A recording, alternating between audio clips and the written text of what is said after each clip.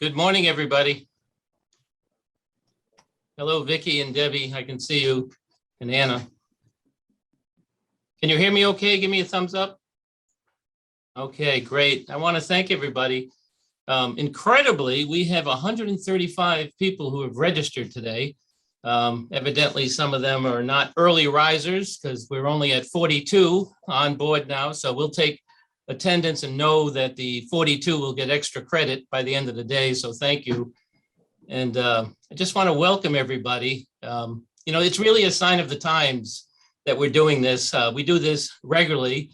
The last time was in person in Belfast, and the time before that in Dover. And Vicki and Deb did a great job interacting with people in person, but we'll do the same online. But the pandemic has really tested us, and we've passed the test so far. And with continued safe practices and getting vaccinations, wearing masks, we're going to get behind this crisis, and opportunity is there for us. And that's what we're here today. That's why today's grants conference is so important, because with this crisis has come opportunity. And all of us in our organizations and our jobs have learned to be flexible and nimble, and how to adapt to a changing environment. And it's really important, especially now with federal, state, county, local funding that's available. How do we access that? How do we leverage it with other stuff? And how do we make investments that are sustainable? And that's really the key. And that's part of what EMDC does as an organization.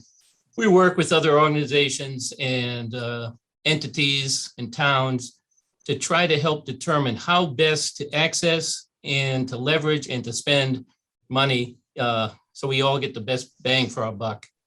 So today's an important day. It's going to be a fun day. We're going to streamline it as much as we can because it's a long day, and but there's a lot of good information. We've got, following the guidelines is key, and that's a big part of what we'll do today. And, we've got state DECD folks with us today, federal, EDA and FEMA, and we get some foundation partners. And we really have got funders and other folks on this participating today that's really going to make this worthwhile. I also want to acknowledge our EMDC board members, Mike Donahue signed up, Denise Bazzelli, and Penobscot County Commissioner Laura Sanborn. We also have the congressional delegation, Senator King and Representative Golden folks are here today, and their contact information will be in the chat box at some point. And they're key because a lot of these grants that you'll apply to, mostly to the feds, will require congressional letters of support. And the best way to do that, and we'll talk about it at some point later, but you give them the framework of what you're doing. Like the first paragraph is about what are you applying for? The second paragraph is what's the significance of this grant proposal? And the third paragraph kind of summarizes that. And that's what you give to your congressional people. And then they put it in the framework and the words that fits their office. And that's really an important component to this. But I think your takeaway today is just kind of learn the dynamics of how to do this, how to write a grant, and just make sure it's as competitive as possible. One of the new initiatives EMDC is going to have is that we've got some significant retired nonprofit executives who have interested in forming a review panel for proposals. And I think that's a lot of what EMDC does in our work. But, to be honest, we're a little overwhelmed with everything happening with all these funding streams.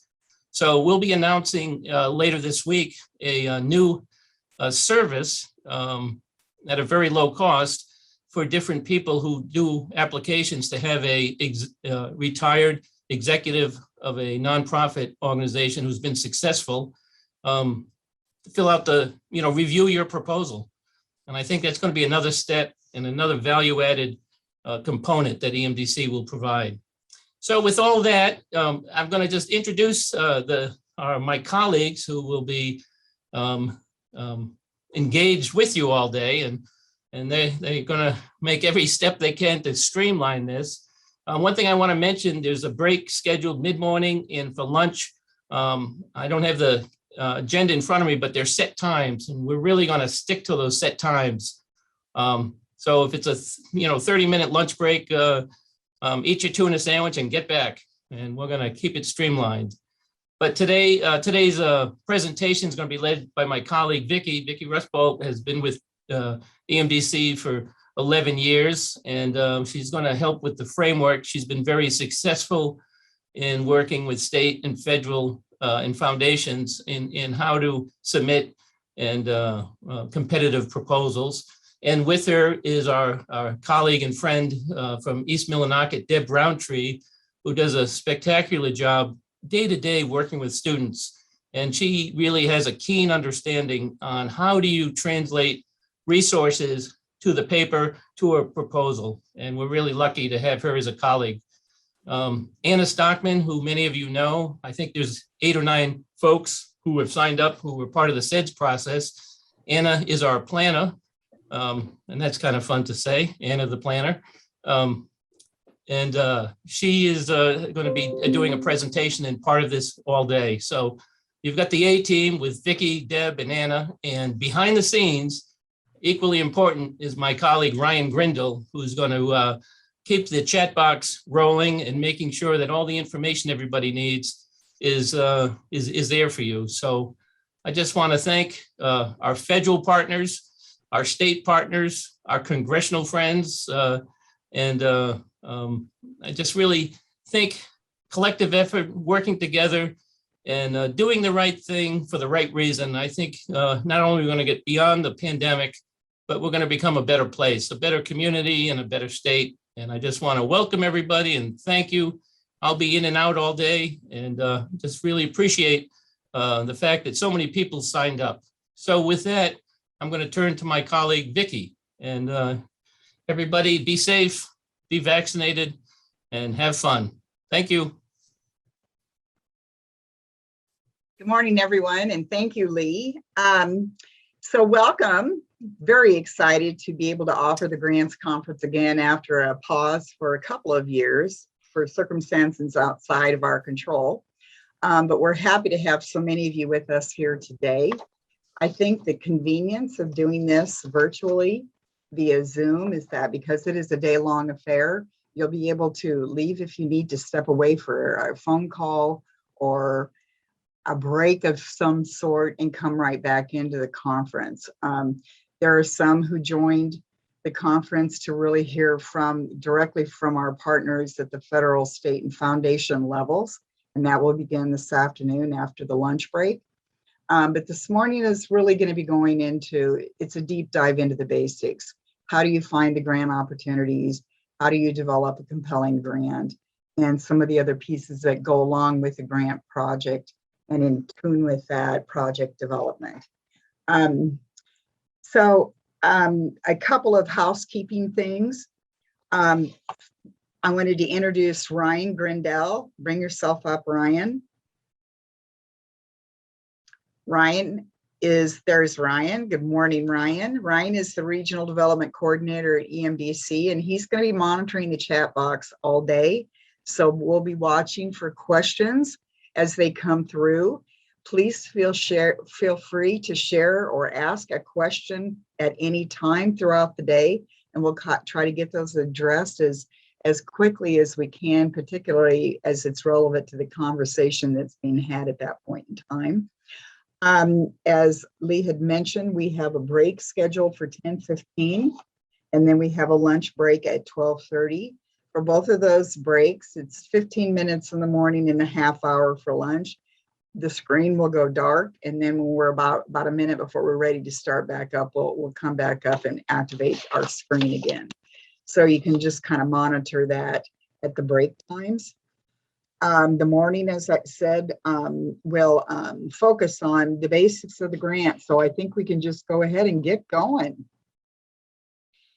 So we've done the logistics and the agenda, and now how do we begin? And what is the first thing you need to do when you're thinking about going and seeking a grant and responding to a new grant opportunity or to an announcement from a foundation. The first thing you need to do is think about your project. What is your project that you're looking to initiate or expand or add new elements, or maybe completely revamp because you've realized that your original idea wasn't panning out very well, but you're going to need more money to be able to do that project. So first thing is the basic of what is my project? What are the components of my project? And flowing along with that is going to be, what are my funding needs?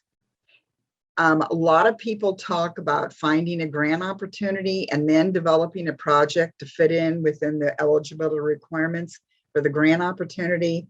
And that's the backwards way of getting and developing a compelling grant application. You need to put some time and effort into developing the project so that you're ready to be very articulated and really to define and spell out and describe your project that's going to make it memorable to the reviewers. It's going to look fleshed out. You've done your work and they're ready to roll. They just need to get some money to get this project rolling, or they just need some money to expand the operations or maybe add a new staff member. So along with developing your project is a preliminary assessment of what are your funding needs going to be to develop this new program or project. Bringing other people to the table. Deb Browntree is going to talk about that later this morning.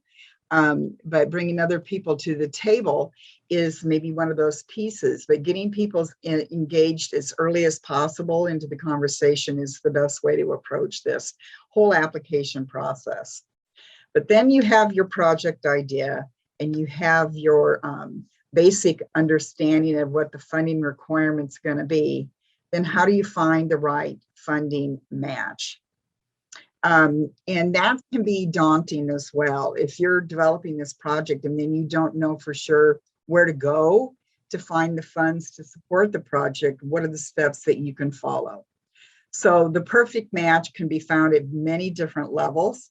And in particular now, as Lee mentioned at the onset, with the onset of COVID and the new funding opportunities that are coming down, a lot of that is kind of pixie sticks up in the air and how did they fall, because they're putting together, they're identifying new funding and identifying how they're going to get that money rolled out and identifying the process to get that money rolled out and to get it to people who are going to take those funds and really build sustainable projects and put the money to use.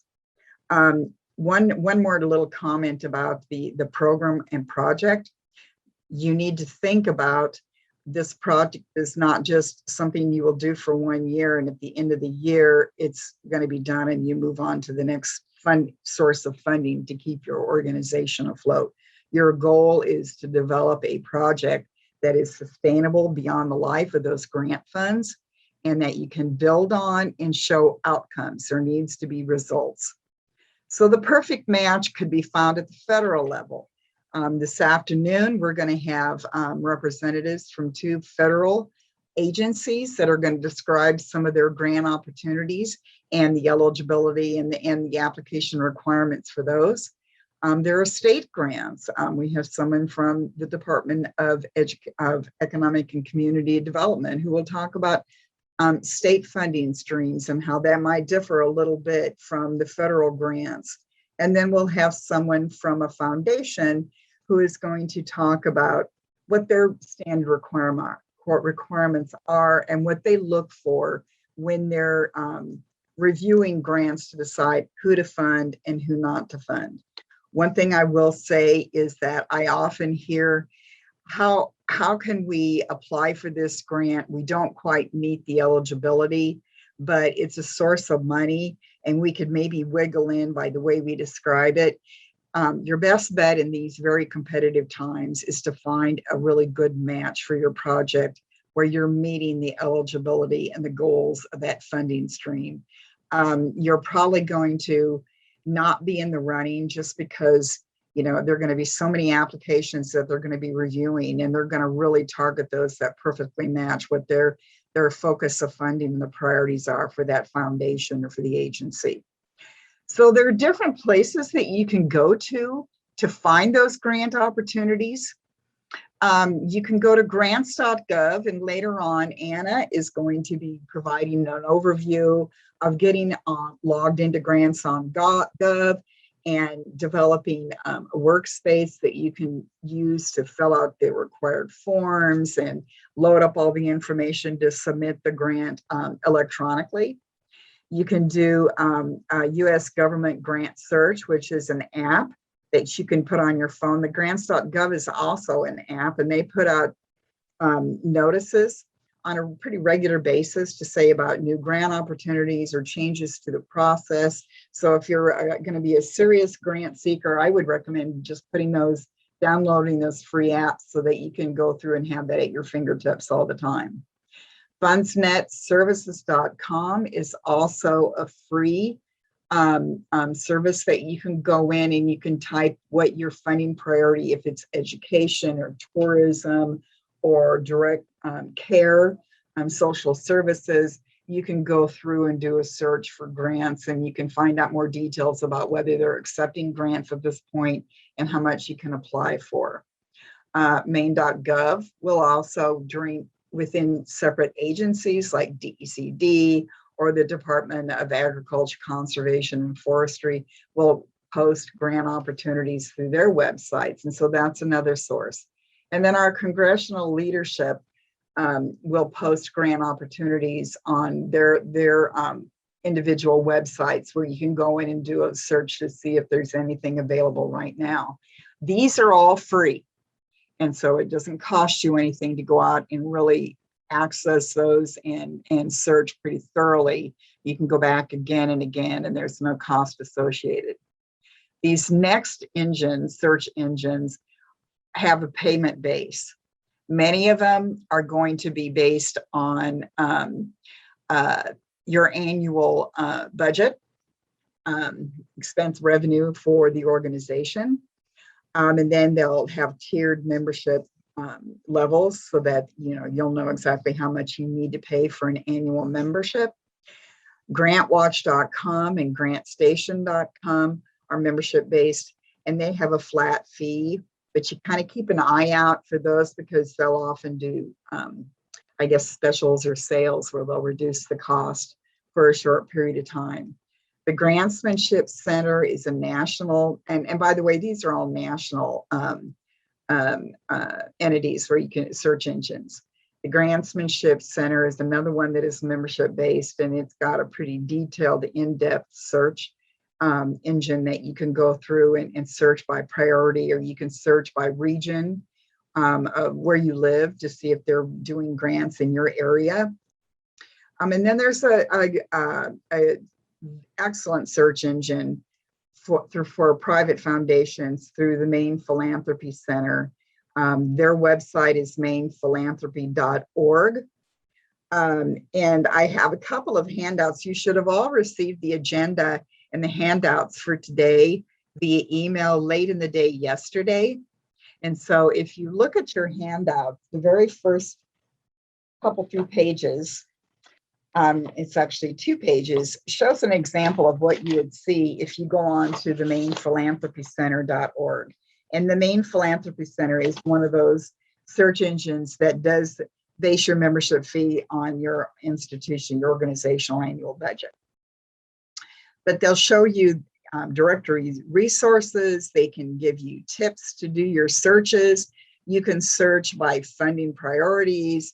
You can search by application funding dates. You can search by funding regions. And it breaks it down pretty extensively so that you can narrow your search. Otherwise, if you try to go in and just search foundation by foundation, it's going to take you quite a bit of time to find the ones that you're interested in. The second page in your handout just gives an example of what you would see when you go and narrow your search down. Say you're looking for community grants for community services and community impact. and then it'll list alphabetically within their database. And when you click on the title of the foundation, it will open up a 1-page or page and a half form that will give some very descriptive details about that foundation. Who can apply, whether it's open for applications or whether it's by invitation only. It will tell you when their funding dates are. They'll tell you the types of grants they'll award, whether it's an operating grant or a program grant. And it'll give you examples of grants they've funded over the last little while. You can access each of those foundations and print that page out. It'll give you contact information too, which is important to have, so that if you have questions as you're putting your application together, you can reach out to get clarification to make sure you're following the guidelines exactly as they are written. So using that is going to be a way you can narrow down your search. Sometimes you can use google.com and type in education grants, for example, and it'll list, you can find a list of education grants nationally that you can look at, understanding that the national competition grants are going to be so much more competitive, that it may be to your advantage to really focus on those regional and statewide grants, because the odds of you getting funded are going to increase exponentially. So the first thing you need to do is look at these opportunities as you identify them through one of your search engines and decide, am I eligible? So you're going to want to have your project already developed with your basic funding needs identified. And then you're going to take that and you're going to look at the eligibility requirements for that particular grant to see if you fit within their funding priorities. Going back to the Maine Philanthropy Center for the Foundations, the nice thing about those foundation sheets, fact sheets, is that there's a link to their foundation website, and then you can get a lot more details about eligibility requirements, where they fund, and the application details. Something I recommend is that it doesn't hurt to call the foundation. In fact, most encourage you to call and ask questions about, this is our project. We are hoping to apply for this funding stream. Does it appear to be an eligible project? And they will give you input and guidance, and they'll be honest and tell you, you know what, it doesn't really fit into our funding priorities this year. I wouldn't waste your time trying to put an application together to submit. You know, I mean, there are times when you're going to submit an application and there are going to be 500 applications that they're going to be getting at the same time, all of whom feel that they've got the best idea in the world. And so, you know, each of those are going to be reviewed, but it's got to be narrowed down. And so you need to really fit the eligibility requirements and fit into their funding priorities. So if you're going to apply to LL Bean Foundation, and your grant is for transportation, it may not fit their priorities for funding because they're focused more on conservation and nature and things of that type, and less on things like social services. So being very cognizant of all of those requirements and reading as much information as you can about the foundation or the state or federal agency that you're applying to is going to be in your best interest. Something I like to do is go through and pick out the really important details so that I have that in front of me right off the bat. Towards the end of the handouts, you're going to see some summaries of the EDA grants that have been announced. And that's what I did. Those are, you know, 70+ page notice of funding awards, and it's kind of hard to memorize everything, but I pull out the really critical pieces that I want to make sure I don't forget, like when it's due, the day and the time, how you need to submit the grant, what are the budget limitations, who's eligible. I'll put those pieces out so I have that front and center, but then I do take the time to go through that lengthy NOFA announcement, notice of funding opportunity, make sure that I'm familiar with what the opportunity is, what they're looking for, and will my project fit within this priority. I will tell you, if you're developing smaller projects with less project elements and a smaller budget, you may have a harder time finding a federal grant to fit in within. I mean, certainly you should do that search, but foundations may be your best bet to fund those smaller projects, and particularly pilot projects. But, you know, again, being familiarized with the opportunities that are out there, that can be a full-time job because there are announcements coming out all the time. And in particular, in the last year, there have been a lot of grant opportunities to help organizations, particularly nonprofits, who have been negatively impacted by COVID. And so they want to make sure that there are grant opportunities that can help people who have lost their jobs or lost their health benefits, or they're at risk of being evicted. But it's also to help organizations to keep their doors open. Some of you may recall back in 2008 when we had the recession, a lot of the foundations that funded in Maine shifted their priorities to make them more service-oriented grants, because so many people were impacted by the recession, either by losing their job or getting their household incomes reduced, or for whatever reason. So you really, even if you applied to a foundation or to the state or to a federal agency 2 years ago or even a year ago, you need to go through and read the requirements for the new announcement, because they may change. And this year, Alan Brigham from EDA will talk this afternoon. That in fact has happened with some of our historical programs through EDA. So again, knowing the agency and the foundation, going through the announcements, making sure that you fit perfectly within their funding priorities and that you're eligible, and then calling them to find out if in fact, I think my project is eligible for this funding. Do you agree, or does it sound like it is? I will tell you that some agencies won't say whether or not, yeah, this is fundable, because no one can give that guarantee. But they at least will say whether it fits within the eligibility requirements and their funding priorities. So making a call is worth it. It also introduces your organization to that agency. So again, planning your application, you need to really have that as your Bible, whether it's an RFP, which is a request for proposals, an RFA, which is a request for applications, or a NOFO, a request or a notice of funding opportunity. You need to have that printed out. You need to reference it. I go through and flag sections I don't want to forget. As I said, I do a synopsis summary for a kind of a cheat sheet. And I go and highlight and flag. I try to get as familiarized. If I'm going to apply for a grant, I want to know that agency inside and out. You need to really follow grant format. And you'll hear that in particular this afternoon from our guest speakers. But the format is there for a reason. When you're preparing your application, you need to put your grant together following to the letter what they require as your grant elements, and put it in the order that they're listed.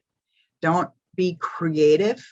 Don't do, I'm going to present my project as it's an online application, so I'm going to insert video, or, graphics are all well and good, but you need to follow the grant format. And many will say no attachments, no grant, videos or anything of that nature.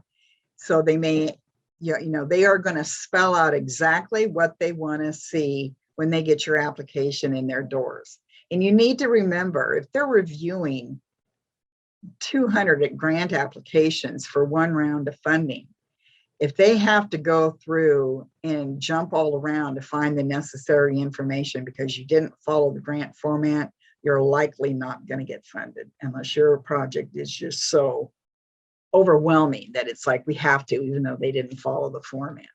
It's not only to help you make sure you've got all the information in that narrative and budget and the forms that you need to have that's required by the funding agency, and that it follows and makes it streamlines the process for the grant reviewers. Something that I've shared that I've been doing for many, many years is that I will create a table of contents for the grant application. And I even do this for the federal grants where they're done online and submitted through grants.gov. I create a table of contents, and then I know step by step what goes where in a one-page outline. You can go in and decide who's going to be writing and working on this grant application. If it's more than one person, you want to make sure that you've assigned every piece or element of that grant application format to someone who is responsible for preparing that section, following the guidelines, and getting it together by a set deadline so that everybody can review that and blend it into one package. You want to have one narrative voice, and you want to make sure it's as complete and comprehensive as possible. Something that has come up more and more, but it's always been around, is page limitations. In the old days, before we submitted through grants.gov, you had to use a ruler and measure 1 inch around the page. You could only have a certain number of characters per inch, which meant you had to use a certain font size and you couldn't go smaller to get more information in within that page limitation.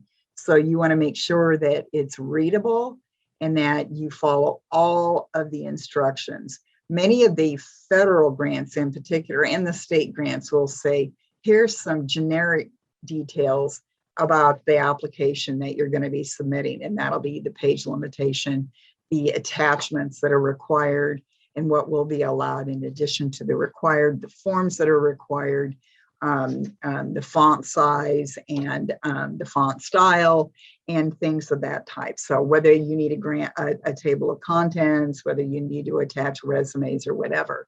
So, but creating that table of contents and then having the writing assignments on that table of contents will be your guide as you're putting this grant together.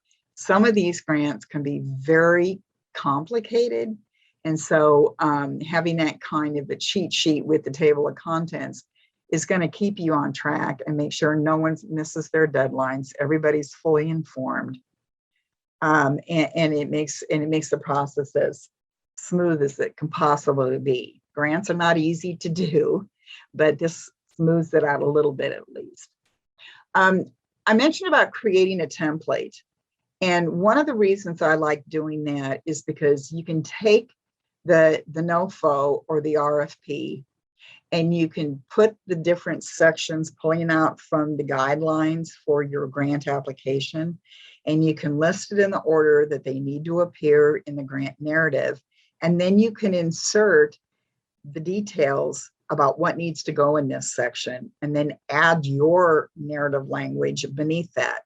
So you don't lose sight of what needs to get included in that section. It's easy to forget a piece, and then you might miss some points in ranking your application because you forgot to insert the date that your grant was going to be completed, or who are your partners, things of that nature.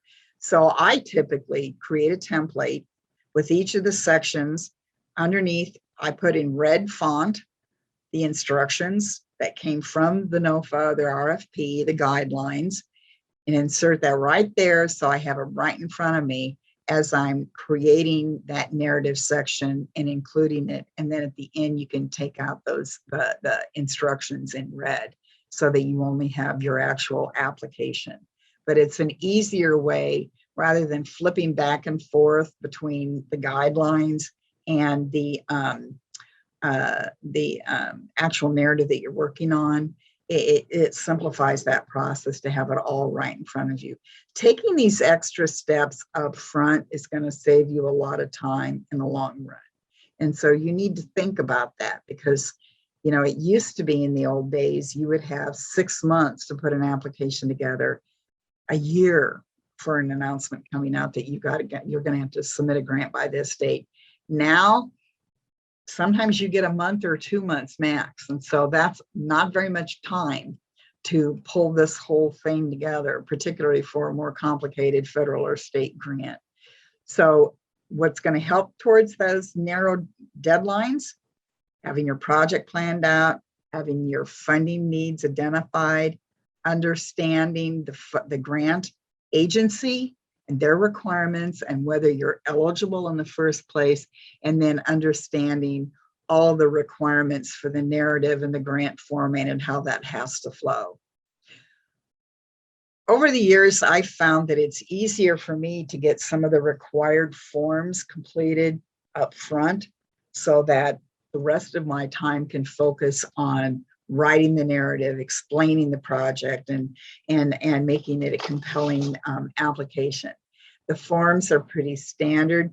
Anna will identify some of that through the workspace when she talks about grants.gov. But later in your packet, I'll share a couple of the standard SF 424 forms that's required for most, not all, but most federal agencies. And it's just fill in the blank, and it's done electronically, but you need to fill it out completely. If you leave something blank and try to submit, it'll show up an error. And we can get into that a little bit later on, but it's good to know when you're planning your application, what forms are going to be required, what do I need to fill out that goes along with my narrative and my attachments, so that you can get those all together and you can make sure that at that point that you're not forgetting to include something with those forms.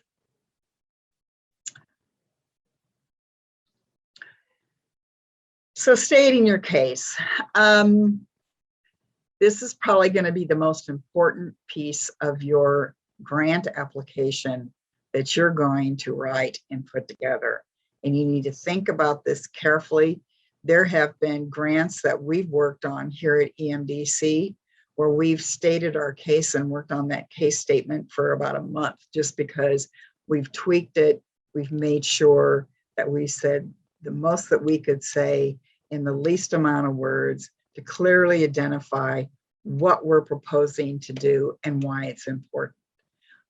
So your statement of need, I had someone at EPA tell me several years ago for brownfields, when you're doing your statement of need and you're writing your grant narrative, I want you to tell me the saddest story that you can possibly share, because I want to make it, I have to give this organization money because what they're doing is so important and there's so much need. And if they don't do it, nobody will be providing this service.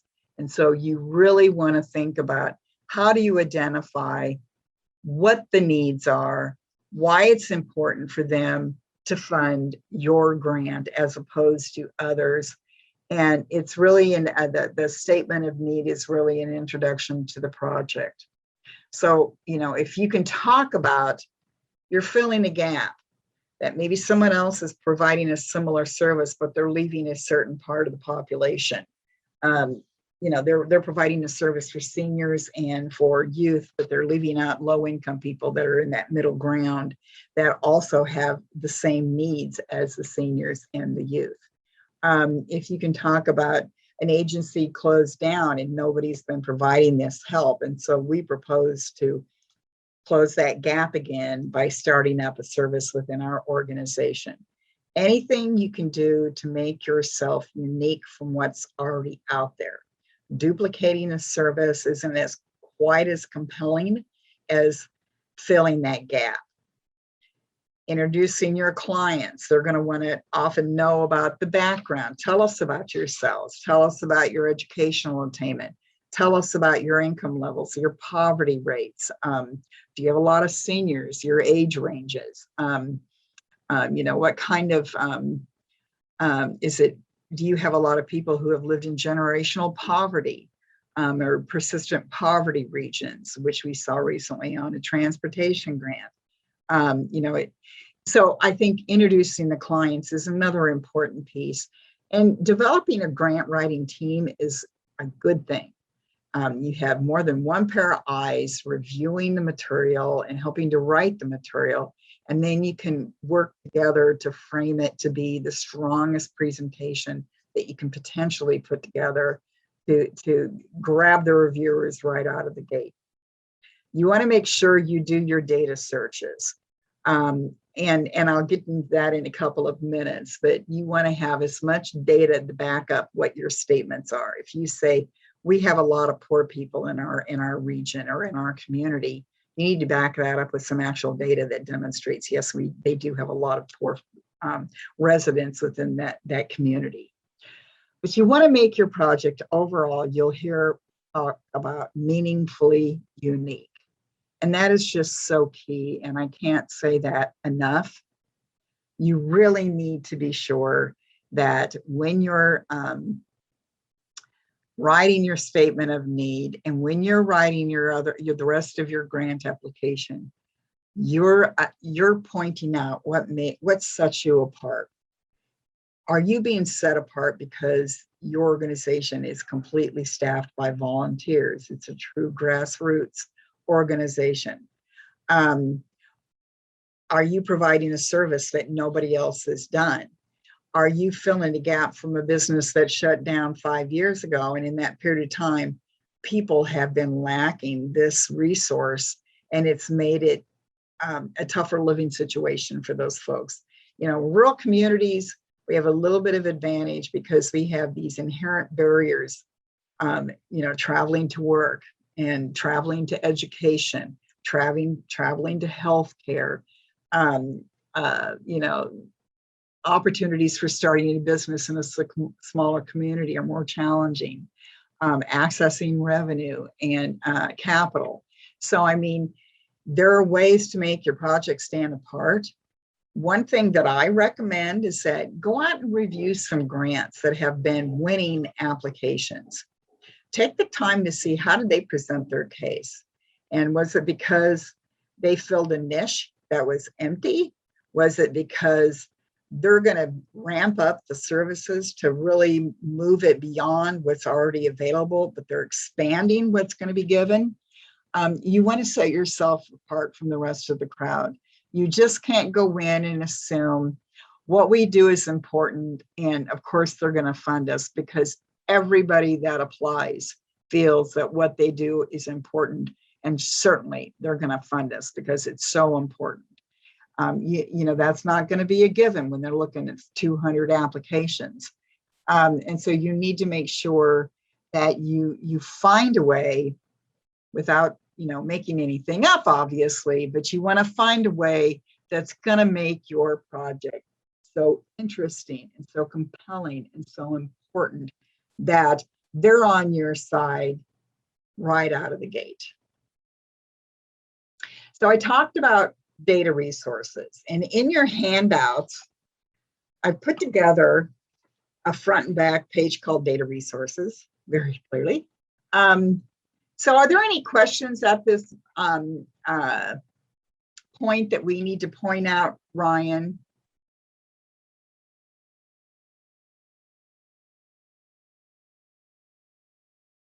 I take that as a no. And you know, before we get into the data resources, I just realized that we were going to do poll everywhere questions. And I think this might be a good break to have Anna come on and present her poll everywhere questions, where all of you can take a moment to step in and respond to 2 questions that Anna's put together to get a better sense of everyone that's participating and your thoughts and your comments. So Anna, take it away. Good morning, everyone. Yeah, so as Vicki said, now that we have gone over EMDC's objectives for the conference today, we would like to get to know your personal objectives, what you'd like to get out of the conference, and just your past experience working on grants. So Vicki, if you stop sharing your screen, I will share the poll everywhere.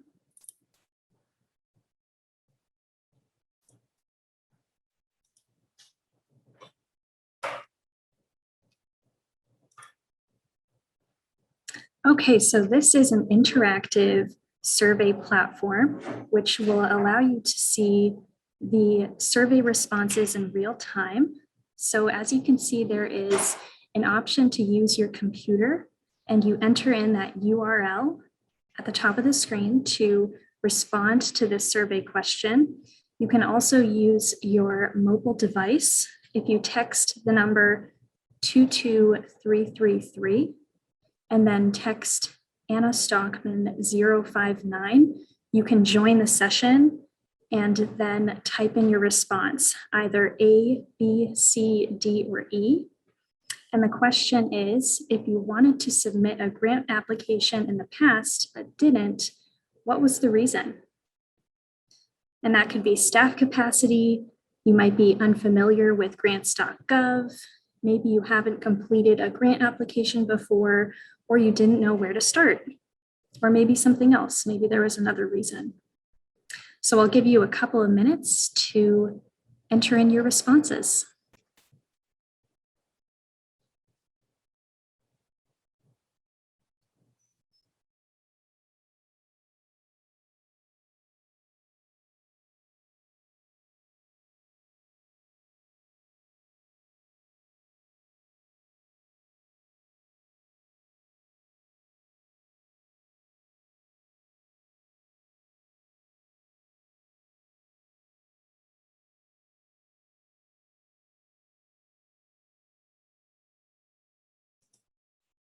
Alrighty, so it's looking like most people that have wanted to submit a grant in the past but didn't, they did not submit that grant due to staff capacity. And the other majority of respondents didn't know where to start.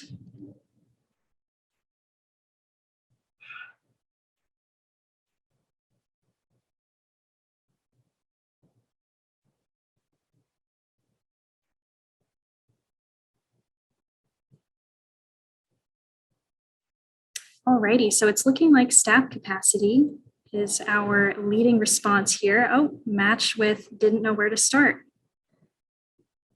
Alrighty, so we are going to move on to our second question.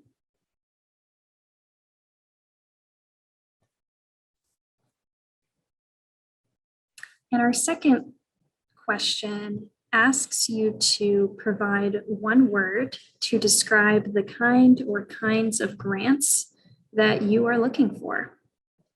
And now that you have already joined the session, you can now just type your response and it should show up on the screen.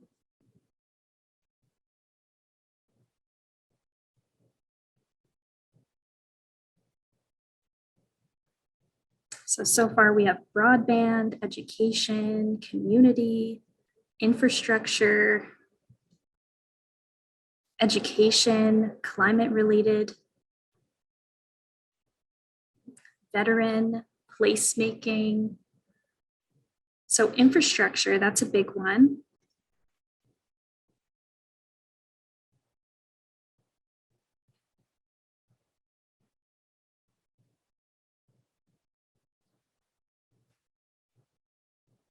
All right, so our leading response is infrastructure, followed by education, housing, and community. I see digital, literacy, tourism.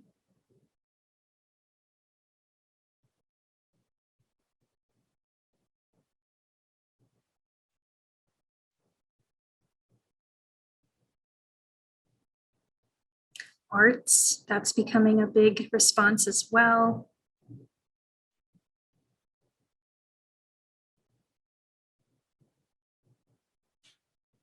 I see collaborative, business, populations, science, expenses.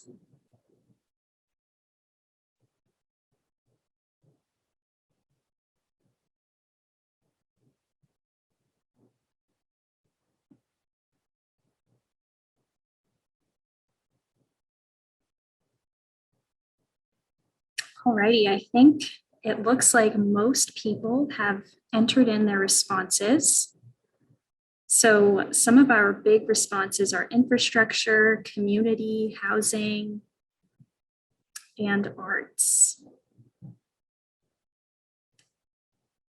Alrighty, that's very interesting. And it's nice to see, you know, what kinds of grants you're looking for.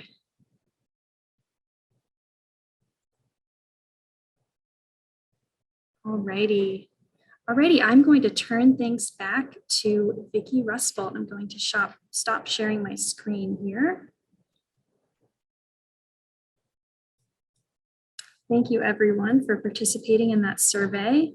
Definitely gives us a better idea of really your personal objectives in the conference and what you're looking to get out of this event. Alrighty, back to you, Vicki. Thanks, Anna.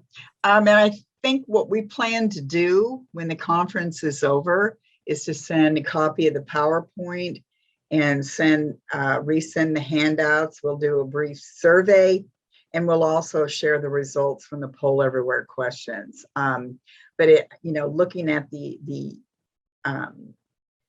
areas identified that people are going to be looking for funding for, it's really clear that there's a broad range of needs in the region. I thought it was interesting that broadband didn't pop up quite as often as things like infrastructure and community, but things are so interrelated that it's easy to kind of say community, and that involves a lot of different pieces. So we spoke earlier about data resources. And in this handout that we had shared in the handouts, there are several listed that can be a source of where you can go to build out your description, your socioeconomic description of the people that you're hoping to serve, and describe your county, your region, your community, whatever the case may be. A couple that pop out: the United States Census Bureau. American Fact Finder was around for a long time. They recently, as everyone I'm sure knows by now, a year ago, updated the Census Bureau database. I think it's a little bit harder to navigate. So if you're wanting to go in there and find details about your poverty level or your median income or age range or minority spread or things of that nature, the census is a great resource. The other great thing about the census is that they will put out projections annually. So they will provide the data that had been collected with the most recent census survey, which for us was 2020. But then every year they put in estimates. And so you can get more current information.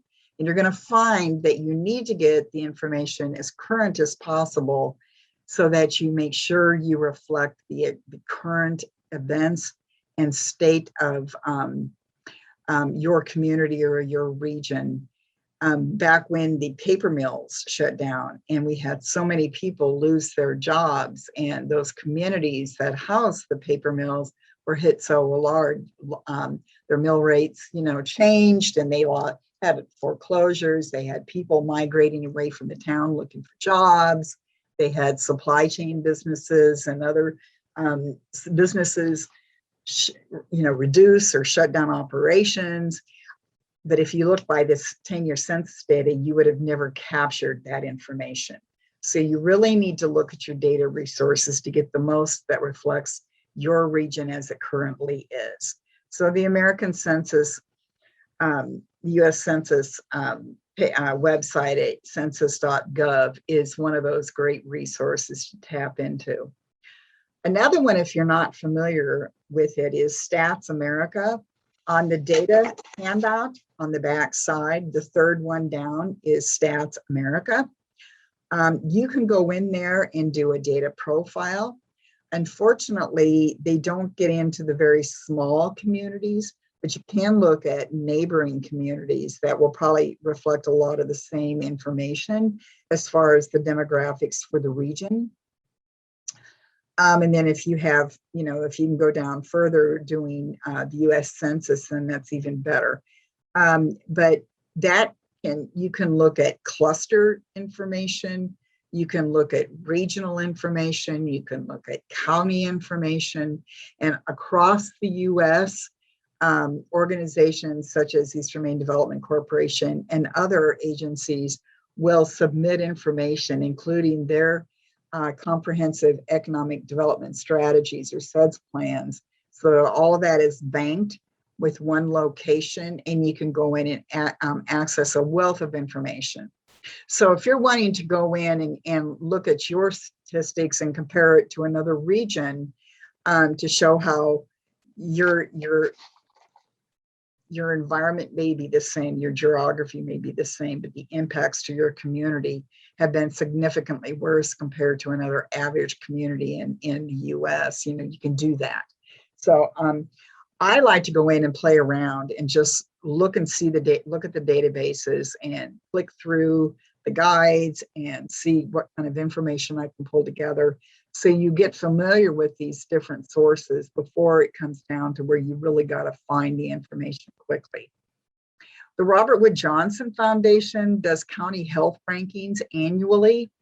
And that's a great resource, particularly for like EPA grants, where they really want to get to know about the health condition of the people in your region that you're going to be doing your project. They want to know about, births and deaths and incidences of cancer and heart disease, and then also gets into demographics such as income levels and educational levels, but it's all at the county level. But these are done annually. So I often will go and look at several different sources to collect the data I need to make my case. There's some other great ones in here. The Federal Reserve Bank has St. Louis economic research data, the Kauffman Organization, the United States Small Business Administration, the Department of Environmental Protection, the Maine State Economist. If you have time, I would go through and just click on these and see what kind of data you can collect from there and kind of start building your repertoire. Your other option is to contact Emdc, and we can help you search some of that data as well. Anna Stockman in particular, as our planner, is quite attuned to doing those data searches and the data mining.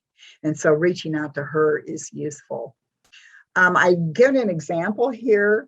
There's a link at the bottom of this slide for the Department of Labor for Maine, and it will take you to economic profiles by county. And so here is one for Penobscot County, and you can see, you can go in and click the county where you are located, and it will give you information about median household income. Data 2-3 years old is good data to share and to base your analysis on, unless you've had a major shift in the last year, and then you're going to want to get something that's more current. But it gives unemployment rates for the county compared to the state of Maine. It talks about, and you can download it in different formats. You can do an image or a PDF, or you can do a PowerPoint of the data. And it'll show in different industries that are prevalent in that particular county. And it shows the 2019 poverty rates. So for this particular handout, Penobscot County was a little bit better than both the US and the state of Maine, which seems ironic because of the downturn with the closure of the paper mills, and so many job opportunities were lost. But that not only has been rebuilding over the last couple of years, but included within Penobscot County are the University of Maine system in Orono, city of Bangor. And so there's some larger populated areas that kind of bring those percentages up. And then you've got information here about educational attainment. So Maine as a whole has a pretty good high school education attainment compared to the national statistics, but it's when you go beyond high school that those numbers begin to drop in comparison to the state and to the United States as a whole. So I think this is another one of those things, is to keep that link in your repertoire. And as you're starting to think about putting together a new grant application, particularly for the federal and state, but this is good foundation application information as well. Go in and do this quick check on your county to see where it stands at this point in time. And that's another one of those good resources. So start building your folder and your sources and your library of the data and the statistics that you can go and reference when you're starting to work on your description of your socioeconomic area and your geography and your region. So I'm going to get into this slide and then we'll take a break. We're a little bit ahead of schedule, just so that you know, which is a good thing. If that means we can take a little bit longer at lunch and then come back, that will be terrific. But I'm going to start out by going through a little bit about stating your case.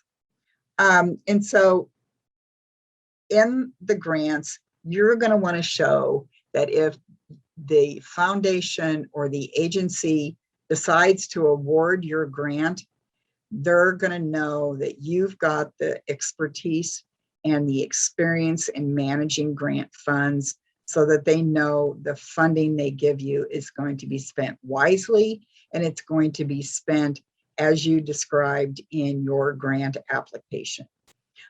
So they want to know, what's your expertise? Have you managed prior grants before? Have you had federal grants or state grants or foundation grants?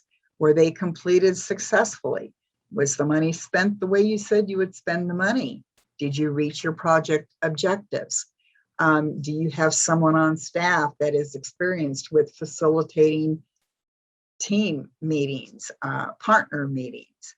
Do you have the experience of adhering to a timeline and troubleshooting? So any way that you can explain or describe the experience of your project team is going to help build your case on why you should receive funding. Talk about past accomplishments. If you've done a prior grant, and even if it wasn't a successful grant, you didn't get the outcome that you hoped for, you performed the project the way you said you were going to perform it. This is what you were hoping to achieve. This is what you actually achieved.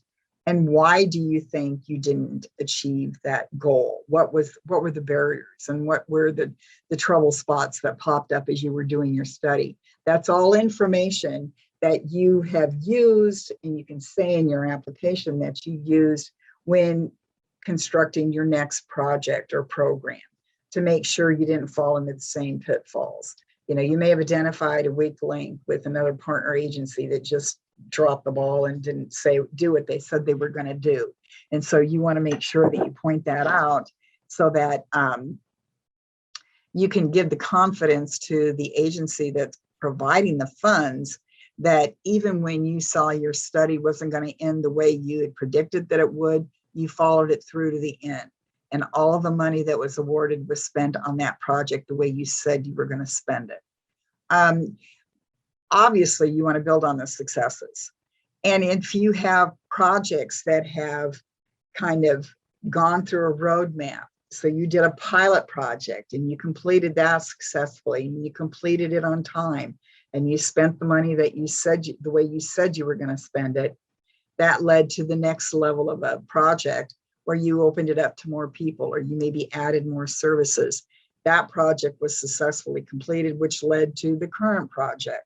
This is just an example to show how you can build on your past work to show that sustainability piece and that you're always kind of looking forward to what are the next stages once the study is completed. It's not a one-shot deal and then the service goes away, that you're thinking about moving forward to the next phase.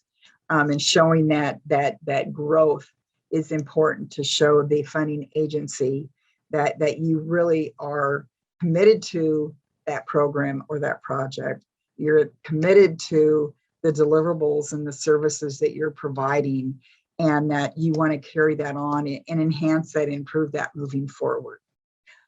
So that was a good investment by the granting agency, and they think, and in the future, they're going to look back at how you perform that study and they're going to say, you know, that was a good investment of our time and effort. This group really followed through and completed that study and moved it forward. So yeah, giving them an investment for another project makes sense. So you're going to a big part of stating your case is talking about the project itself and describing that project. I'm going to open up. Are there any questions at this point that we need to look at? I see one right now from Jeannie. What makes a project a pilot? Typically, a pilot project is one that is done on a smaller group of people or is done more narrowly so that you can kind of test out the concept and kind of work out the bugs to the service that you're proposing before you open it up to a broader number of people, or you open it up to a broader region, or you expand it beyond this community to include 5 more communities, for example, or you decide you're going to expand it. We did it as a pilot project for 25 individuals to help them. They all had the same circumstances. They all had the same barriers. You worked with them. You found out what worked and what didn't work. And now you're ready to fine tune that project or program and open it up to a larger segment of the population that you ultimately serve.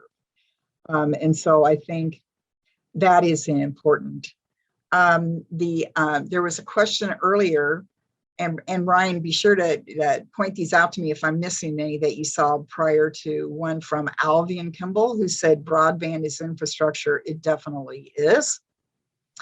How recent does demographic information need to be? Within a couple of years or more current? Some information is not going to be more current than a year or two ago. You may not be able to get something within the last 12 months for sure. I mean, and even unemployment rates are a month or two behind. And so you've got to keep that in mind, that if you source your data and say you pulled it from the US Census or Stats America or from Maine Economics, if you tell where you got that information and that data, that legitimizes what you're saying in your grant narrative. And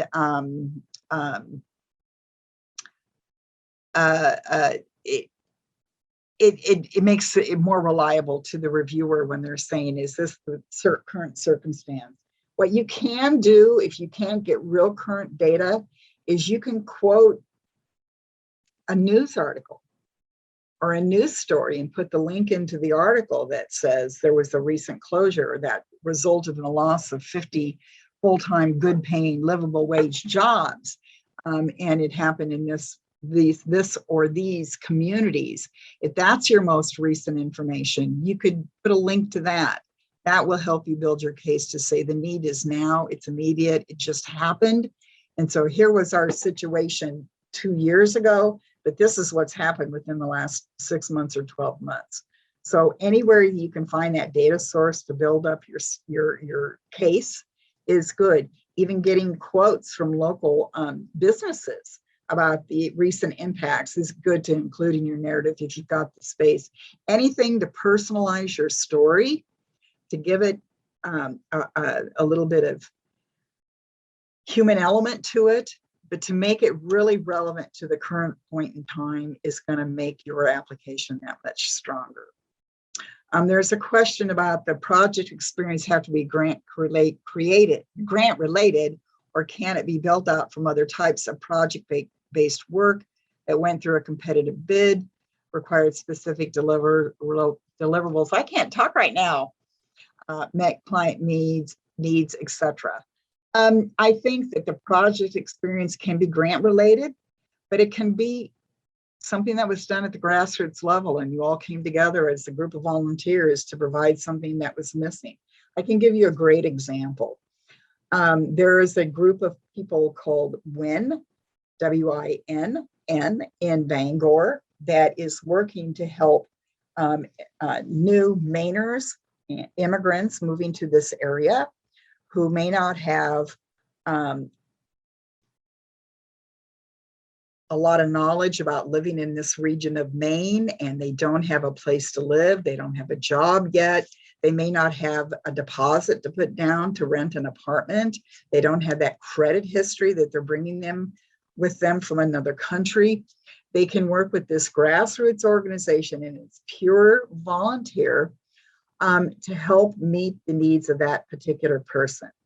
They aren't doing their work funded on a grant, but they're showing collaboration. They're showing filling a gap. They're showing a project delineated on what's the service they're going to provide, and they're showing follow through. So that can serve as well if you've never had a grant before, something where the community or people in the community or volunteers have come together to provide a service that you're now ready to expand and move forward. Any kind of grant experience clearly is going to be to your advantage to show that you've managed a project within the constraints and the requirements of a grant award. But I think that can fit the need to describe that you've got the experience and the expertise to run that study or to run the proposed study. Russell has made the point about citing where data comes from. Do you have a way to do that without using too many words? You know, the EPA grants are a good example. They've reduced that to 10 pages and they ask for a wealth of information. And it's really hard to get all that information into the constraints of 10 pages, along with everything else that's required for the narrative. Using tables to present data and putting references within those tables, you know, as a footnote or in parentheses at the end of the data point, is a way to condense it down and present all of that information without taking up too much space in the narrative. But sourcing where you're getting your data and your information really is important so that they know you're not just making the numbers up. Not that you would, but I'm just saying. They know that you've gotten your data from a reliable source. And so that what the picture that you're presenting of your region is a valid description. Ryan, are there any other questions that you think that I should address before we move forward? Thanks, Vicki. There is one that was asked, and it was more of a request if we could provide an example of the one pager that you mentioned around planning your application. Perhaps we can include that in the follow-up materials. Yes, we can absolutely do that. I can actually provide one that was a more complicated federal grant through the Department of Commerce. And it really laid out every single section within the primary sections and subsections and the assignments and the deadlines. And yeah, we can share that. Just you can see how to set that up. Great. That is the only additional question we had. Okay, great. So I'm going to move forward. So we're now into the project description. And I think I may stop here at this point for a break. We're a little bit of ahead, but this will be a great stopping point to really come back in 15 minutes and talk about describing your project and exactly what you're proposing to do. So I'm going to blank the screen. We will come back at 10:30 on the dot. And I hope you all come back and join us. So for now, thank you, and we'll blank the screen.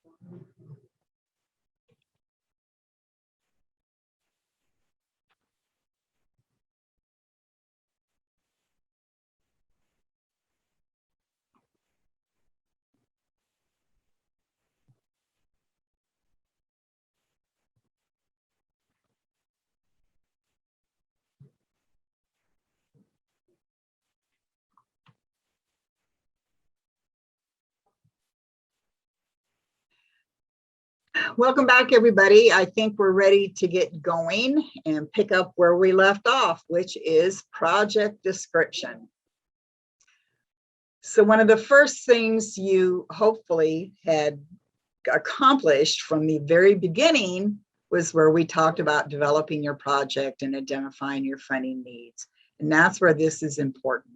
You are going to want to describe your project inside and outside, from every detail that you can provide to show that you've really put the time and effort and careful consideration into creating your project.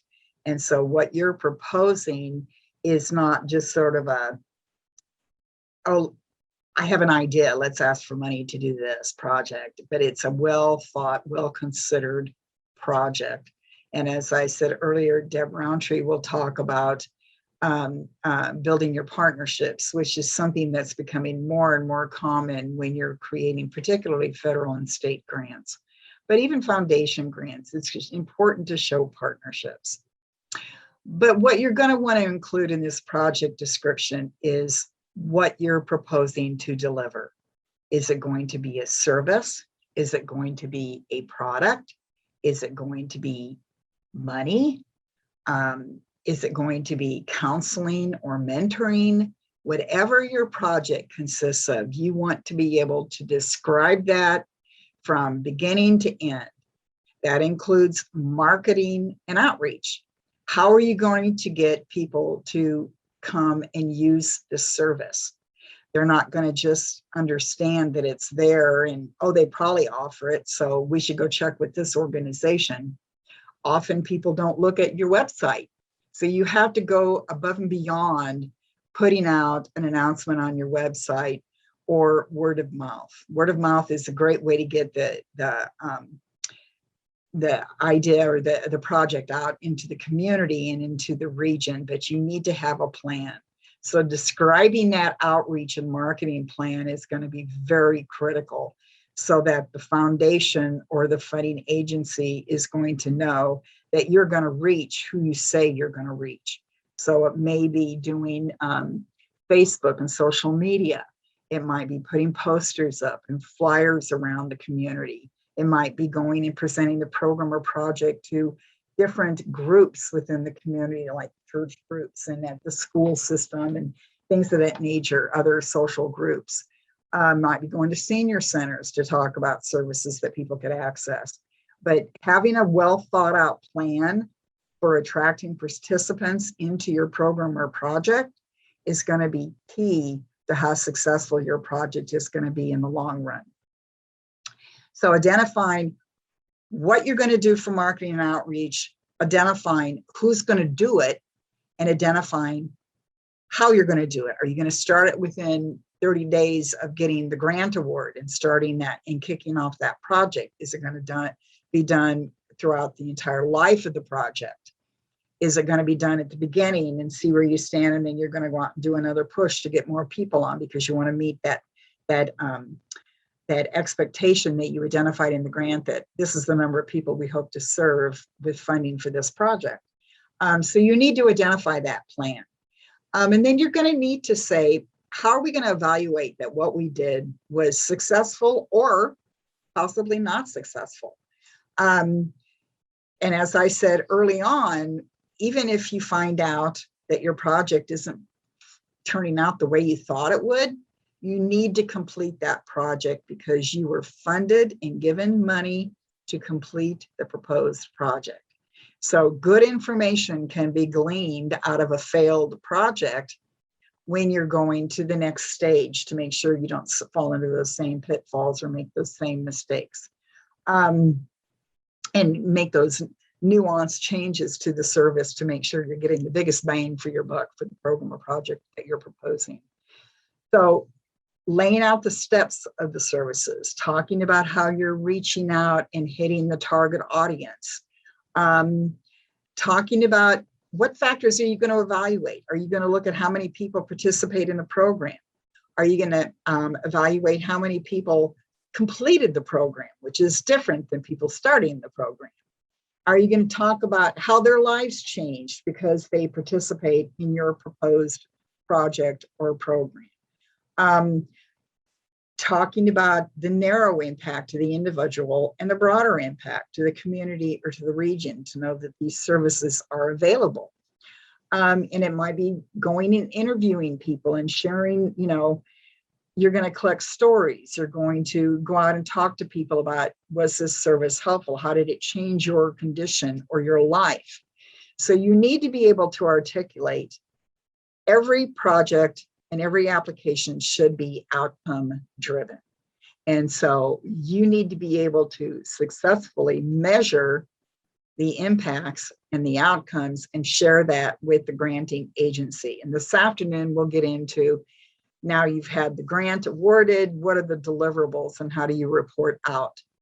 Some foundations don't require that you provide reports to them at the end of say you got a 12-month period of funding. They don't require that you close out the grant with a report submitted to them, but it's good form to do that, to share, here's what we did with your money, here's what we did, here's who we served, here's what we learned, and here's where we're going next. It's good to share that story with the funder.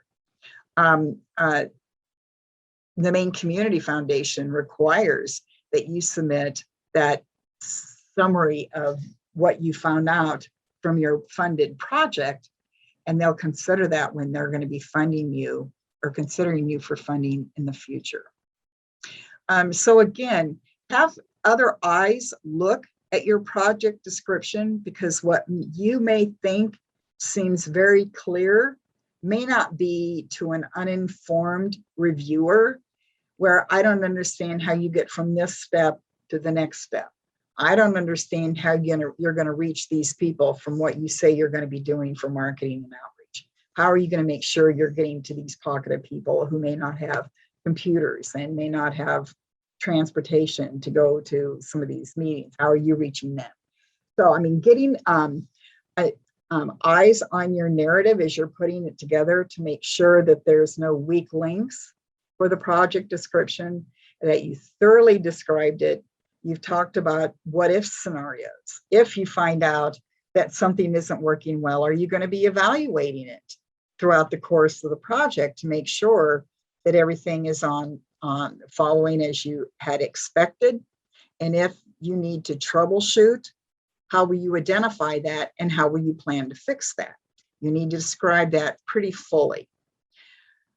COVID-19 has changed all our lives, and obviously over the last year and a half, we've had to really shift the way we deliver services and shift the way we communicate and meet and conference, such as today.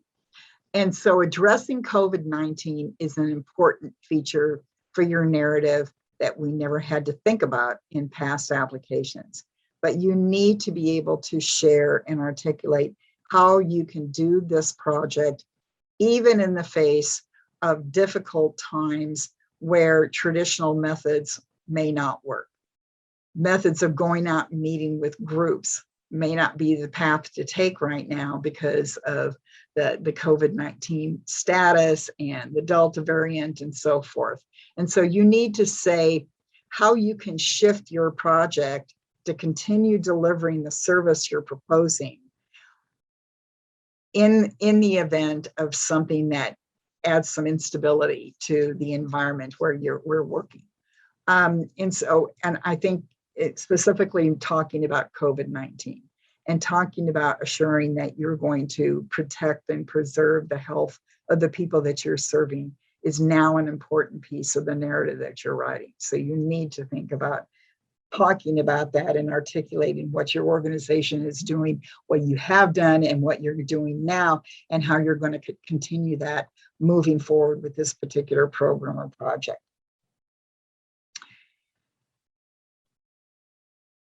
So I've said from the very onset that you want to stand apart from the crowd. Everybody thinks that they've got the best project ever, that it needs to be funded. It's important work. It's an important service.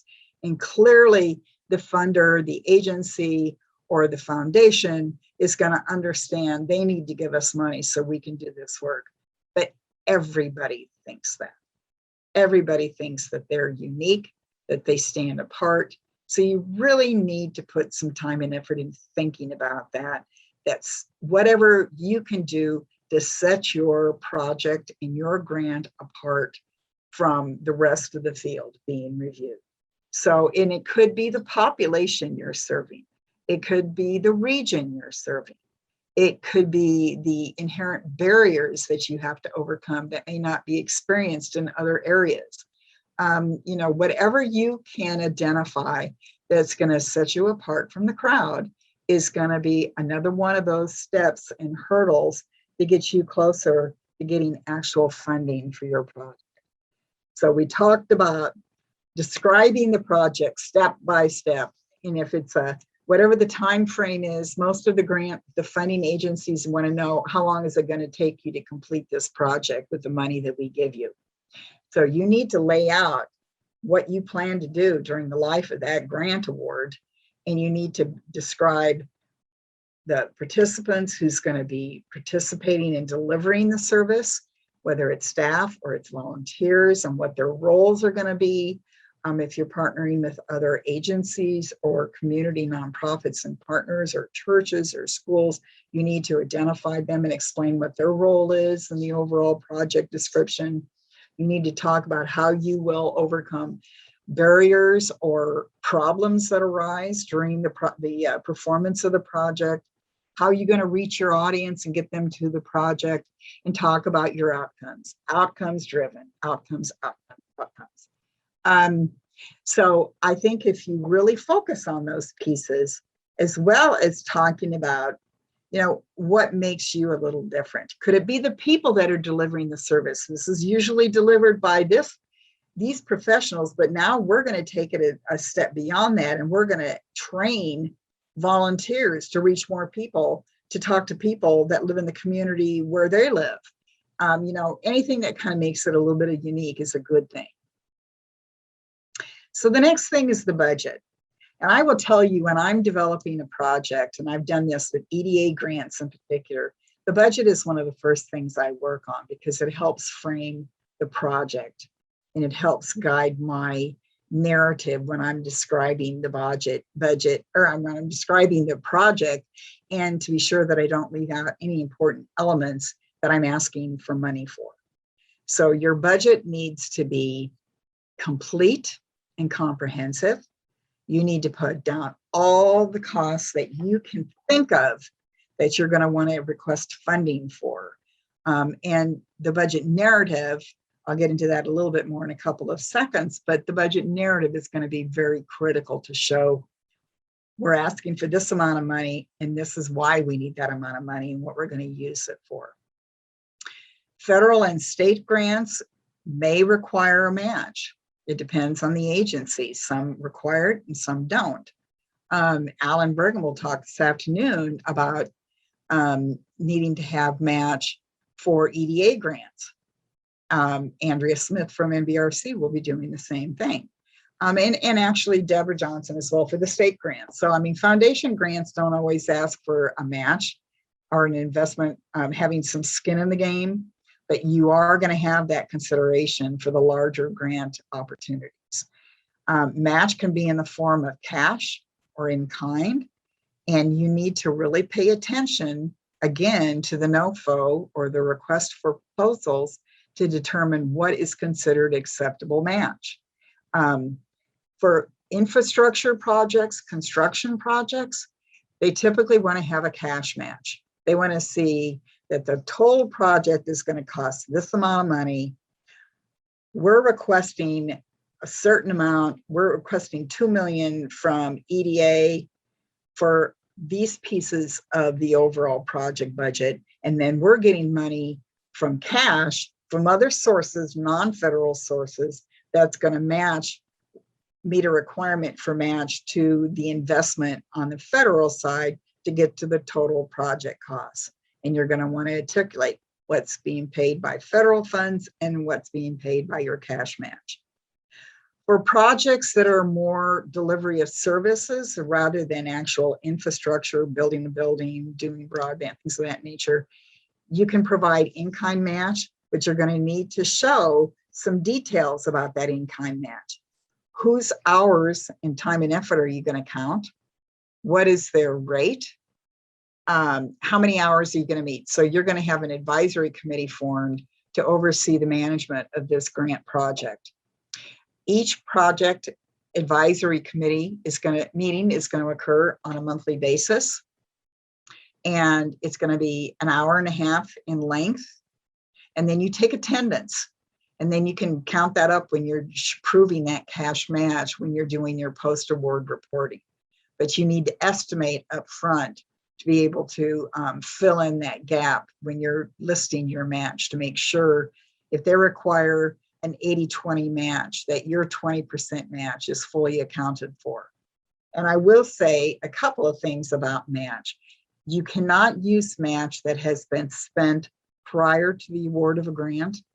You've got to hold on to that, keep it in the bank, and you need to have it available and ready to use. And you need to give that assurance when you submit your grant application, particularly to the state and to the federal government. But you need to have the cash available, but do not spend any money until you get that formal go-ahead from the funding agency, or they won't count that and you won't be able to include that as match money. So you need to keep that in mind. Reserve that cash match until after the formal approval from the agency, and you can now begin the operations of the project or the program. The same thing for the in-kind match. You can't take in-kind match from meetings that were held over the past year to plan the project and say, well, here's our match, it's in-kind, and we already got it accomplished. It's in-kind match that it has been accrued during the life of the program of the project. Some grants will also say they may not require an in-kind or a cash match, but they want to see if you're leveraging other funds to perform this project. So if you've gotten a grant you're doing an EPA grant and you got an EDA grant that's for the same region, you can say in your grant that you are leveraging our request from EPA with funds from an EDA investment for this particular work, and they need to be related. So leveraging any other money and any other project dollars that you have coming in that may not pay for your proposed project, but it's for the organization overall or for the program overall, then you can use that as leveraging. And that's just as important to show you're not just depending on going to EDA as your only source of funding, or to this one foundation as we want you to fund the whole amount when they don't give out funds at that level. So you need to have some leveraging from other sources of funding that you can put into to meet the requirements to perform the project. So just thinking about budget, you need to really go through and really articulate when you say salaries and fringe. For fringe benefits, you're going to want to articulate what is your fringe benefit rate cover? What is that rate? First off, let's say it's 35%. What are you paying out of that 35% on top of the salary request of salaries? So the fringe rate, you have your salary for your staff that's working specifically on the project, and their fringe rate is a percent of their salary. And that would include things like paid leave, health insurance, 401k investment, unemployment insurance, workman compensation, that type of thing. You need to describe what's included in that benefit, fringe benefit rate. For the employees, when you're defining personnel, you're going to want to identify who the individual is, where they work, what their role is going to be, what their salary is, and how much effort they're going to put on that project. Something I wanted to mention early on is the difference between a project budget and an operating budget. You need to be very careful when you're working on the budget for your project that you don't try to toss in operating costs for your organization because you see it as an opportunity to get more money in the door if it has nothing to do with that particular program or project, because they will see that and they will exclude that, and it'll probably not get you past that review stage and get funding. So the budget needs to be narrowly defined to the proposed work only. When you go through the Maine Philanthropy Center, you're going to find that a lot of the foundations won't even allow you to submit operating grants for general operations of your organization, like accounting and human resources and just general oversight. It needs to be specific to a project or a program. So again, that's where you get back to really understanding the funding entity, what their requirements are for funding, what they will fund, and having a really good sense of that at the very get-go. So when you're preparing this budget to go with the grant, that you comply with all of their requirements. In your handouts, I've given a couple of examples. There's a proposed budget, and then there's a proposed budget narrative. I like to, unless there's a page limited on budget narrative, sometimes you can include additional details about each of the participants and each activity of the project in the budget narrative if you're really restricted on page limitations for the narrative. But you need to be complete and you need to detail every aspect of that budget. So, if you're going to hire a consultant, what is that consultant going to do to enhance this project? What are they going to charge? And what's their outcome going to be at the end? What are they going to be delivering? Why you need to go to them? Why do you not have that expertise in-house? And it requires that you go to this consultant. Some federal grants require that you, if you're going to have a consultant do work, say for an infrastructure project, you need to again review those guidelines because you may have to put it out to bid. You can't go in with someone already identified. And I think Alan can talk a little bit more about that this afternoon. But a good example is doing environmental reviews and architectural designs for a proposed EDA infrastructure construction project. You have to have those estimates to include with the grant application. But when you get the grant award and you put it out to bid, you cannot go to that original engineering firm to do that work. You have to put it out to bid, as I said. So there are things that there's all these nuances that you just need to become familiarized when you're reviewing that grant package. But detail is important. It not only shows exactly where their money is going to be spent, but it's going to show that you've really thought out the project. You understand all the components and you understand what money needs to be secured in order to complete the project the way that you're proposing. You'll notice at the bottom of the grant budget, there's a total direct and then there's an indirect. Some of you as nonprofits will have an indirect rate, and that would include costs that are related more towards general operating costs, such as accounting and human resources, and maybe IT, and not related to direct program delivery, but having that indirect rate is important in order to have the appropriate accounting oversight for the management of the funding award. If you're a nonprofit and you've done federal or state grants in the past, then you likely have gone through the process of getting an indirect rate. It's quite a process and you have to renew that to make sure your rate is still consistent with your current operating costs. But there are grants like the Department of Labor, for example, where they will only let you use a certain amount of the percent of the entire budget for your indirect or your general operating costs. So you have to be familiar with that as well. So anyway, I've provided the sample budget with some standard sections that you're going to see in grants. And then you're going to see a budget narrative that you can also use to get some examples of how to describe what those costs are going to be. And it's good when you have more than 12-month grant. If it's a 2-year or a 3-year project, if you say, for travel, we're requesting this amount in year 1, and this amount in year 2, and this amount in year 3. And it's good to equate that amount that you're requesting for travel in year 1 to how many miles you're going to travel, and what it's going to cost per mile to do that travel. So if you're going to make 20 trips to different communities in the area for one person to go out and do outreach, then you're going to want to estimate what that travel cost is going to be. If you don't have a rate for reimbursement for mileage within your organization, there are state and federal rates that you can go out and access and use those and plop those in. So you're conforming to some standards if you don't have that already within your organization.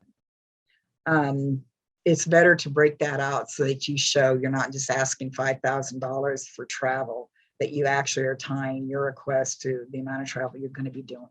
So the more details you can provide in the budget and the budget narrative, the more you're stating your case, the more that you're giving the rationale for the request to be approved by the agency. I also have provided a couple of general forms that may be of use that you're going to find in the SF 424 form family, is what they call it. There's an SF 424 in your package, and that's just the general form that introduces the project. And it talks about where the project's going to be performed. It identifies what you're applying for, what funding NOFO you're applying for. It identifies your congressional district, what kind of organization you are, total amounts of money you're requesting from the federal government, amount of match. This is a federal government form, by the way. And then it's going to require that your authorized officials sign off on this form. Now that it's all done through grants.gov, we'll mention later today the registration process for your organization through grants.gov, but the person that signs off approving the submission of the application needs to be someone who has been authorized by your organization to approve for the submission of those grants, whether it's the president or the CEO or the executive director, or the board chair, whomever. There's also a budget construction form, which is the 424A, where you're going to lay out all the particulars of the budget that that you've identified on the SF 424 cover page or introductory page. You're going to spread that out, and there's information that you can fill out that's going to again break down those salaries and that whatever. So there's a little bit of repetition that you're going to see between the forms and the narrative and the budget description, but that's okay. You have to fill out every required piece per the grant guidelines. So again, if you're going through and you're doing a federal grant and you have questions on how to fill out those forms, you can notify us, you can at EMDC, or you can talk to the funding agency. At the NOFOs and the RFPs that come out, they will often identify the program or project officer for that particular grant opportunity that you can call with questions. Take care when you're looking at that to make sure that if there's a window where you can ask questions and then the door shuts and you can't ask any more questions, that you get your questions in before that door shuts. Otherwise, no matter how important or critical the question is, they won't be able to answer it. They're also going to answer in general terms. If you're going to call and say, would you fund this project? Is this a good project to submit? They're probably not going to tell you that. They're going to tell you if it fits within the guidelines and the eligibility requirements. So just keep that in mind as well. So a timeline is important to include with your grant, and often they will actually say, provide a timeline. But if they don't ask for a timeline, you should provide one in the program narrative, the grant narrative. So you're going to talk about how you're going to start the project, what are the steps, when you're going to perform those steps. Is it within the first month of the project or month 3 of the project of a 12-month project? And how are you going to accomplish the goals and objectives? And we'll be talking here in a little bit about logic models. But that's one way that you can articulate when things are going to be performed and who's going to perform that step. But the timeline really needs to show when you're starting, when you're going to be delivering the important components of your project and when you're going to evaluate the project. If you're going to do a good, strong application, you're going to identify evaluation points that are going to be consistent throughout the life of the project. That may be the role of the advisory committee to meet on a monthly basis to look at, have there been problems? Is the study progressing as we said it would? Are we starting to meet our deliverables? Are we reaching our audiences? So they want to know that you've got that identified for those evaluation points. And then one of the last pieces to consider when you're putting together your grant package is whether there are any grant attachments that are required. If you look at federal and state grants, for example, many of them will require that you attach either recent annual audits.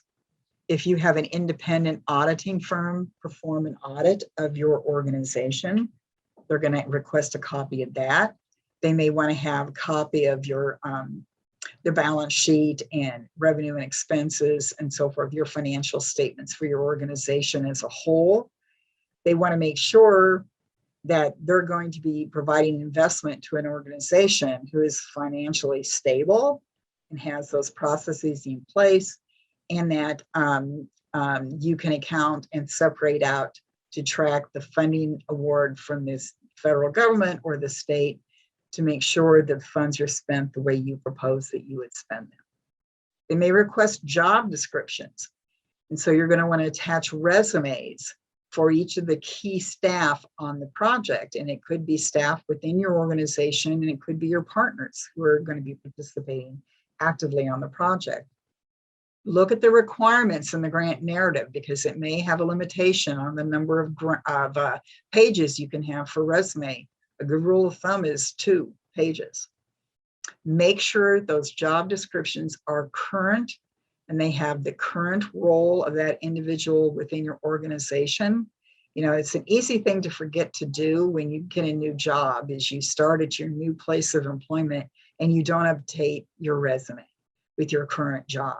But for the purposes of a grant, if you're going to submit this to show the expertise and experience of the individuals and the key personnel on that grant, you're going to want to make sure their current role is identified on their resume.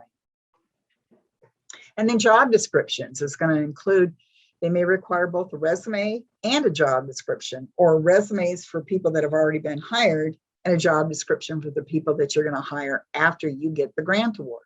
So you're going to want to articulate what their role is going to be within the organization and specifically for this project. These are all things that you can start pulling together early on as you begin working on the grant and just getting them completed and setting them aside. Sometimes you have to scan all the attachments together and upload that to grants.gov. Sometimes you have to scan it and upload it separately. It just depends on the foundation or the granting agency. But collecting those is kind of an easy thing to do early on. It's not requiring a lot of writing on your part. It's more collecting the data. Letters of support.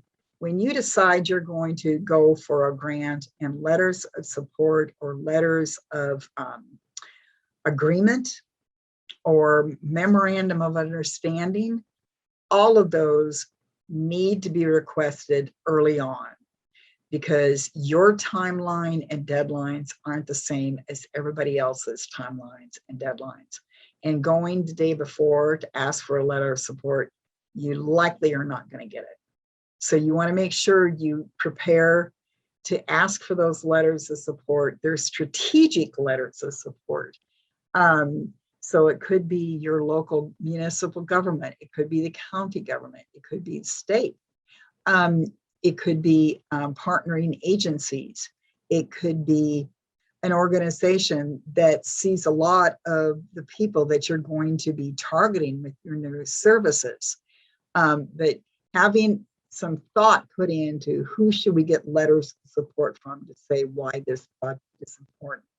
For letters of commitment, you're going to want to have them say, what's my role on this project? Here's who I am as an organization, and here's our role, and we are supportive of the project. We commit to do the work on this project.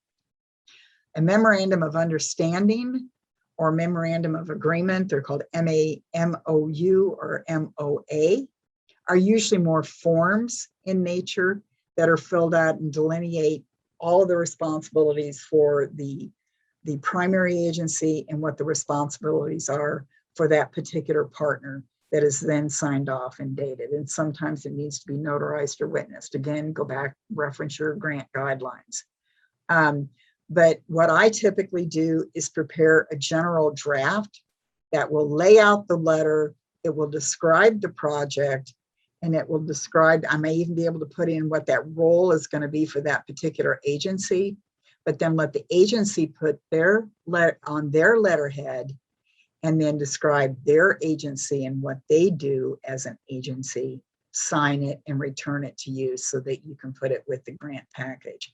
I mean, I've gone in with grants, federal grants that have had as many as 20 or 25 letters to support if they allow it, I get them. But they all need to be signed, they all need to be on the letterhead, and they all need to be somewhat personalized so that it's not just one form letter that everybody signs, because that's not quite as a true commitment as if it's personalized to some degree by the agency itself.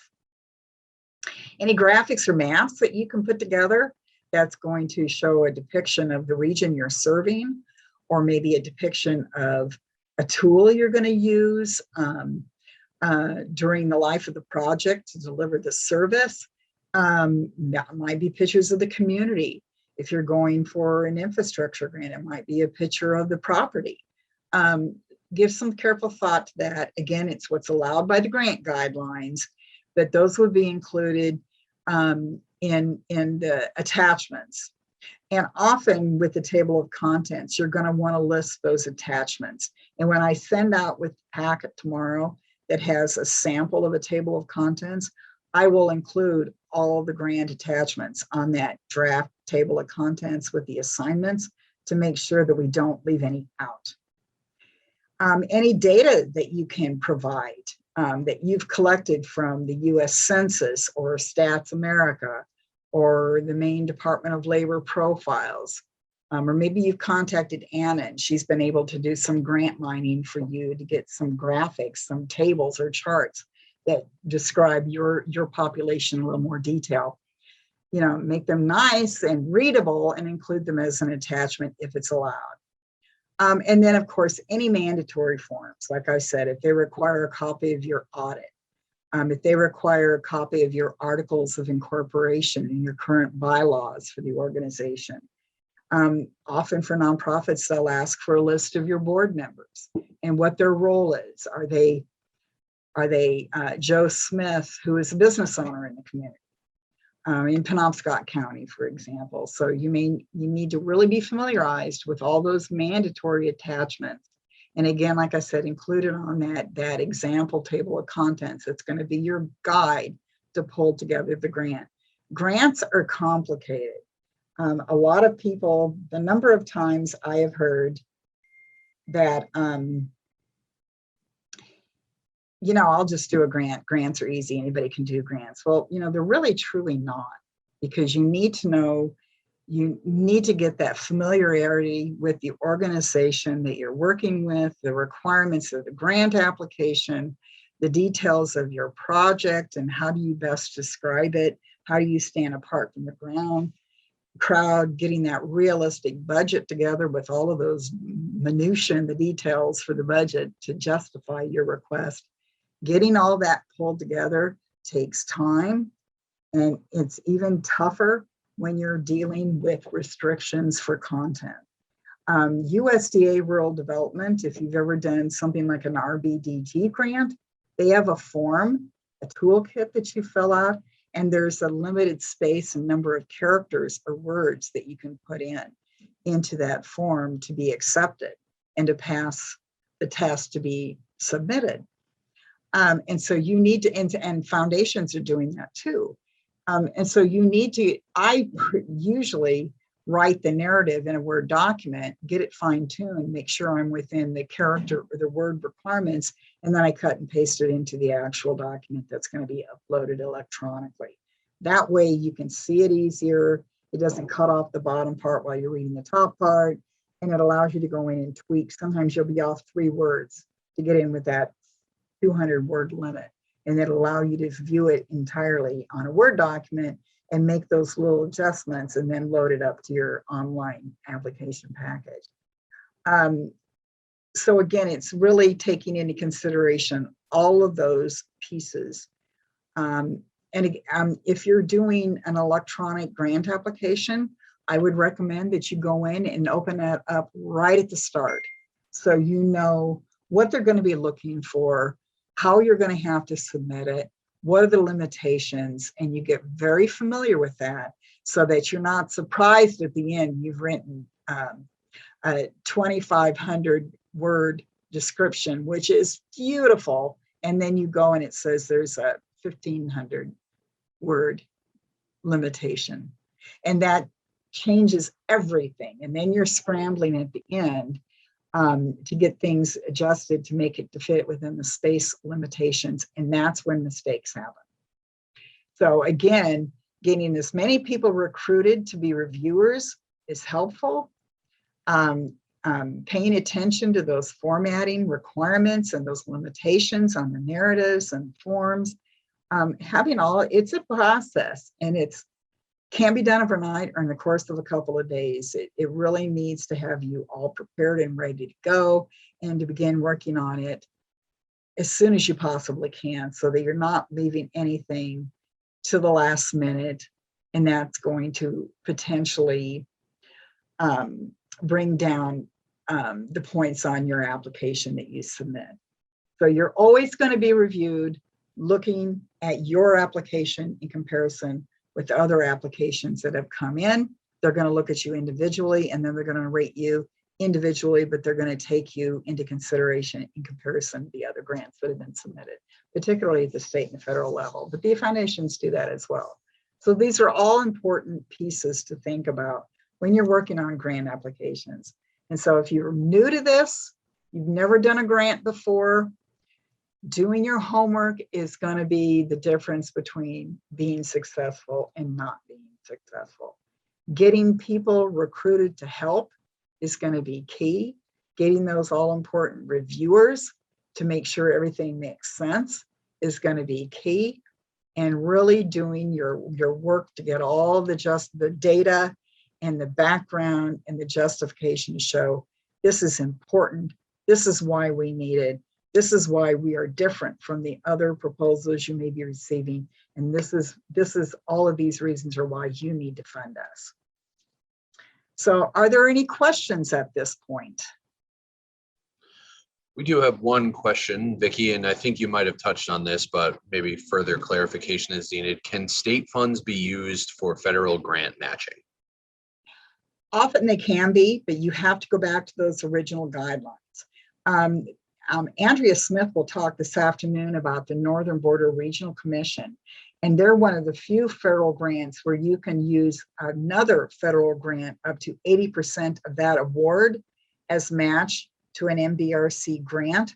But you have to be careful, because if you're going to use a grant from, let's say, EDA, 80% of an award you got through EDA as a match to MDRC, the EDA agency may not allow that to be used as match.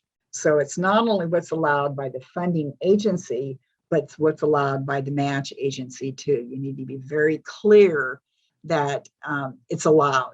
State funds is a little easier. That's usually allowable. It's not federal in nature.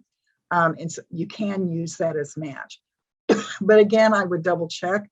It might not hurt to have a conversation with Deb Johnson, say, hey, I'm submitting a grant to EDA and I want to use the grant we got for CDBG as match.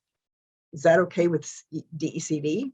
Probably is. But then it kind of gets it on their radar too, to know you're working on that project. Great. That is the only question that I see in chat at the moment. So I see, Ryan, that you put about the EMDC's proposal review office. And so we will, we're recording this grants conference, and we will summarize all of these comments so that you'll have contact information, and you'll be able to view some of the questions that were posed, And then you'll see about this new service that EMDC is providing called the Proposal Review Office. So I'm going to stop sharing my screen, and I'm going to turn this over to Deb Browntree, who is going to talk about partnerships.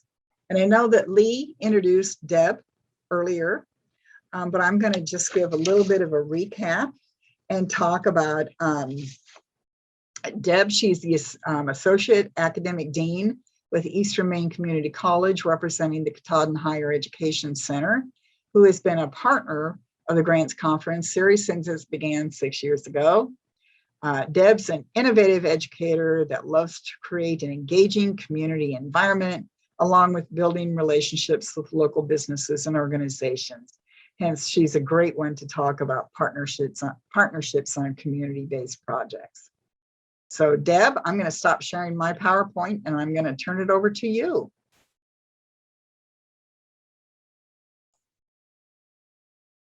Thank you, Vicki. It's really unfortunate that we're not able to do this in person, because I keep looking at the participant list to see who's here in the audience. So I just wanted to take a few minutes to go back and cover some of the things that Vicki mentioned, which is also included in a handout for today, and it's the characteristics of a successful grant.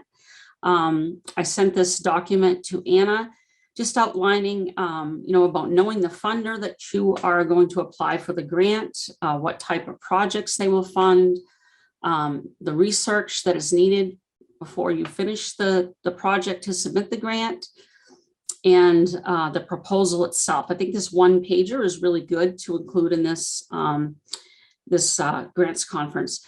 One of the things that I think is really, really important is when we talk about community collaboration and working with partners, is to make sure that we understand what the roles and expectations are when you ask someone to be a partner or collaborator in a grant. Part of the work when we submit grants often is to ask for partnerships or ask for others to either sign off on the grant or to write a letter of support for us. And so when we reach out to our partners, we want to make sure that we do this early on in the process, because like Vicki mentioned, it's really difficult to ask someone to support a grant or to write a letter of support only to find out that they have 1 or 2 day turnaround, which is really difficult to do. Many of the funders, when you apply for a grant, are also looking for you to make a commitment to others with your project, which may include a formal MOU or formal signed letters of collaborations that are attached to the application as well. When you reach out to your collaborators, you also want to talk about the idea, present them the outline and the possible role that they'll be expected to play in your grant application, as well as the timeline and commitment to the partnership. Partnerships can be anyone from another community organization. They can include law enforcement agencies, schools, colleges, universities, emergency management folks, such as fire and EMS. They also can incorporate local businesses or nonprofit agencies, treatment providers, volunteers, faith-based organizations, and workforce development boards. So you want to make sure that you have the right partners in your grant application. And you want to also make sure that your partners are kept engaged during the process. If you're having a year-long project and you expect that your partners attend meetings or provide feedback or help with any needs assessments or things that you might need for your project, you want to make sure that they are well aware of what's expected from them. Some of the other items I just wanted to talk about, and then we can share the next slide, Anna, if you want to pull that up. But I think collaboration is really a crucial factor when someone is working on a grant, especially in small communities, or especially where there's a lot of the same work that might be happening. Funders and grant agencies often look for projects that are similar in the communities in which they serve. And they don't necessarily like to see duplication of services or duplication of grants or opportunities that are seen in a competitive nature. So really making sure that you have a collaboration with others in your community so that funders see that you're willing to work together to address problems, propose solutions, and ask for financial support. Funders are always more comfortable in supporting a project or a strategy when people are working together and people know what's going on in the community versus working in silos and requesting funds in the same community. So that's really, I think, important to know moving forward. You know, collaboration also maximizes the resources, not only for the funds that you may be getting in relation to federal, state, or foundation grants, especially if you're writing for grants of infrastructure. You know, you want to make sure that you have collaboration in those projects and make sure that you've reached out to all of the folks in the communities in which you're working with on securing funding to make sure that you're getting a well representation of organized collaboration as well. And collaboration can also achieve, you know, economies of scale. When you work together, putting together a grant application, most of the time you can do more work with you know, more collaboration, and people can be, you know, the community can benefit more from the project. I think that having collaboration really is the key for many of the grants that are awarded. When Vicki and I and others have done these workshops before, we always stress that, you know, Maine is a small state. The communities in which we work are even smaller. So anytime that you can collaborate on grant applications with other partners, it really makes your project or your application much stronger. And then when we collaborate with grant applications with other agencies, we also can, you know, collaborate on services or equipment, things that may be required to make your project successful. So in this section, I also provided some sample letters. Vicki mentioned some sample letters of support. I think it's really important when you ask someone to support a grant that you can provide them with a sample. And some of the handouts here that Anna is sharing is a template for that you use for a letter when you submit your grant, just a sample.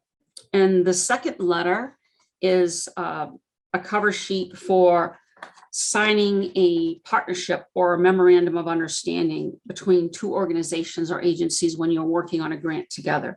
This way, when you ask someone to be a partner or a collaborator, if you need to create a partnership, an MOU is often the best way to do it because it's going to outline the roles, responsibilities, and expectations, as well as how the funds will be dispersed within the agencies, the timeline, and how the project can be terminated if both parties, if it's not working out, or if there's opportunities that need to be addressed in the grant application.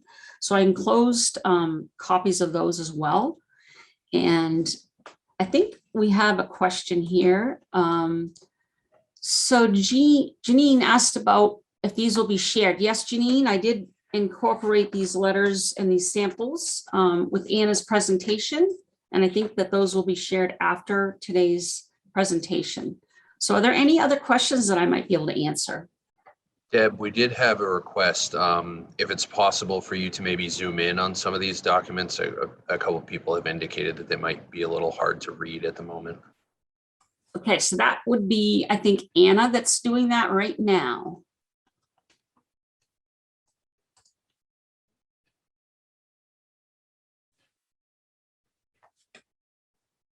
So while she's working on that, you know, I can't say enough for collaboration. I think, you know, one of the key factors, I think, is an example of what's happening here in the Katahdin region.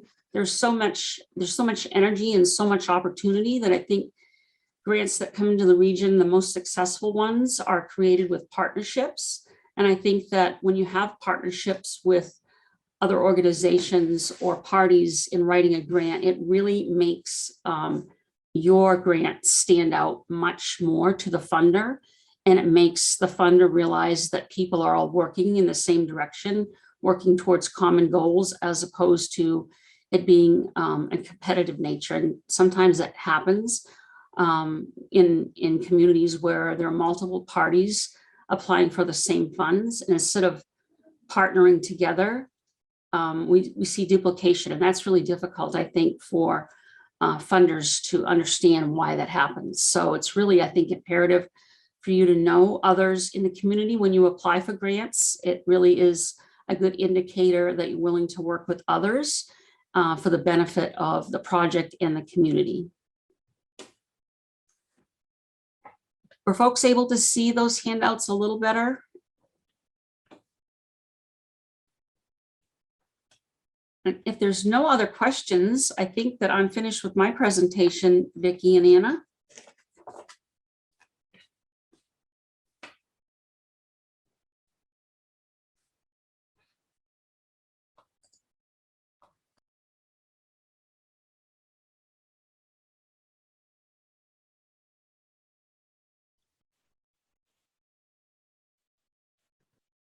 I couldn't get my screen to come up. Let me go ahead and share my screen again.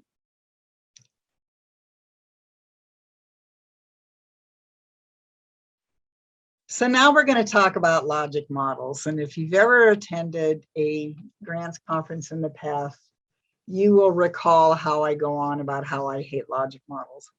And I shouldn't say that, because in reality, they are a useful tool to help you put together your plan for delivering the project and who's going to be participating at each step.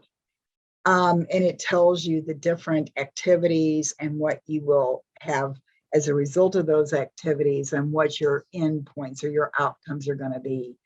The thing I don't like is that they're often electronic and they're a little more complicated to do. So if you plan to work on a grant application and do everything on the grant and leave the logic model to last, you may struggle, because sometimes it's difficult to get all that you've written in the narrative to translate into the language of a logic model.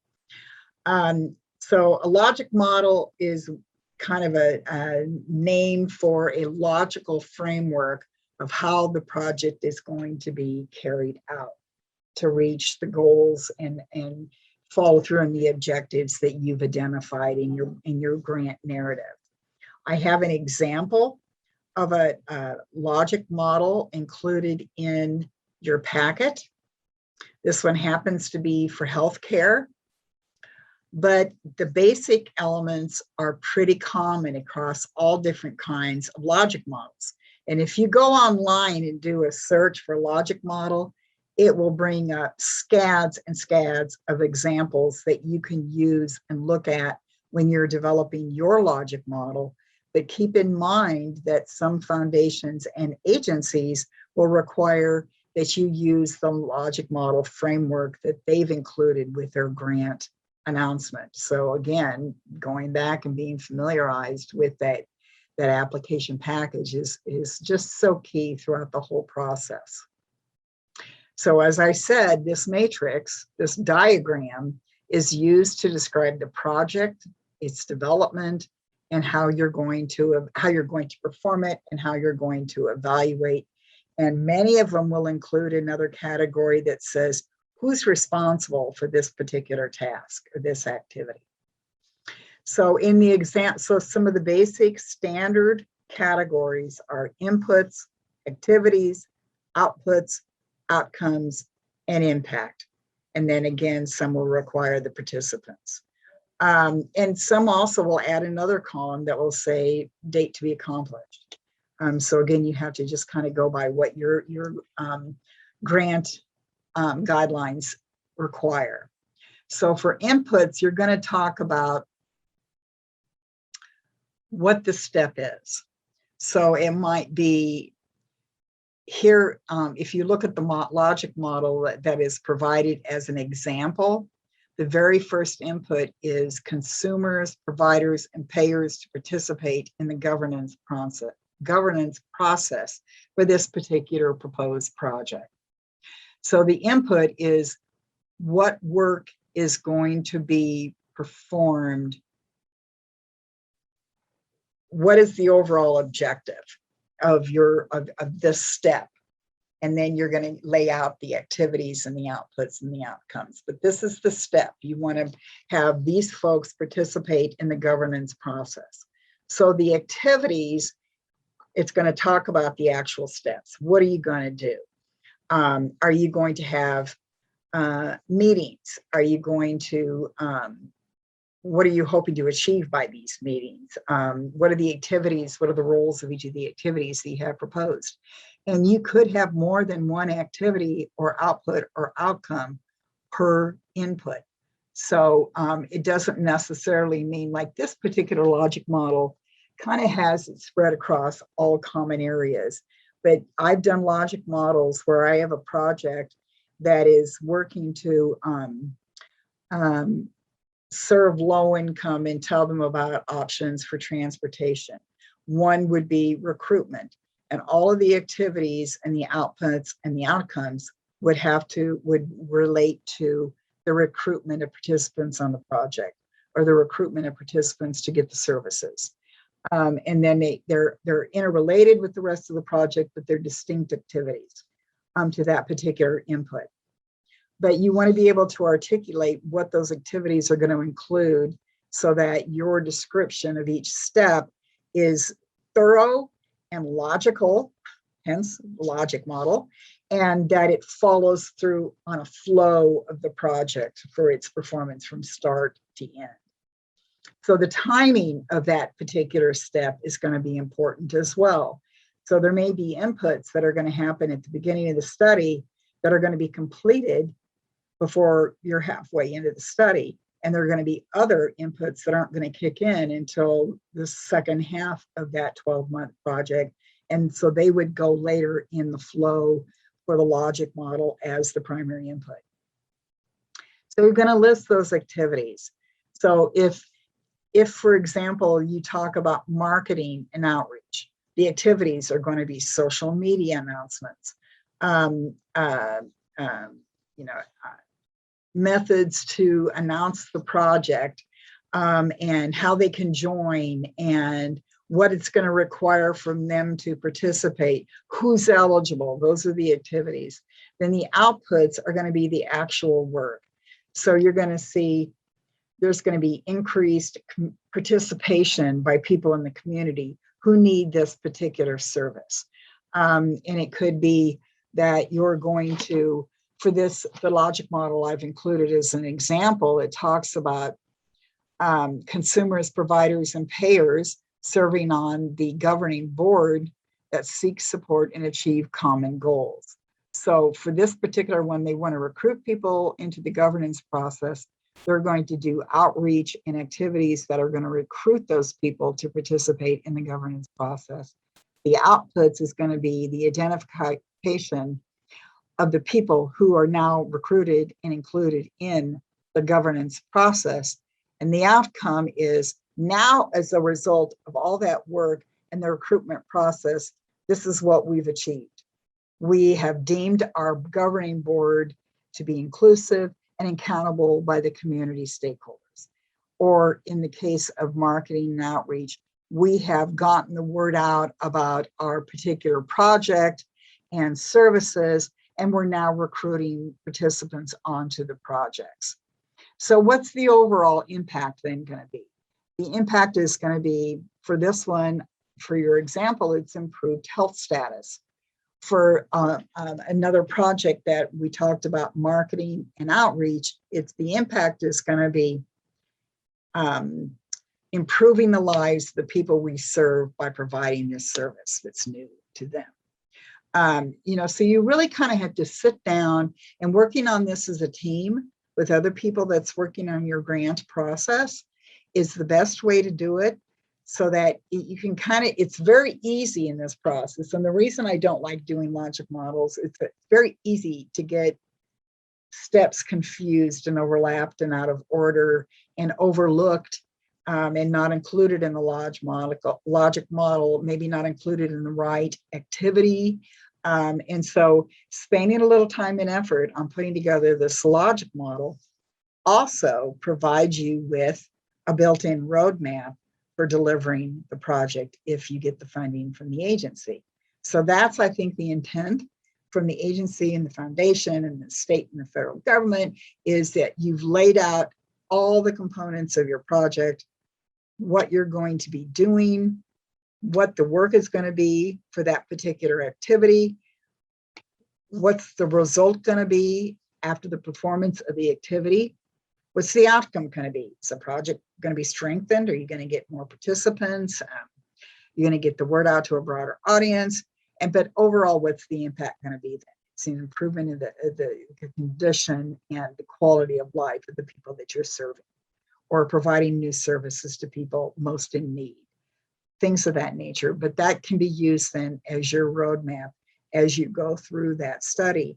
And it's a good way to go back and kind of state, it's that touchstone for your advisory committee or your partnership group to look and say, here's what we said we were going to do for outreach and for marketing. Have we done these activities? Have we reached the people that we wanted to reach?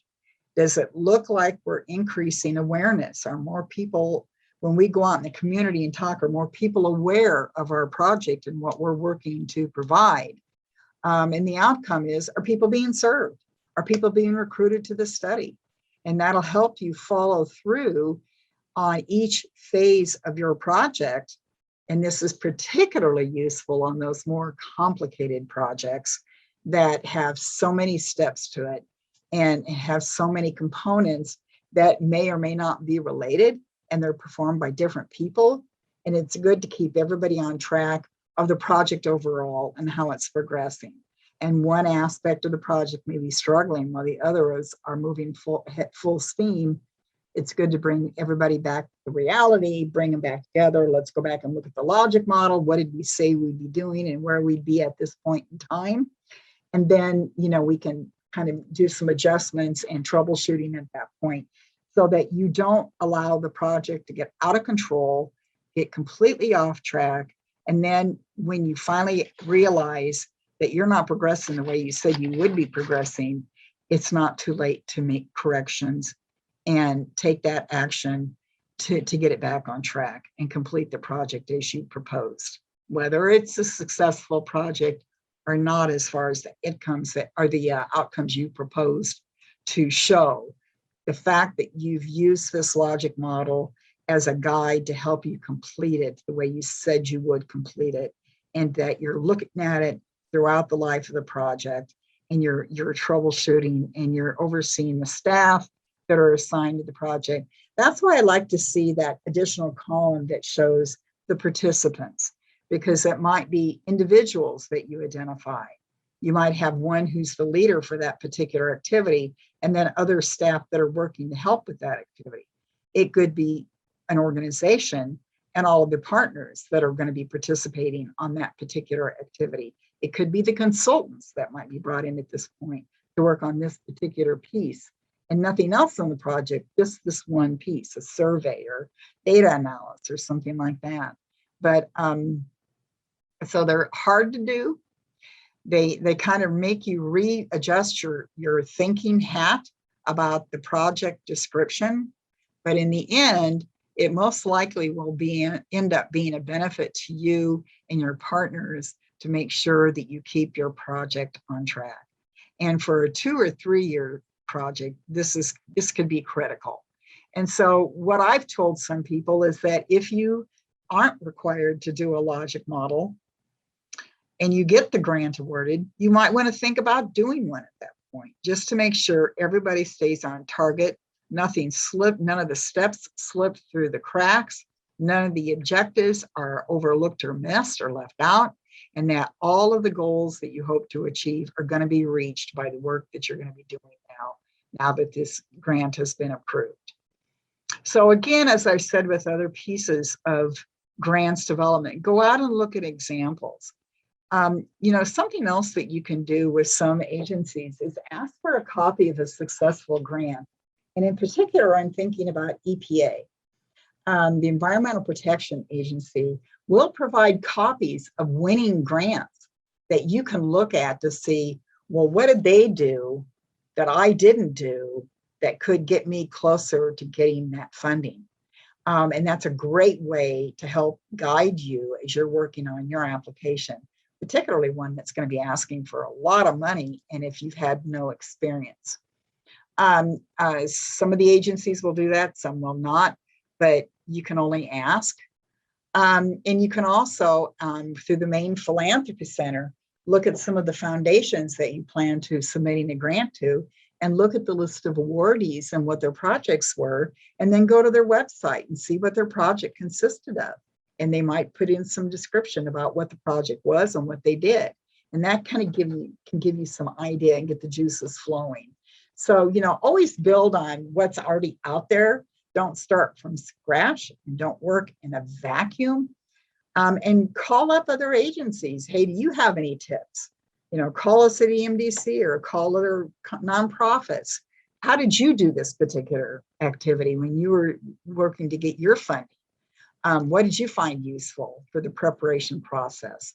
And so I think any way that you can build your toolbox, and if you plan on doing a lot of grants for one project, banking some common language so that you're not starting over from scratch every time you go to another foundation or another state agency, for example. But you can duplicate, lift, and place the language you've already written and adjust it and tweak it and maybe do some editing and rewriting to make it fit into the current guidelines. But again, you're not starting completely from square one. And if it's like a lot of projects nowadays, you're going to have to go to a lot of different sources to get all of the funds that you need to be able to successfully perform the project. And so simplifying the process for you once you've done your first application, you're going to be able to pull stuff from the budget and the budget narrative and the timeline and the application description and a lot of the handouts, and you're going to be able to share that in other applications that you pull together. So it's all about simplifying the process, but being complete and adhering to the guidelines and the requirements at that particular point in time. So I'm looking to see we're quite a bit ahead of time right now from the agenda. And so I wanted to open it up to questions and see if we have any other questions out there, or if people would like to give examples of a grant application that they've done recently that they either found complicated or a way that they were able to adjust their grant to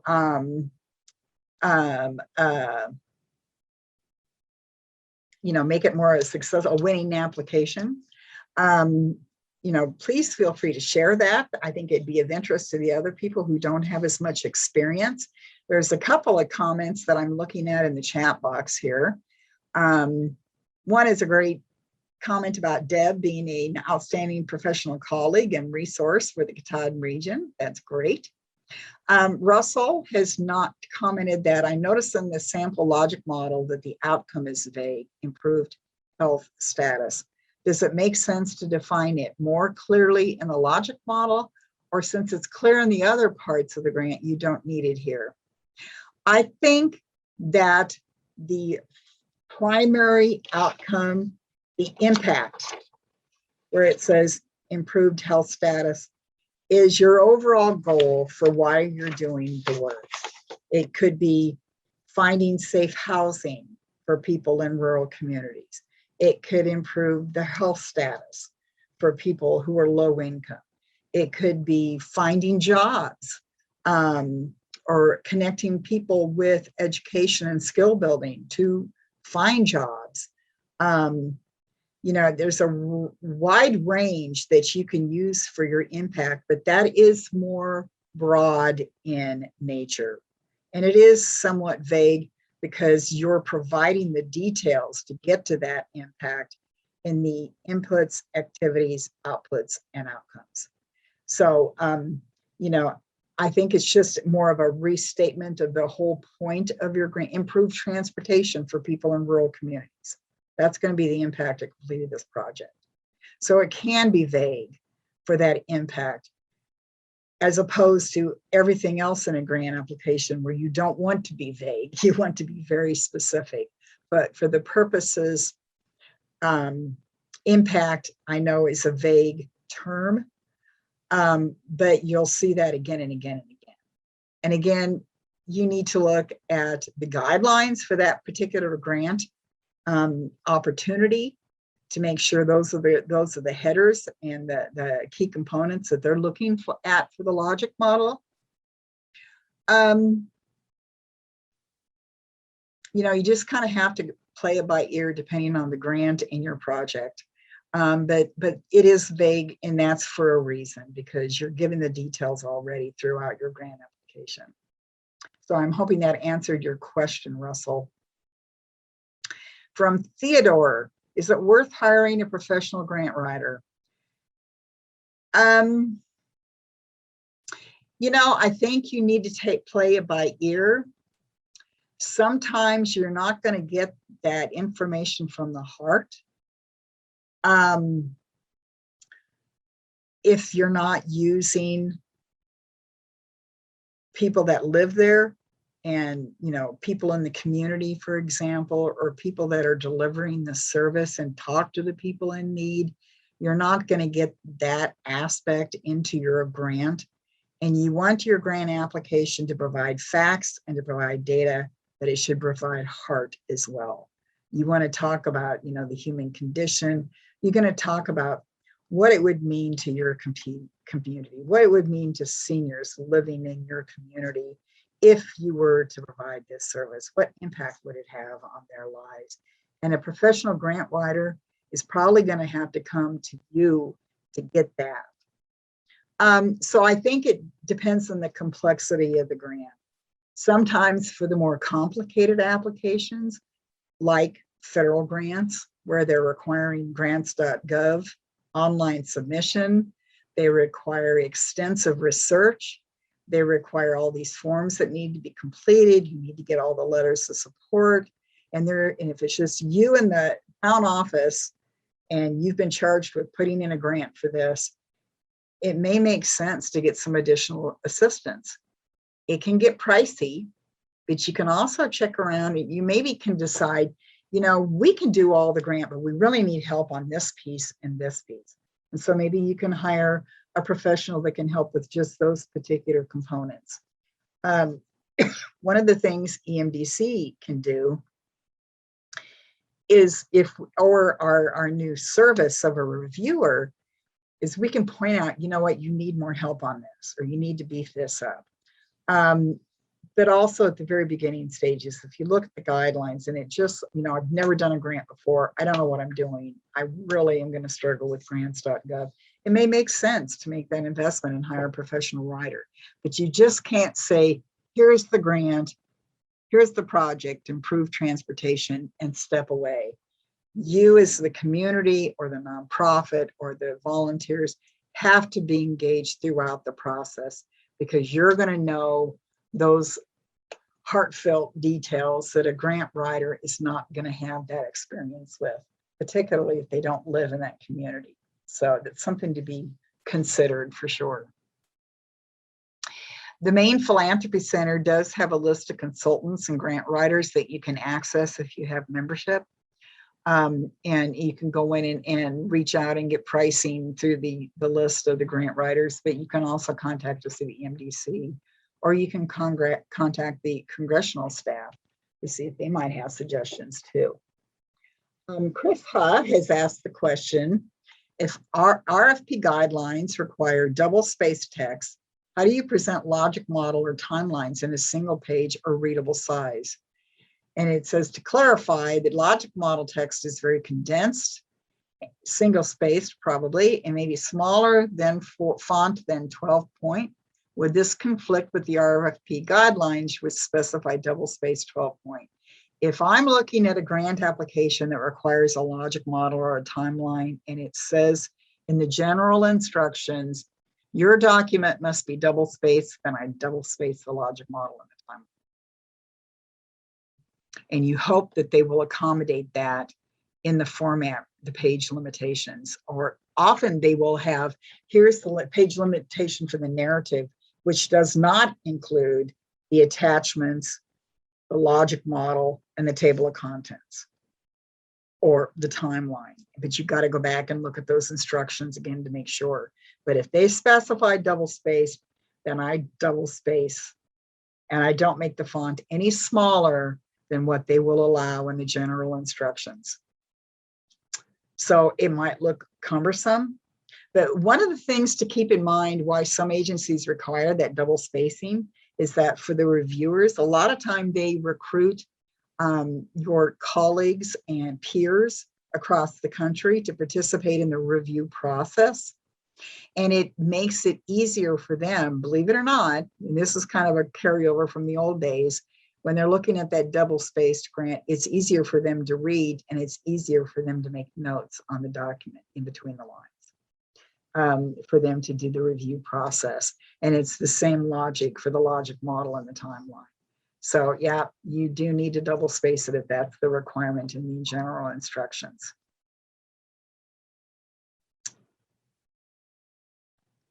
So are there any other questions? Or I would love to hear from someone who recently went through the grant process with any kind of funding agency and had something that happened that made it complicated or simplified the process, or a way you were able to engage people in the grant writing process. We've got lots of folks participating on the conference today, and I'm sure that many of you have experiences that you could share.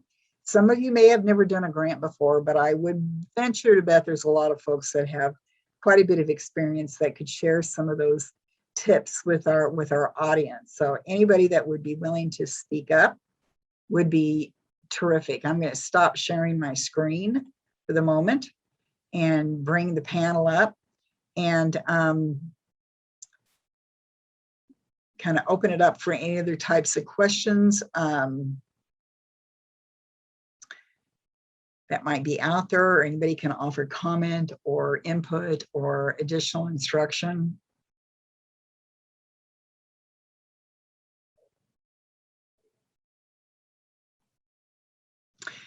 So I'm seeing nothing. Deb, how about you? Oh, well, here's a good point from Theo. Don't get discouraged. 50% success rate is average and actually really good. And you know, the success rate, 25% is considered pretty good in these competitive times. And I think you'll see over the next several months that there's a lot of opportunities opening up, but there's a lot of competition. And in particular for those grants that are being kind of offshoots from COVID and additional money that's new, that might have less restrictions and it might have less requirements to be able to access those funds. Everybody is going to be going for those dollars. And so, you know, you got to keep that in mind. You can't let yourself get discouraged. Sometimes you feel like you're in a rut because you're not getting a project that you feel is just so exciting and important, and you're not getting your grants funded. And it's just because it might be in that point in time, there's been a little bit of shift in all of the funding's, you know, priorities to more services rather than developing new projects or research or that type of thing. People need actual services like help finding a job or help getting healthcare or whatever. Jeannie Peacock from, I believe, Eastport has shared that she had a writer from the Quaddy Tides pull 3 different parts of a grant application together. They didn't get the grant, But you know what? They've got those 3 parts written by a professional writer that they can bank and use that for future applications. All of that helps in the whole process. So I have sections written describing Eastern Maine Development Corporation, and I have fine-tuned those down. I update it as times change. And so we shifted a little bit in our description of Emdc about how we are nimble as circumstances change in our environment, particularly thinking about the COVID pandemic. But it's a general description of the organization, and then I can take that and I can insert that in multiple applications and not have to rewrite that every single time. A description of our financial processes, I've written that up and got that clearly described so that I can just cut and paste components or the entirety of that into a grant and not have to rewrite it each time. And again, like I said, you can do your initial grant and you're going to other foundations or sources of funding with the same kind of, for the same funding. And then you got 3/4 your battle done because you've already written for another foundation. You know, something else I've done in the past is as we fine-tuned our project and we've identified the kind of funding that we need to do this project. And it might be a pilot project where we're proving that the project is worthwhile and that the work can be done. I will put together a 1-pager or maybe a 1.5 pages that I can send and share with other partners to recruit them to the project, or I can send to funding agencies to say, in a nutshell, here's what we're proposing to do. Oh, here's a nice long comment from Matt Donahue. Brian, do you want to read that since I seem to have trouble reading this morning? Sure, I'll give it my best shot. Matt says then someone else put something. We have written a few successful grant proposals to foundations over the past years here at United Way in Eastern Maine. All of the points Vicki has pointed out are super useful. Getting the team players on the same page early in the process, identify needs to colleagues, provide plenty of lead time, understand the instructions clearly, and use tools to stay organized. We use Monday.com for a number of our projects, but have found it helpful while writing grants as well. Figuring out what tool strategy works well at your organization to get the proposal moving forward, keep it on time, and understanding the tracking reporting requirements is, if successful, are key. Thank you, Vicki. I think that's wonderful input, and any kind of tools that are out there that you can use, particularly if they're free, but any tools that you can use for project development can relate to grants development, and that can really keep your team on track. You know, the table of contents with the assignments, that's useful, but if you want to have, if you're really doing a complicated grant and you've got a lot of players into the conversation, I know that Joanna Russell, for example, from the Northeastern Workforce Development Board has used project management in the past, where there would be weekly meeting of all the team members, not all who lived in the city of Bangor, to convene on a weekly basis to say, here's where we should be on the grants development. Are we there? You're assigned to do this portion of the grant. Where are you at that point? Do you need more help? Do you need more time? All with the goal of keeping the grants development process on track and making sure that you meet the deadline. Everything that is submitted online, you want to give yourself some wiggle room to submit that application. I don't think it's as relevant now as it was a couple of years ago, but it used to be on large national federal grants. If you were waiting to submit your grant and it was due at 11:59:59, and you started uploading your grant at 11:50, there were hundreds of other agencies across the country uploading, and you would sit there and watch it spin, uploading your application for minutes. There's nothing more heart-stopping than waiting for your grant to get formally submitted and you get that form that says your grant has been submitted and received. So you don't want to wait to the last minute if you possibly can. And then you'll start getting I'll talk about this later, about getting the confirmations after you submitted your grant. But you just want to make sure that you allow yourself enough time so that if your computer should crash or if something should happen with the upload, you can start the upload process and still meet the deadline. Because I will tell you from experience, if the grant says it's due at 11:59 and you hit it at midnight, they'll bounce it out and you won't be reviewed. They're very strict about those timeframes, the deadlines. So calling up and saying, we're having trouble with our computer, can I submit it after the deadline, will most likely get you, sorry, no, that's the firm deadline, particularly from the federal agencies. But state too, I mean, there are so many people applying that they have to adhere to those limitations, and it wouldn't be fair to the other people if you're given more time and others work their darndest to make the time frame that was required by the grant application. So there's some more comments here, Ryan. Yes, we have a few new comments. One says, I was recently unsuccessful in a grant application with a private foundation and asked for a debrief so I can better position for the next round. I was happy that they agreed to it and feel like it will help both us learn a bit more about the other's areas of focus and interest. Excellent point, Lisa. And we have done that routinely here at Emdc, is we reach out and ask, can we get a debriefing on where we missed the points or why we weren't selected for funding and what was funded and why ours wasn't. Any kind of input like that is really useful for if you're planning to go back and ask again in the next round for funding. So yeah, asking those questions, if they're able to do so, they're happy to do that and they'll give you some great input. EPA is a great example. EPA for brownfields projects to look for hazardous materials and petroleum-based contaminants in land that you're planning to do some construction on. They will go through and schedule a formal debriefing and go through your grant point by point and tell you this was good, this was a little weak, we thought if you would have added this, it would have made it stronger, and they'll go through the entire application with you. And it is so worthwhile to do that. So I would encourage that if at all possible. Thank you, Lisa, for that comment. Next one, Ryan.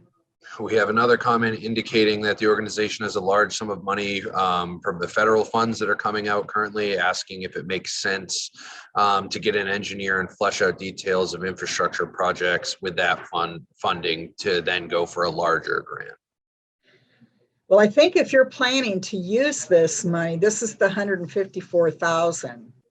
And I think if you're planning to use the money coming from that state investment, ARPA money or whatever, and you're going to supplement that with other money that's going to be needed to complete the project, then it might make sense for you to recruit an engineer to flesh out those details. Because if you're going for federal dollars, in all likelihood, they're probably going to ask for that. And, you know, CDBG wants to have a pretty detailed overview of what you're proposing to do for the project as well. So it doesn't hurt. You just need to make sure that you're familiar with the agency, as I said earlier today, that if you're getting someone to come in and prepare an engineering report, that, you know, if that you're clear with them, if they do this work now, they can't bid to do the actual formal engineering report and the work if the grant's funded. So you need to have all those details worked out and ironed out in advance. But, you know, they're going to want to know, if you're particularly with construction and infrastructure, they want to know that the money that you're asking for them, it's usually going to be a big amount of money, and they want to know that you know what the money is going to be used for, that you understand the costs associated with that activity. You've done your research, you've talked to engineers, you've gotten some preliminary, you know, early pricing, and you're giving your best guess and estimate on the components of that project and what the costs are going to be associated with completing the project. So I think you've got to kind of look at it project by project. Construction projects are quite different than non-construction projects, but they both need the details. They both want to know that you understand your project and what's going to be required to successfully complete it, and you've done your research. That is one of the benefits of having a lot of partners at the table that can help flesh that out. There's an additional point from Lisa that says the philanthropy world is well connected. So being networked with one group may help with introductions, referrals to others that may be aligned with areas of your focus. And then the last question we have, in trying to line up funding partners, do you have a sheet that lists the annual dates for submission for major funding agencies, federal and state? I think you'll see a little bit that is going to be agency specific from our guest speakers this afternoon. You know, those are moving targets. And so we don't have anything that can be looked at set in stone year after year. It needs to be agency specific and it needs to be current. You could really fall into a trap if you get something set up and then find out they made shifts to their guidelines and they changed the dates, and then all of a sudden you're out of the running. You can't even apply. So I don't have a sheet, but getting a membership, if you're a very small nonprofit, your annual fee to the Maine Philanthropy Center would not be extreme. And you can go in and you can look up that foundation and find out what their deadlines are and their current requirements. You can also, if you don't have the funds to pay for a membership, you can just do a standard Google search and just type in the name of the foundation and see if they have a website that will come up and bring and give you the instructions. There are a couple of foundations in Maine where they have a website, but you have to contact them to get the instructions and they will forward it to you. So, I mean, again, you can do that search, but you may have to go a little deeper than just looking at the organization website. But in comment to Lisa's comment about the philanthropy world is well connected, there used to be a conference, and I don't know if they've offered it recently, I haven't noticed, but the Maine Philanthropy Center would have a conference where funders would get together and talk about their funding, their organizations, their foundations, and their funding streams, and comparison as far as how they're alike, how they're different, what sets them apart from the others, some of their success stories, some of the issues they've faced and problems they've had in the past. And it gives the grant writer or the agency or community an opportunity to kind of build their repertoire and build their connections through that route. The Maine Philanthropy Center also has an annual meeting every other year. And I think last year's was virtual, but you can participate and you get an opportunity to go out and talk to some of the foundation leadership and talk about your project and whether it's a good fit, but building that network and building a network of other grant writers and other agencies that do similar or maybe not similar work, but they're in your community. And sharing your successes and failures is only going to build your skill and your toolbox to put in successful applications. So it looks like there's a few more comments here. Yep, a couple more have come in. Nicole says, thank you for all of your expertise. What advice would you give a new nonprofit that needs development funding to give the business operations more support? Are there grants to look out for in that area that better support this?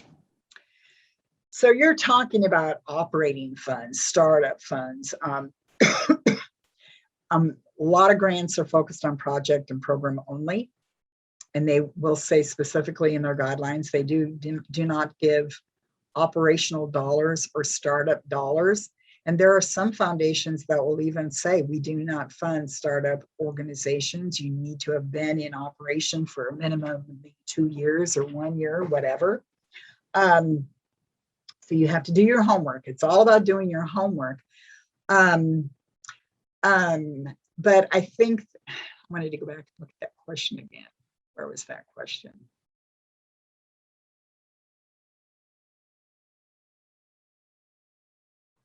Do you see that question?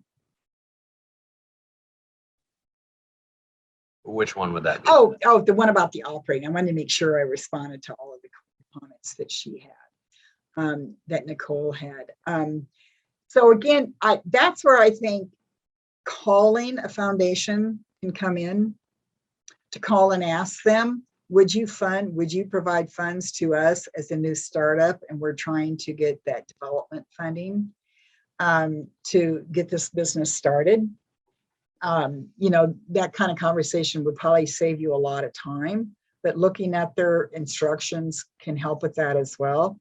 Something I need to say, and I haven't mentioned it yet, but if you are a privately owned business looking for grant money to help expand your business, there's almost nothing out there for you to pursue for free grant money.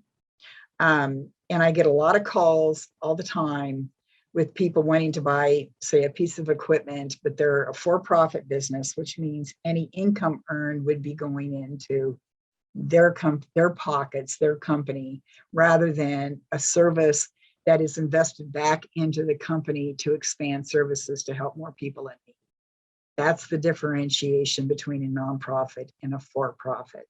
And so often, I'd say 99.8% of the time, you'll see that the federal and state agencies will make it a requirement that you're either a 501c3 nonprofit, or you might be a 501c6, which is educational, but some sort of a nonprofit status in order to be eligible for the funding. You can potentially work with a nonprofit to serve as your fiscal agent, but the ownership would be the nonprofit and not you as the private business. So let's say, for example, you needed to purchase a piece of equipment that's going to cost $400,000.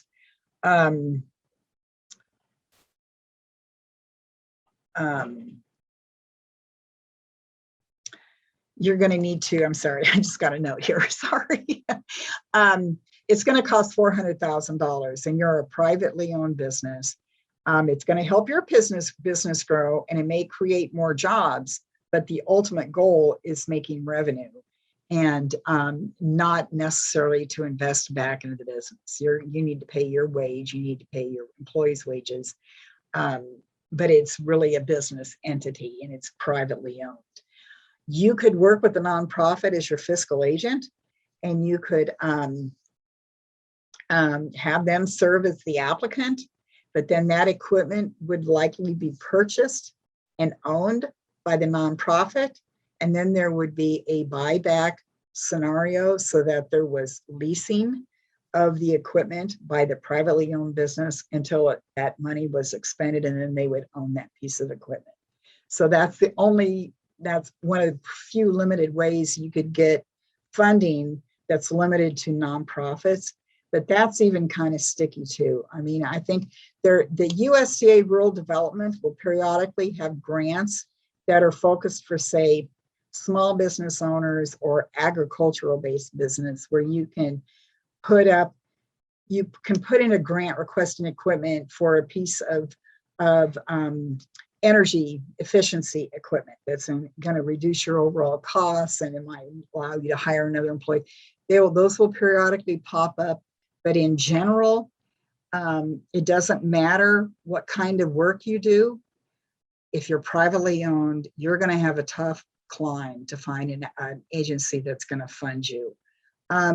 So the note that I got, there are other resources that privately owned businesses can tap into for things like through the PPP that recently came through, and the ARPA money that may be coming down that's specifically to support businesses who experience losses during the pandemic. And you can, submit materials to the state and get a reimbursement to help keep your business open and keep your people employed.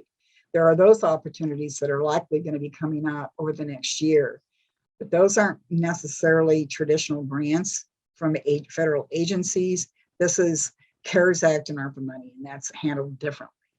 And when those kinds of opportunities open up, Emdc is very aggressive in getting the word out to make sure that everybody knows that that line of funding is available, and try to encourage people, and we'll help you walk through the application process to go for those kinds of resources.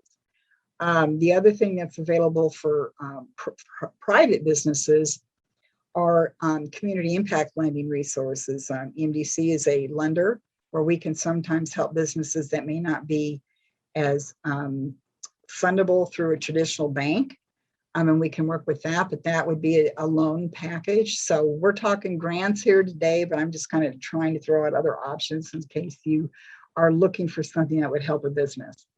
So let's get back to some of the questions here. Ryan, where did we leave off? So I think the last thing in chat was just a note that said the Maine Philanthropy Organization has a book which they sell, which is very helpful, and list funds by topic in the back. And that's the last thing in the chat. Yeah, and go and look, just out of curiosity's sake, I would recommend that you go and look at the Maine Philanthropy Center membership and see what your annual fee would be. It may not be that big if you're a small nonprofit organization. And then you'd have a wealth of information at your fingertips. They sell that philanthropy book, but they also have it online, which is what I showed you this morning with a few of those examples that you can click on the link. Ryan has put up the link for the Maine Philanthropy Center, and he's also put up the link for small business resources at www.covid-sb.org. And you can also reach out to the state and the congressional leadership to get some insight on where there might be some more resources. But certainly contact us here at EMDC.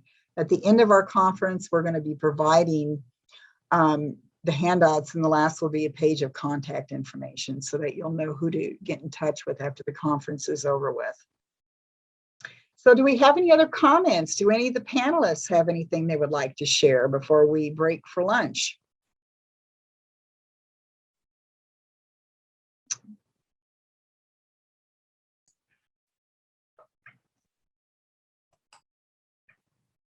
Deb? The only thing I have to say is, Vicki, is these are some great questions people have asked. I thought that it would be difficult for folks to feel free about asking questions without us having a live audience. So it's been wonderful so far. Thank you. So I guess, and we've stayed pretty steady at everyone staying on for the entire morning, which is thrilling to me. So I think this is progressing well. One thing I want to point out at the end, we're going to be sending out a survey, and any kind of input you can provide to help us improve this, or things that you didn't hear about that would be appreciated moving forward. I'd also just recommend that when you get all these materials tomorrow, that when you have a free minute, which in these times may not happen very often, but to go back through, and it might trigger a question that you had that you might want to ask and share. So I think we're about 10 minutes early, but I think that's okay. We can all get our business taken care of for lunch. So we will break for lunch and come back at 1 o'clock sharp. And then our afternoon is really going to be focused on talking to our guest speakers who are representing different agencies from federal, state, and foundations, and talking about submitting the actual application online, and then what do you do when you get the money. So I hope you're all able to come back and join us in the afternoon, and enjoy your lunch.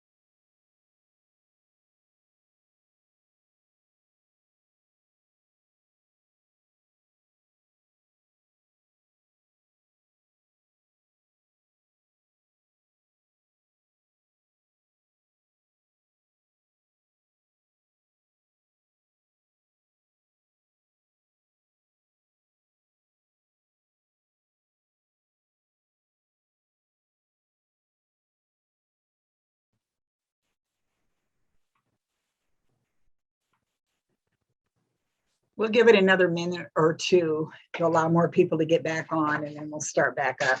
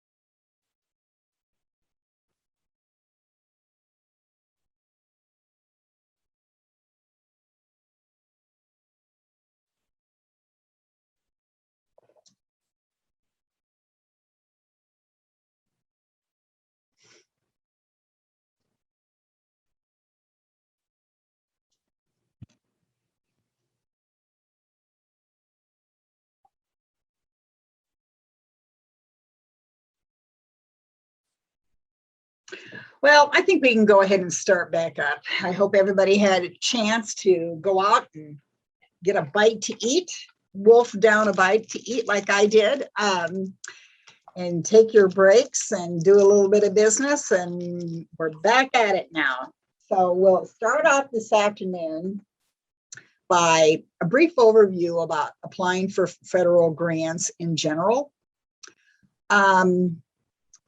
You're going to need to have for federal grants, you're going to need to have your IRS tax ID number, or it's referred to as your EIN number that you're going to be required to fill in to the SF 424, which is that cover title page of your grant application, in order for it to begin processing. That shows that you are in fact an authorized, identified nonprofit organization.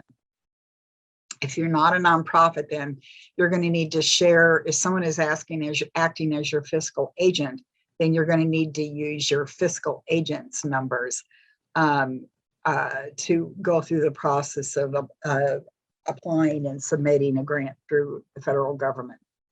But your IRS tax ID number, hopefully if you are a nonprofit, you've got that handy dandy number ready and available.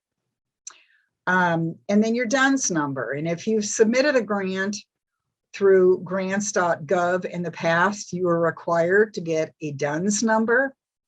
And this number is accessed through sam.gov.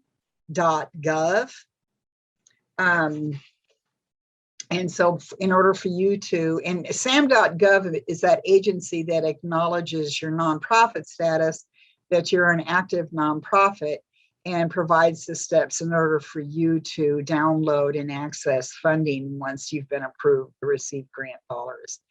And it'll tell them more about your fiscal oversight and your fiscal authorized official and so forth. So EMDC, through our PTAC program, can help you if you've not gotten a DUNS number and registered with SAM in the past. I do want to tell you that it can be pretty quick, but you can't rely on that. I would start that whole process of getting all those registrations in place early on in the grants development process, so you have it taken care of, it's out of the way, and you don't need to worry about it. In the past, you could have had a 10 to 2 week delay in getting your DUNS number assigned. And so you want to, account for that and not miss your deadline because you didn't do that soon enough in the process. So if you've already had a DUNS number assigned to you, you would fill that in now, between now and the end of April, or the beginning of April, excuse me, April 2022. If you already have a DUNS number and registered through SAM, you have probably gotten an email from sam.gov saying, here's your here's your UEI number. That's a unique entity identifier, and that's something new through the SAM registration, and it will be replacing the DUNS number from April of next year. If you already have a DUNS number, it's been automatically created through sam.gov for you. So you would just need to log into your SAM account in order to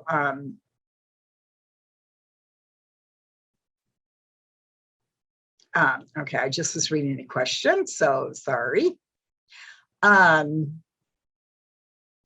You would want to make sure that you had all this taken care of, and then once this UEI number is assigned, then you'll flip into using that in April of next year. But right now they're assigning those in advance. I would assume that at this point you would still need to register for a DUNS, and they get that UEI number assigned to your organization to use between now and April to submit grants.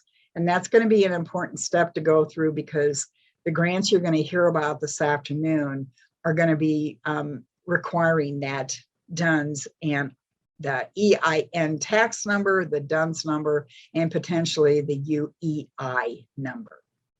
So after you've gotten those in place, then you're going to register with grants.gov.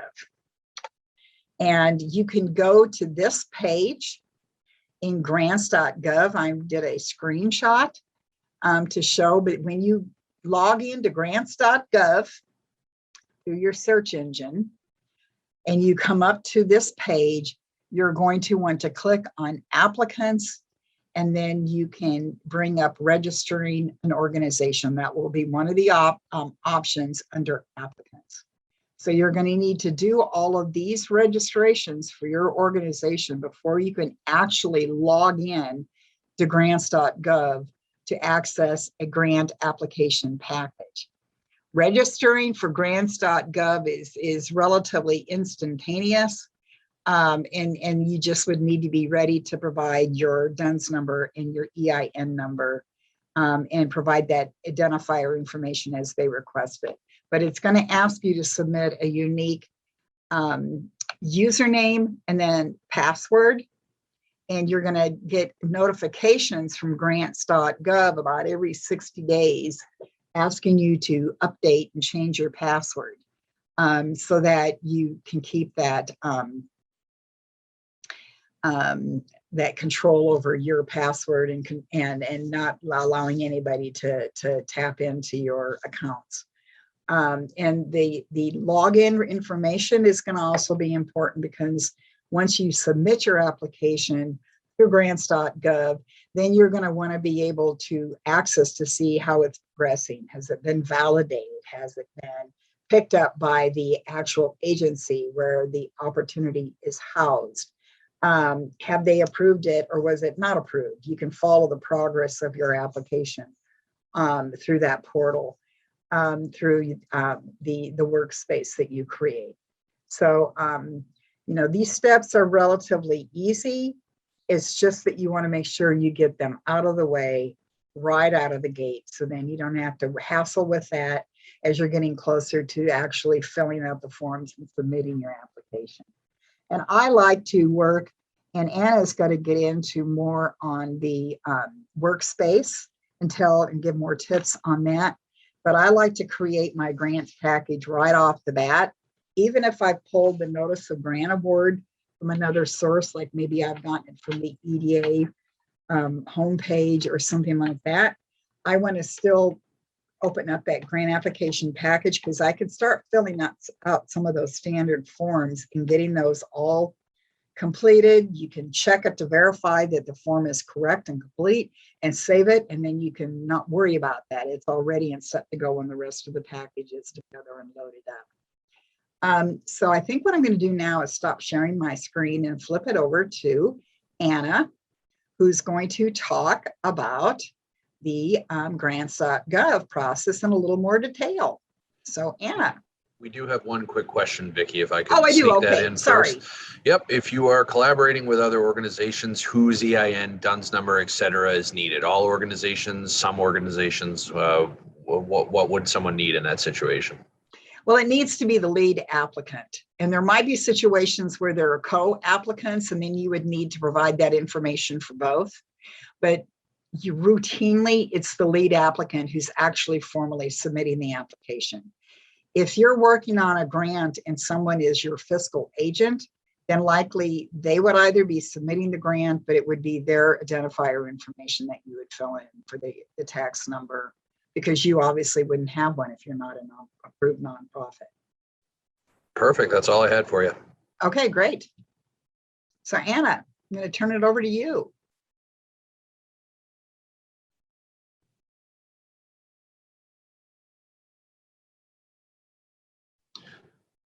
Looks like you're on mute at the moment, Anna.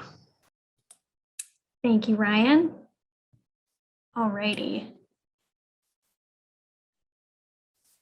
So as Vicki just mentioned, some information on creating a grants.gov account.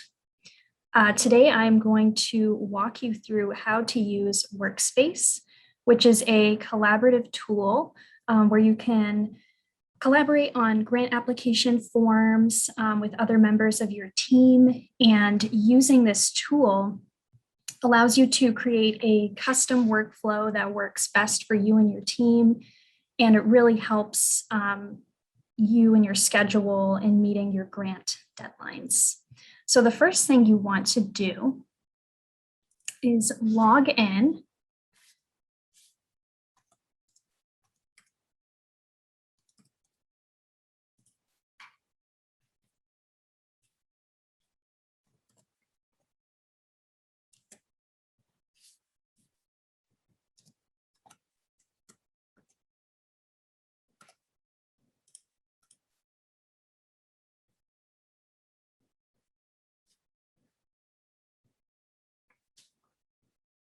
Alrighty, so once you are logged into your grants.gov account, or if you need to create an account, after you've done that, navigate to the Search Grants tab.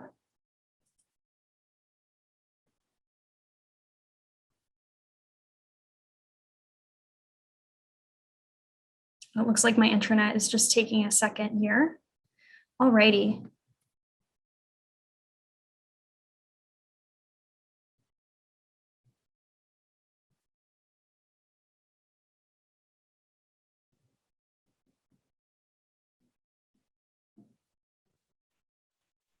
Try clicking on Search Grants again.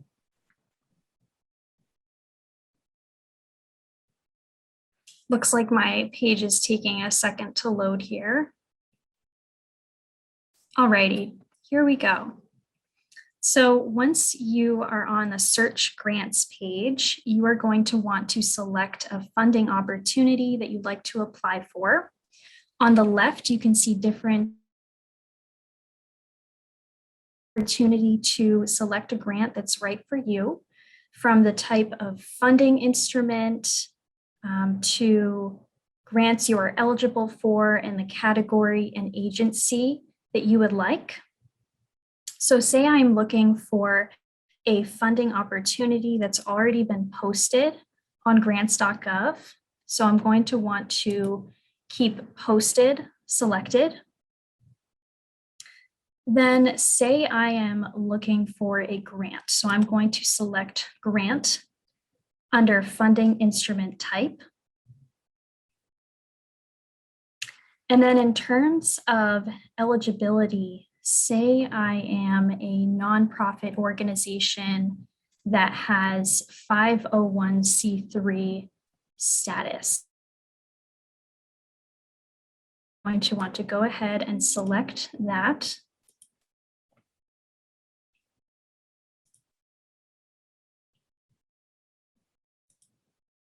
Alrighty, and then when it comes to category, say I want to search for a grant that pertains to regional development. So I'm going to select that. And because this has really narrowed down my options for grants, I'm going to keep all agencies selected. So if I scroll back up, you can then see all of the different grant opportunities.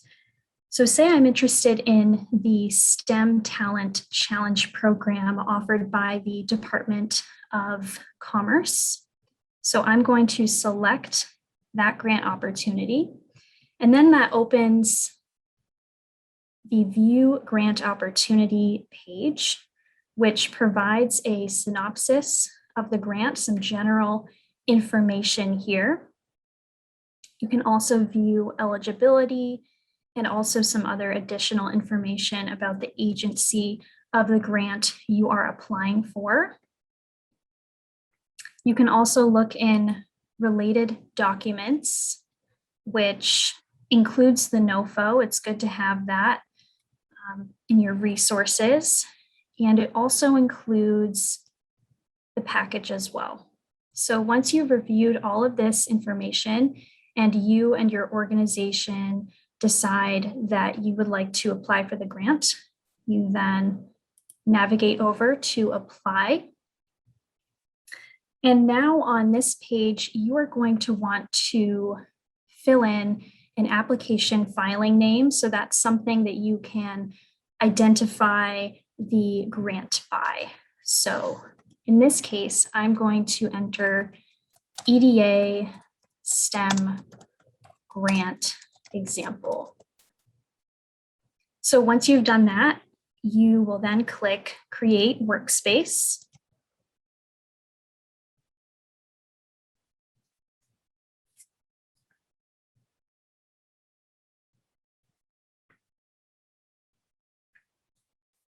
I apologize for my internet. It's being a little slow today. Okay, so now that you've created your workspace, first notice that Vicki is a workspace owner, which gives her the user privileges to manage the workspace. In order to create a workspace, you must have one of 3 core roles, which are standard AOR role, a workspace manager role, or an expanded AOR role. And as you can see here, Vicki does indeed have workspace AOR status. So she is able to manage the workspace. And before we move on to cover how to add a participant to a workspace, I'd like to give you another tip to consider when completing a grant application form, which is your next step in the process of submitting your grant application. In the application package forms tab, which is down here below, you will see the option to download forms or as a PDF or as a web form. We recommend using a web form to complete your grant forms. It saves easily as you go, so that way you don't have to worry about losing any information that you enter. And it also checks for errors on your forms. That way you know if there are any gaps or missing information that you need to address. Okay, so now we are going to move on to adding participants or collaborators to a workspace. So you are now going to navigate to the Participants tab. So you can see right now that Vicki is the only participant on this grant. So in order to add a participant, you are given 2 options. You can either add a participant that is within your workspace organization, or you can add a participant that isn't necessarily in your workspace organization. So it can be any individual that has a grants.gov account. So in this example, I'm going to show you how to add a participant by adding their username. Okay, so I'm going to add that other individual's username here. Click search, and you can see their name comes right up. And this other user, they come up because they had created a grants.gov account prior to being added as a participant to this workspace. You can also see that Vicki has the power to decide the form access that she is giving to this participant that she's adding. So let's say we're giving this other participant all forms, including budget form access. We will then click Save. Okay. Now you can see that we have successfully added that other participant to the workspace. And you also get a confirmation at the top of your screen here that says user successfully added as participant to the workspace.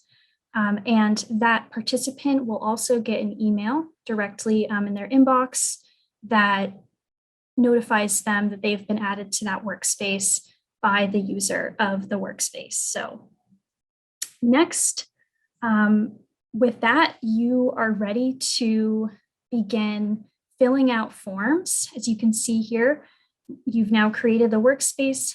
You will then start filling out your forms, and you will then be ready to submit them. So this is a great collaborative tool, as I mentioned, so that you can work with other members on your team in filling out and completing these grant applications.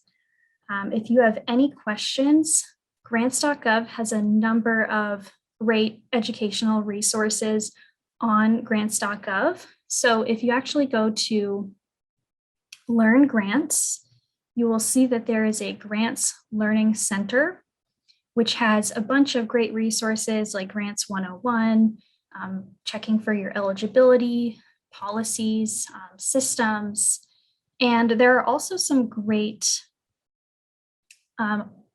materials that are specifically for workspace. So if you go to applicants, you can then go to applicant resources and workspace overview.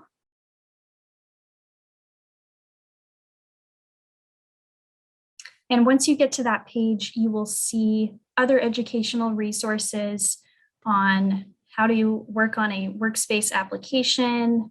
If you scroll down, you can also see a training video, and they also have a whole page here of workspace related training videos, which really will help you be guided through the process. So if you have any questions, these are really great resources.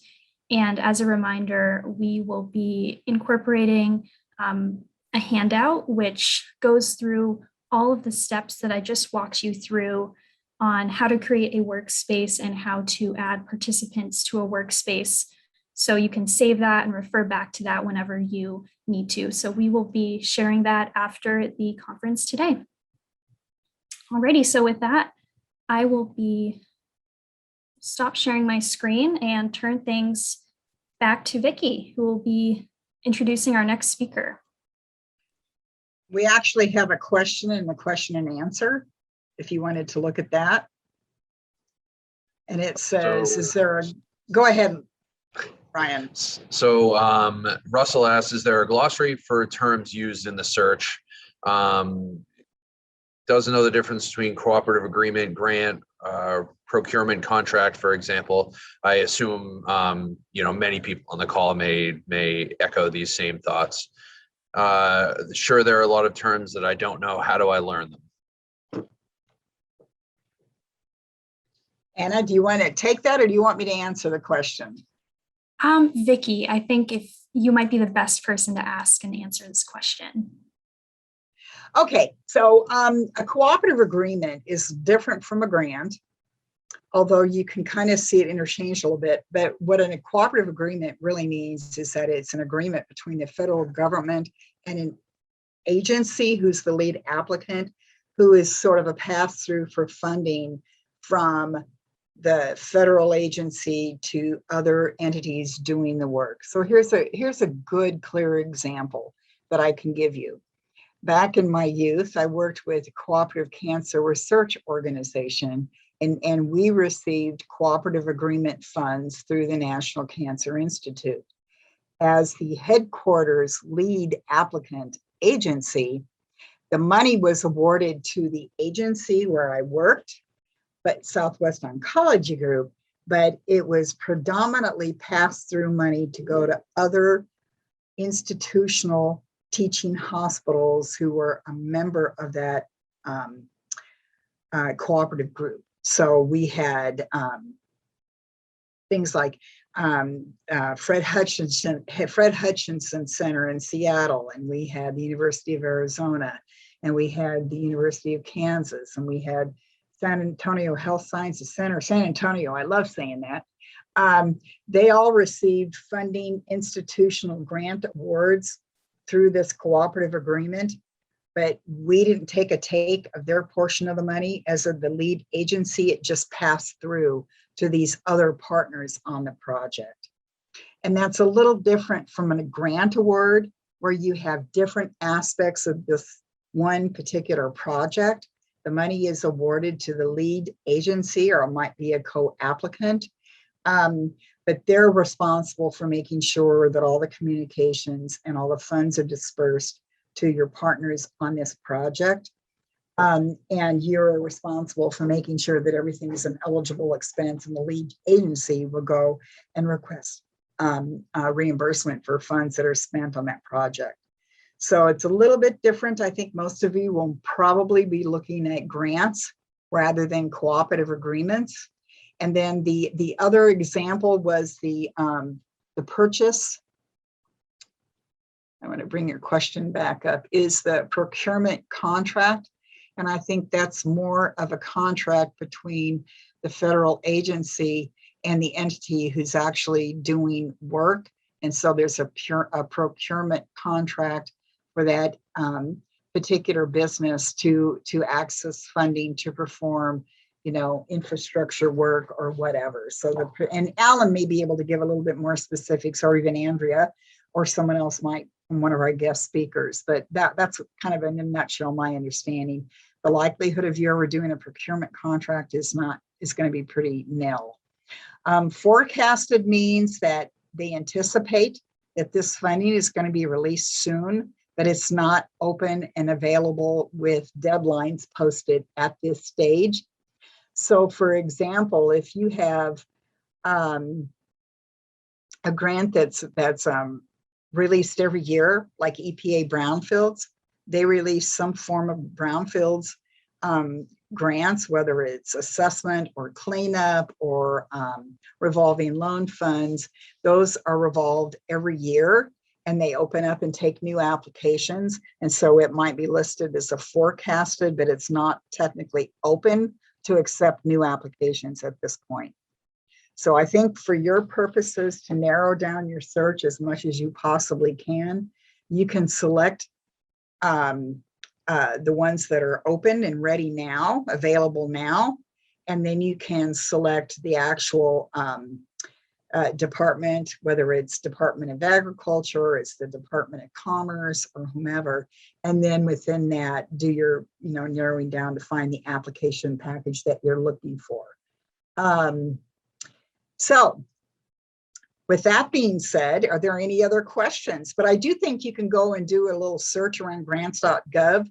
And I think a lot of those videos and instructional videos will give you some more details and breakdown, probably better than I did. And I do think there is some frequently asked questions so that you can go in and actually look and ask for some of those acronyms and what they stand for. Like EOR, what does that mean? That's an authorized official representative for the organization. And that's the person who has been authorized by your organization to submit a grant. It may not be the same person as someone who's authorized to sign off and approve the submission of the grant, but the one actually doing the formality is submitting the grant through grants.gov.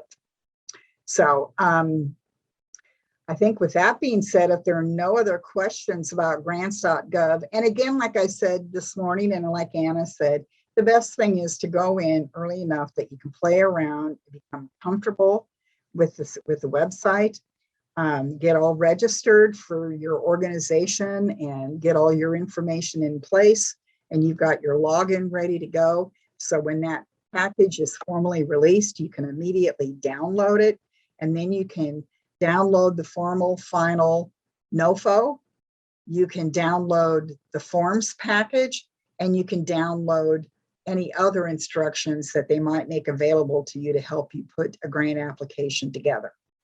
And so playing around with that makes you more proficient and makes you more comfortable with working on that. Something that Anna said, using the web form, I totally agree with using the web form to fill out rather than downloading the form and then loading back up. The beauty of using the web form is that you're filling it all out online and saving it as you go along. And then at the end, you can save it before you move to the next form, but you can also check for errors. And that will bring up any blanks that you forgot to fill in. And it'll show if you put in information that if, you know, when they ask for the congressional district, and our district is ME002, and you put down ME2, it'll come up as an error because you didn't fill out the right number, the right representation for our congressional district 2. So with that being said, I see that Andrea Smith has joined us as a panelist. And we're a couple minutes early, but there's nothing wrong with that. I'm going to go ahead and introduce Andrea. So if you want to go ahead and unmute yourself and bring your picture up, we can get to the guest speaker portion of the program for this afternoon. There she is. Here I am. There you are. So Andrea has been, I'm going to introduce you, Andrea. Andrea's been the program director for the Northern. Andrea's been the program director for the Northern Border Regional Commission since June of last year. He was previously with the Maine Department of Economic and Community Development for 16 years, serving as a program development manager. She has a wealth of experience and information, and I'm very happy to welcome you, Andrea, and turn it over to you. Thank you. Nice to see you again, Vicki. We've our paths have crossed a few times. They have. Can everybody hear me okay? I never know with my computer. Sometimes people say they can't hear me, and then I feel like other times it's so loud I would make them fall off their chair. So can you hear me all right? It's perfect. It's perfect, Andrea. Good. I hear you loud and clear. I promise I won't yell. So anyway, thank you for the introduction, and it's great to, I was looking at the attendee list and the other panelists who are all part of this roundtable or discussion this afternoon. And I know I was just listening to the presentation about grants.gov. You know, we're probably one of the few federal agencies that don't currently use grants.gov. We actually have our own application portal. But that said, I thought today would be a good opportunity for those who are not aware of the commission or may not be as familiar as others to just give you kind of a general overview of who we are, sort of where our service area is, how we're governed in sort of terms of, you know, sort of our decision making, with a focus on 2 of our core programs that are competitive. So I have a number of slides here. I want to assure people that yes, I talk fast so I could fly through them. But more importantly, I find sometimes after these conferences, you get so much information, it's hard to sort of remember it all. So I included a lot of slides that probably give you some additional information that probably wouldn't be as relevant today. You know, but would give you a resource at a future time should you consider our funding and want to know a little bit more. In addition, our website is chock full of information, and I always want to make sure people know that we're a resource and available to help in any way we can. And so I just, you know, sort of start there. And with that, oh, and I always leave plenty of time for questions at the end. I always feel like some of the best exchange of information doesn't always come from a presenter's PowerPoint or slides, but from the questions that other people raise. So with that, I will get started and let's see. Okay, so you've got me up on the screen. So do I just have to tell you when I need you to change the screen, or am I running the show? Yes, yep. So if you just let me know whenever you're ready for me to advance the slides, I will do so. Okay, all right. I'll just gonna confess right now, I tend to give information before I switch the slide. So hopefully I'll do a little bit better if someone else is, is clicking than me. So we can go to the first slide, which is in the next slide, which is an introduction about the commission.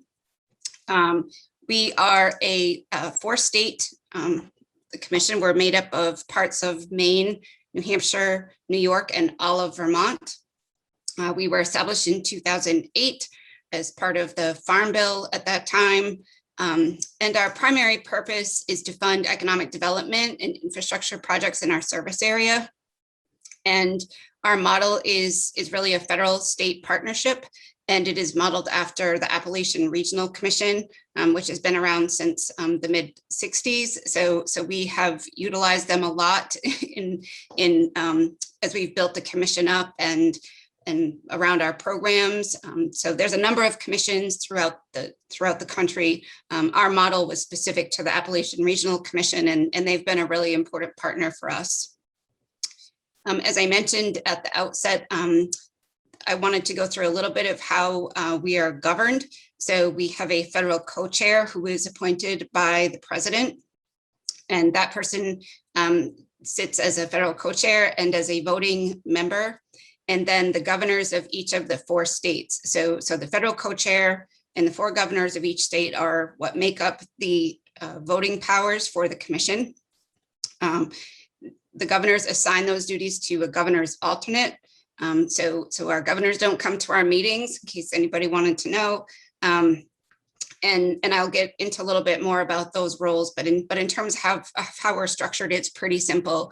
We have the federal co-chair, and then we have the governors of the 4 states, and they're the ones who have the voting power. They approve our budgets, they approve the slates of projects. And then our other important partnership, as I mentioned when I said hello to Vicki, we do a lot of work with our local development districts or economic development districts. That term gets kind of used interchangeably, but we're talking about the same entities. We're a pretty small staff. There is 6 of us right now. And so certainly having strong state partnerships and regional partnerships is really important to get word out about funding opportunities, but also to ensure projects have people available to assist them when the commission can't be in as many places as they'd like to be at times. I'm ready for the next slide, please. So I mentioned that the commission is made up of we're one of many commissions in the state. So this really is just a map of the commissions that exist, and you'll see us up in the upper right-hand corner. Next slide, please. So as I mentioned, what our intent is as a commission. And we have, I think I mentioned, actually, I feel like this is the same slide as before. Okay, that's probably my bad. So we can go to the next slide. My apologies. So for the state of Maine, which most of you on this call are probably interested in, Governor Mills is represented on the commission by Heather Johnson. That is her chosen alternate. Many of you may know Heather, who is the commissioner of the Department of Economic and Community Development. And then the duties are carried out by a state program manager, which Vicki mentioned was my role for a number of years before I came to the commission. Those are currently assigned to Charlotte Mace. Some of you may know her as well, who serves as the director of the Office of Business Development at DECD. And Charlotte, I always strongly suggest that people who are interested in our programs talk to the state program manager. Each state has a designated program manager, and really because they can give you some really good information about how your project may or may not align with the state priorities for the funding that they have available to them. The program manager really coordinates the review and scoring of projects. They're the point of contact to talk about the project. If you were to apply and not be selected, they are the individuals who give folks feedback on their applications. We see a lot of entities who have applied and not been successful. Sometimes that's simply because there just isn't enough money.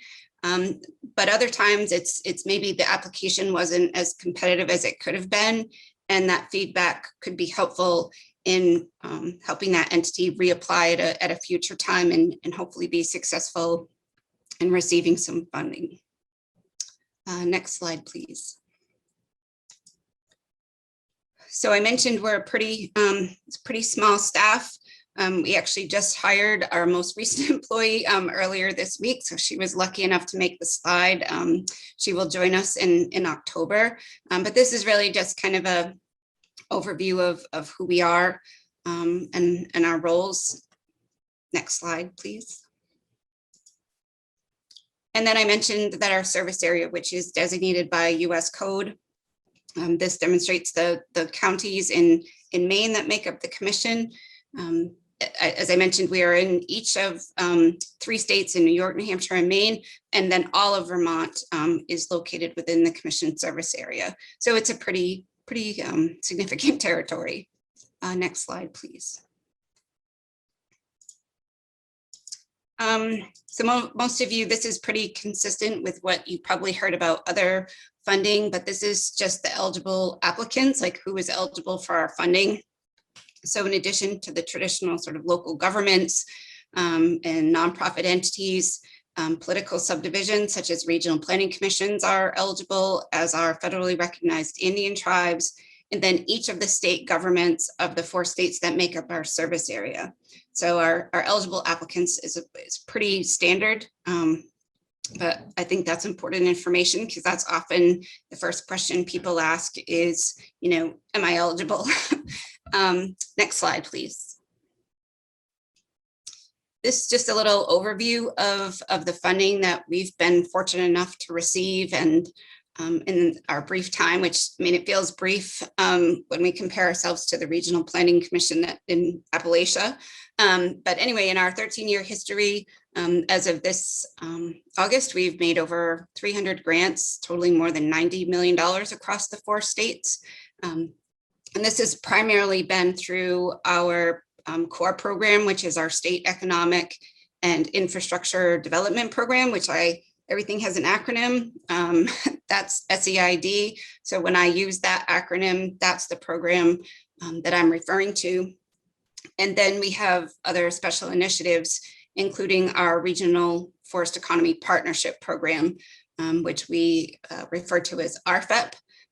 So our core EID program is really makes up the majority of our funding. And then the RFEP has run, this will be the 3rd year. It's a set aside within our federal allocation in which we are directed to do work in that environment. There's a couple of others that we are as well, but those are not competitive programs. They are programs such as the State Capacity Grant, which is to help build up both the states and the regional entities. And so my focus today is really on the competitive programs that we run that people may be interested in. Next slide, please. Just because you might want to know what's happening in Maine. And again, this reflects our awards through those made in August of this year. I think that's a pretty impressive figure. When I was doing the calculations, even though I've been involved with the commission as a program manager and now as a program director, I really wasn't aware the number was that high. So I found that impressive, and so decided I'd share it with all of you. So next slide. So as I mentioned, the first program I wanted to talk about was our economic infrastructure development program. This is our core program. There was about 4.6 million per state available in the 2021 program. This program we announce in early each year, so obviously we're a little dependent on Congress to know what amount of funding we have available. We run our program materials. We get them out around early March, and we did have letters of interest due. I believe they were due in March of this year as well. And then applications are typically due in May. So once we know the program is going to run, in addition to notifying folks of what amount is available, we actually do put together a real timeline. So there are real dates of when things are due, and program manuals and program information and all of that. So I really just kind of wanted to give you an idea of when our funding is available for these two programs, just to give you a sense, understanding every program has its own requirements and its own dates, and quite often they don't align with each other. So early spring of each year, applications in May, and then during the summer months, those applications sit with the state where the project is located, and they are reviewed and scored by coordinated by the state program manager, but reviewed and scored by state's own review and score team. So MBRC has nothing to do with the review and scoring of projects. Our primary purpose in both the LOIs and the applications is around eligibility, making sure the entity is eligible, and also the use of money. So we take the LOIs, we get the applications, we do the eligibility, and then they go to the states to be reviewed and scored. We made notification of awards and to unsuccessful applicants in early August this year. Sometimes that's more like mid-August, I think it was last year, which part of that was really due to the pandemic and building in some extra time for people to apply. But we make our awards, and the slates are voted on at our summer commission meeting, which happens in late July or early August. And then following that, that's when we make official notice to everyone. Right now, we are preparing and distributing grant agreements. So that's the first step when you receive funding from us. To start putting the project in motion is a grant agreement. We prepare and distribute those in September. And all of our EID projects have a start date of October 1st of the year in which they are funded. And our period of performance, we allow 3 years to complete a project, just to give you a sense of timing. And then in addition to the other things that are on my to-do list, I am working with staff and an outside consulting firm to put together LDD and grant recipient training later this fall. It's something that had happened in previous years, but has not happened over the last couple. I think probably from my, I'm not saying this because Debbie Johnson is on the panel today, but I really saw a lot of value in the training that we did for our grant recipients when I worked in the CDBG program. There's just a lot of federal requirements out there, and I appreciated the question that someone asked during an earlier segment about, the lingo and sort of what do we mean by the term we use. It's just a little bit different for everybody. And I also think it's a really good way to make introductions. Everything, thank goodness we have the ability to connect virtually. And ours will be a virtual training. It will not be in person.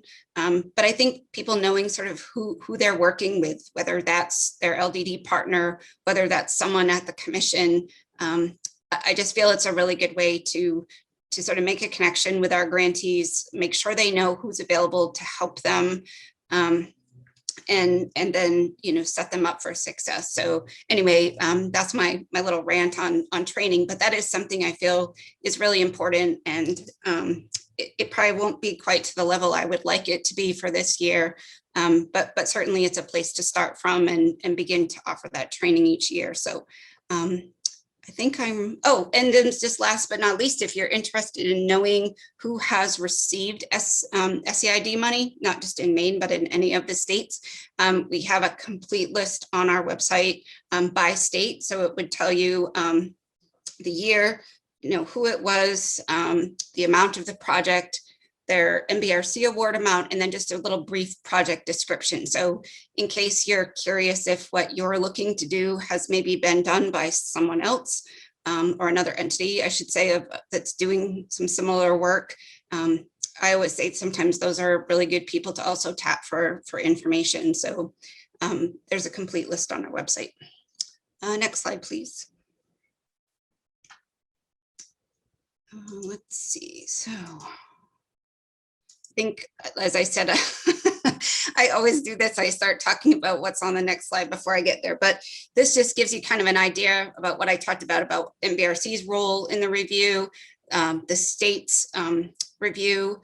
I don't believe I mentioned that multi-state projects are reviewed by all states. So we could have a project that is going to be doing something in, let's just say, in all 4 states.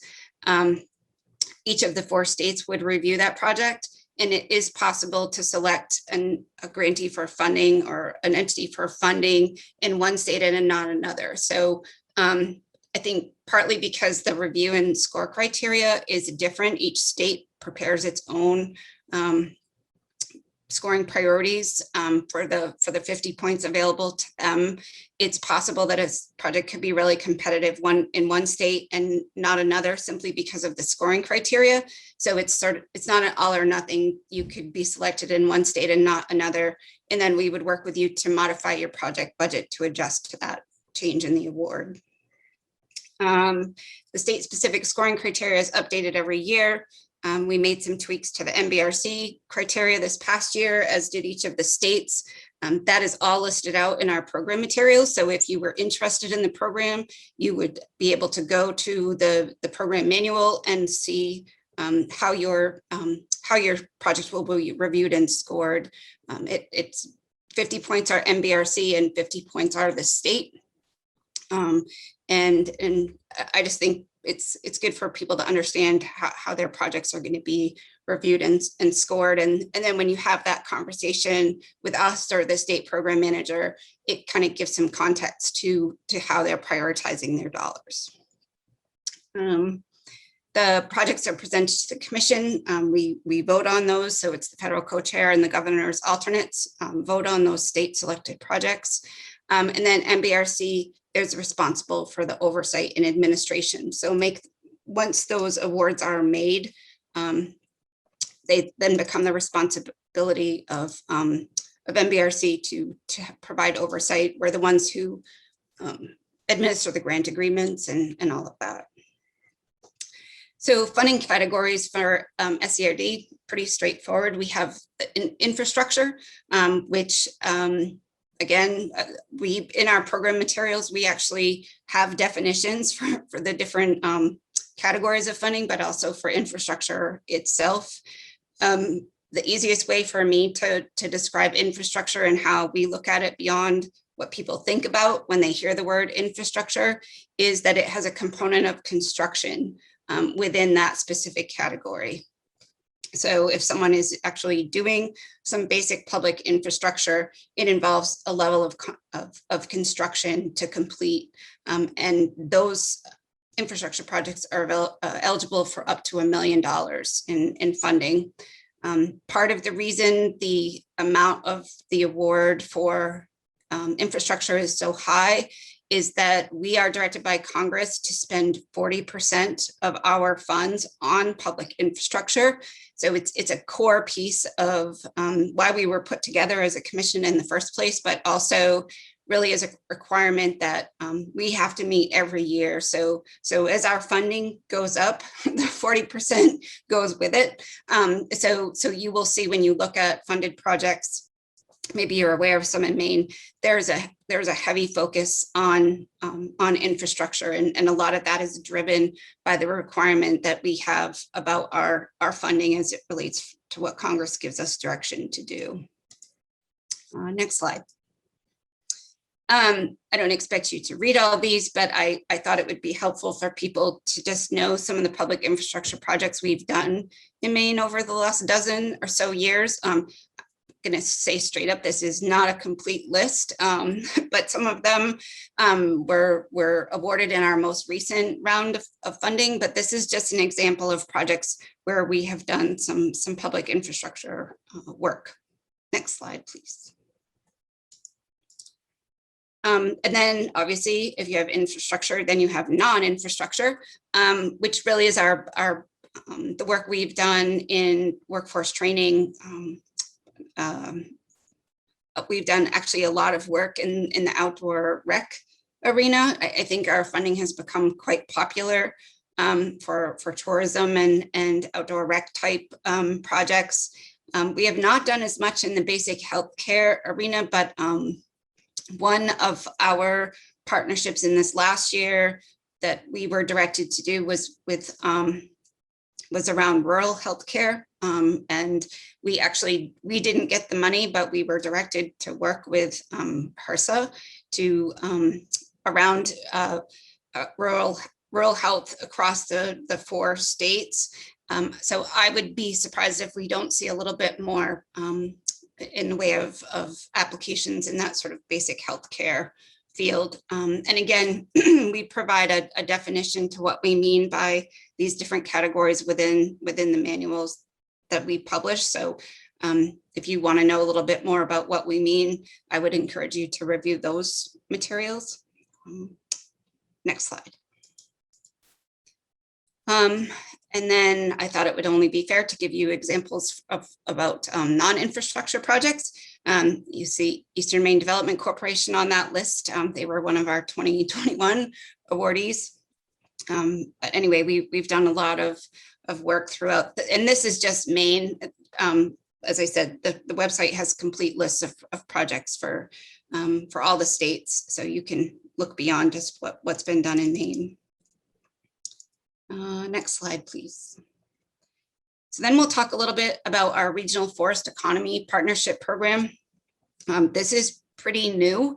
In 2018, MBRC received its sort of first allocation that was specific to work in the forest arena. So this program continues to kind of be tweaked each year as it's very difficult to kind of go from that sort of state-driven state economic infrastructure where each state has its own bucket of money to then make the 4 states start thinking regionally. So I think we've had a challenge getting to a place where we're getting where we feel like it's really a regional program instead of state specific. But there's been some pretty cool projects funded as part of this program. This is also a competitive program that we run every year.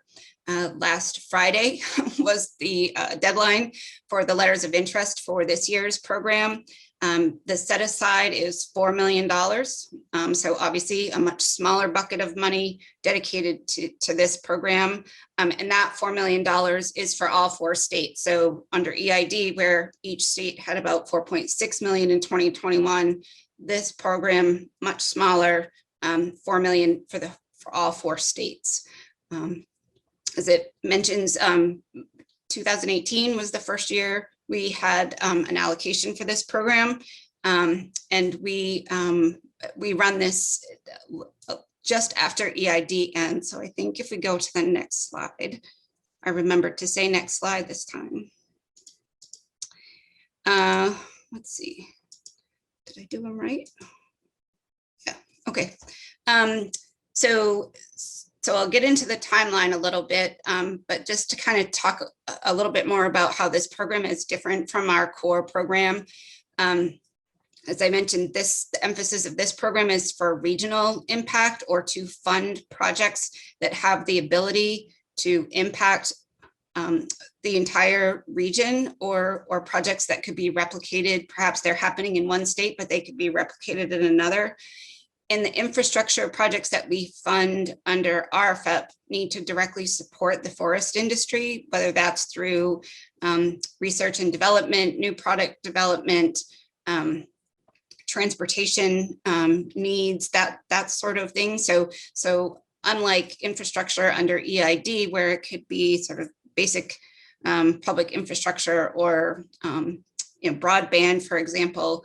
The emphasis on infrastructure under this program is specific to directly supporting the forest industry.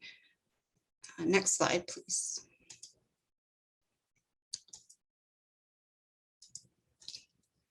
So there's two funding threads for RFEP. One of them is around new technology and innovation.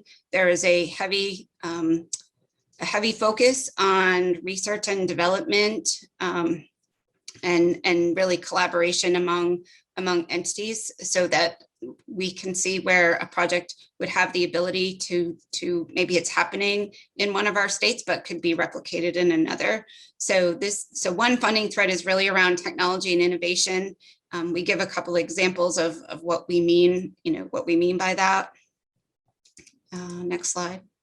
And the second is around workforce retraining and development. So certainly understanding, as with a lot of things, building skills for forest industry businesses, perhaps as there's new technology, people who are trained to understand that.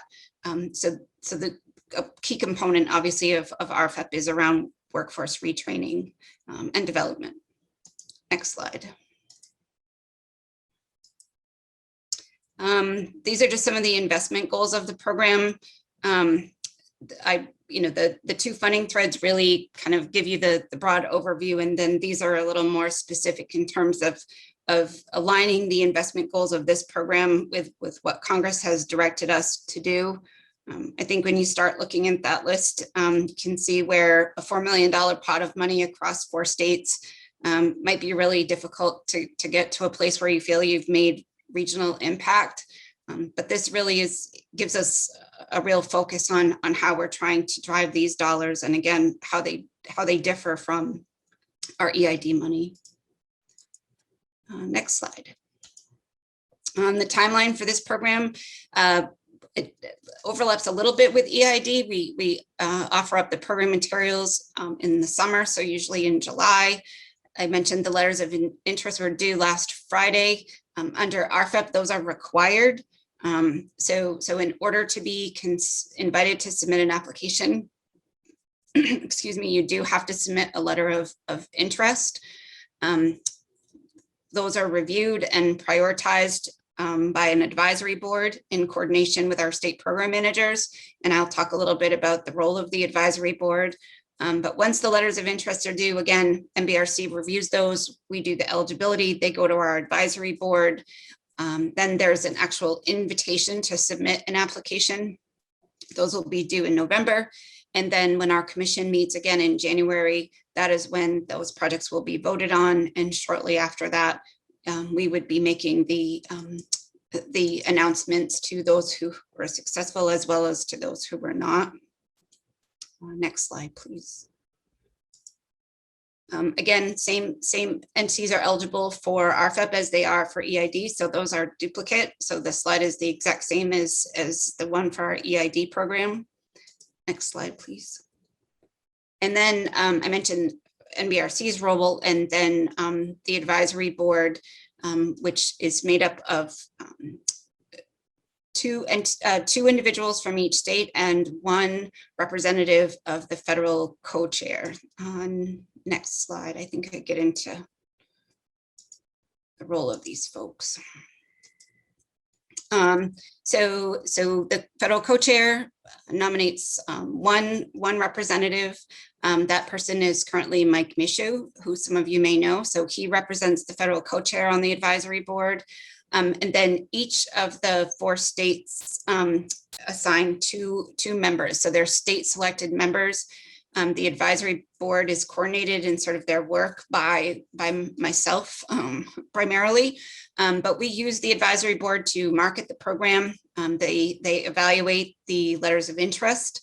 And then once they are done with their piece around the LOIs, they then become a resource to the applicants. So once their piece is done around the letters of interest, and this is a little new. Last year was the first year we had not used the advisory board in both the review of LOIs and applications.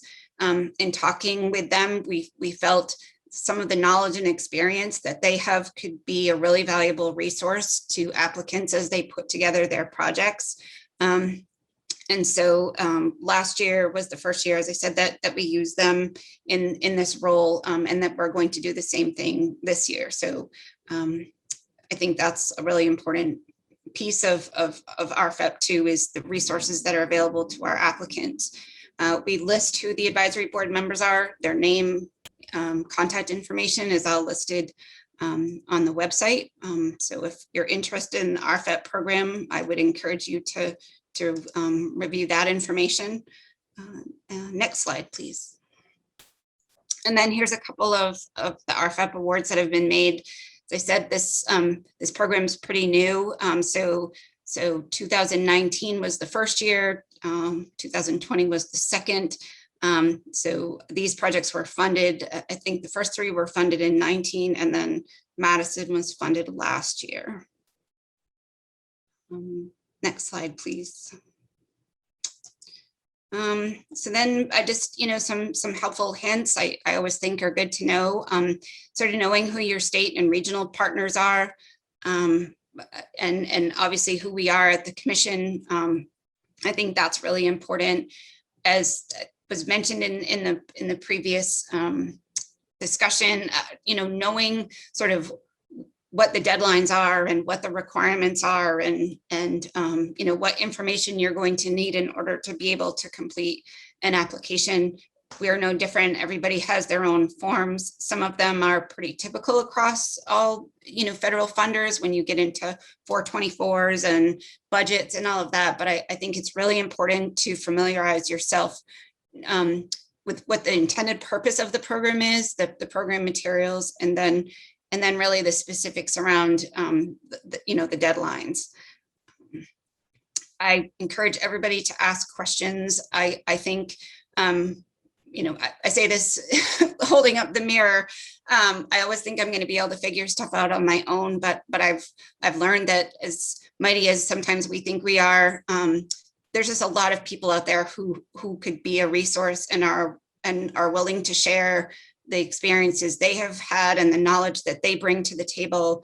And I really think that folks who maximize those resources really put together the most competitive applications. So I always put ask questions on my helpful hints. Contacting other projects who utilized our money, kind of, what worked, what didn't, where did maybe they run into a pitfall.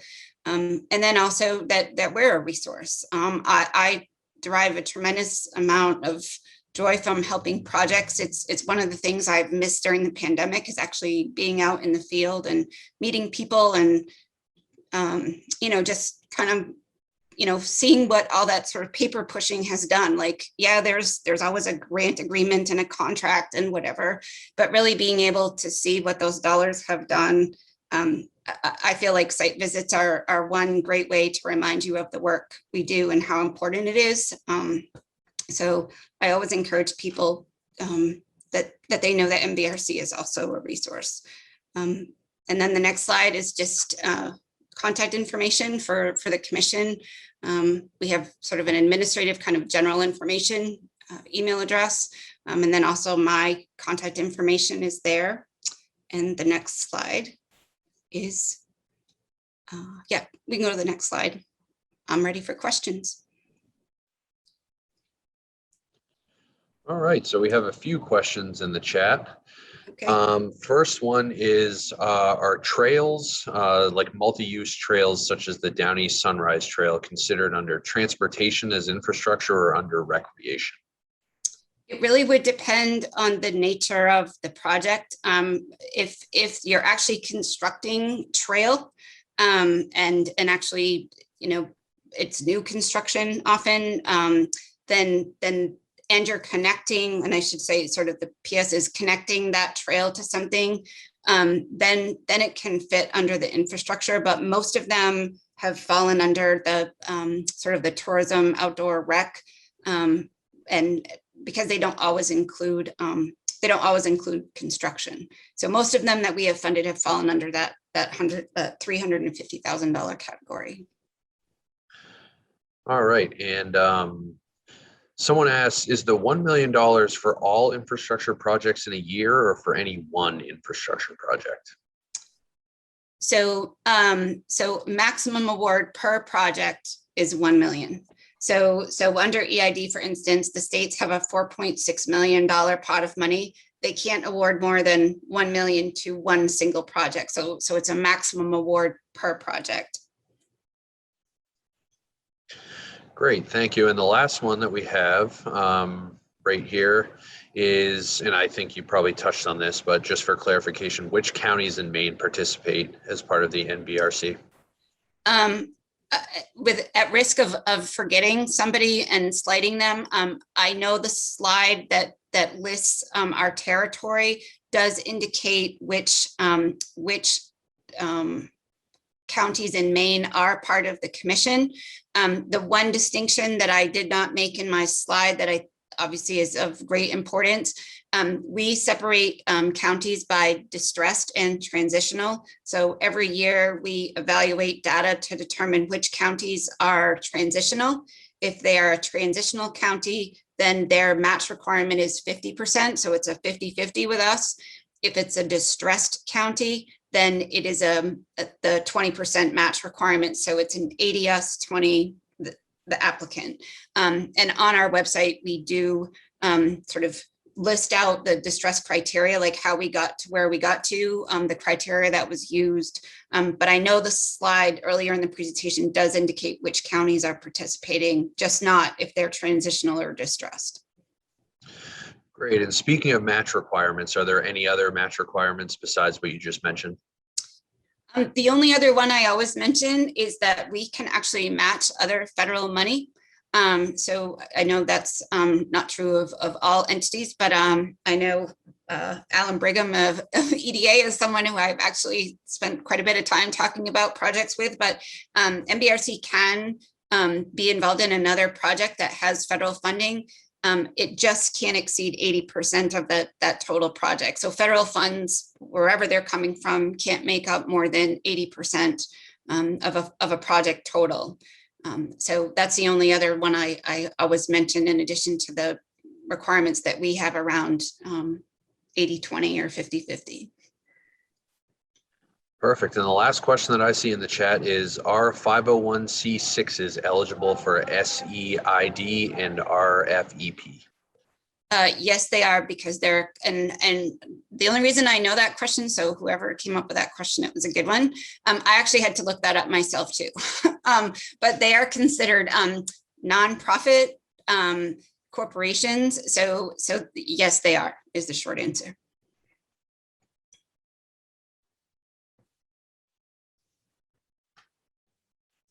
Thank you very much. That's all we have for questions in the chat, I believe. Okay. And my contact information is there.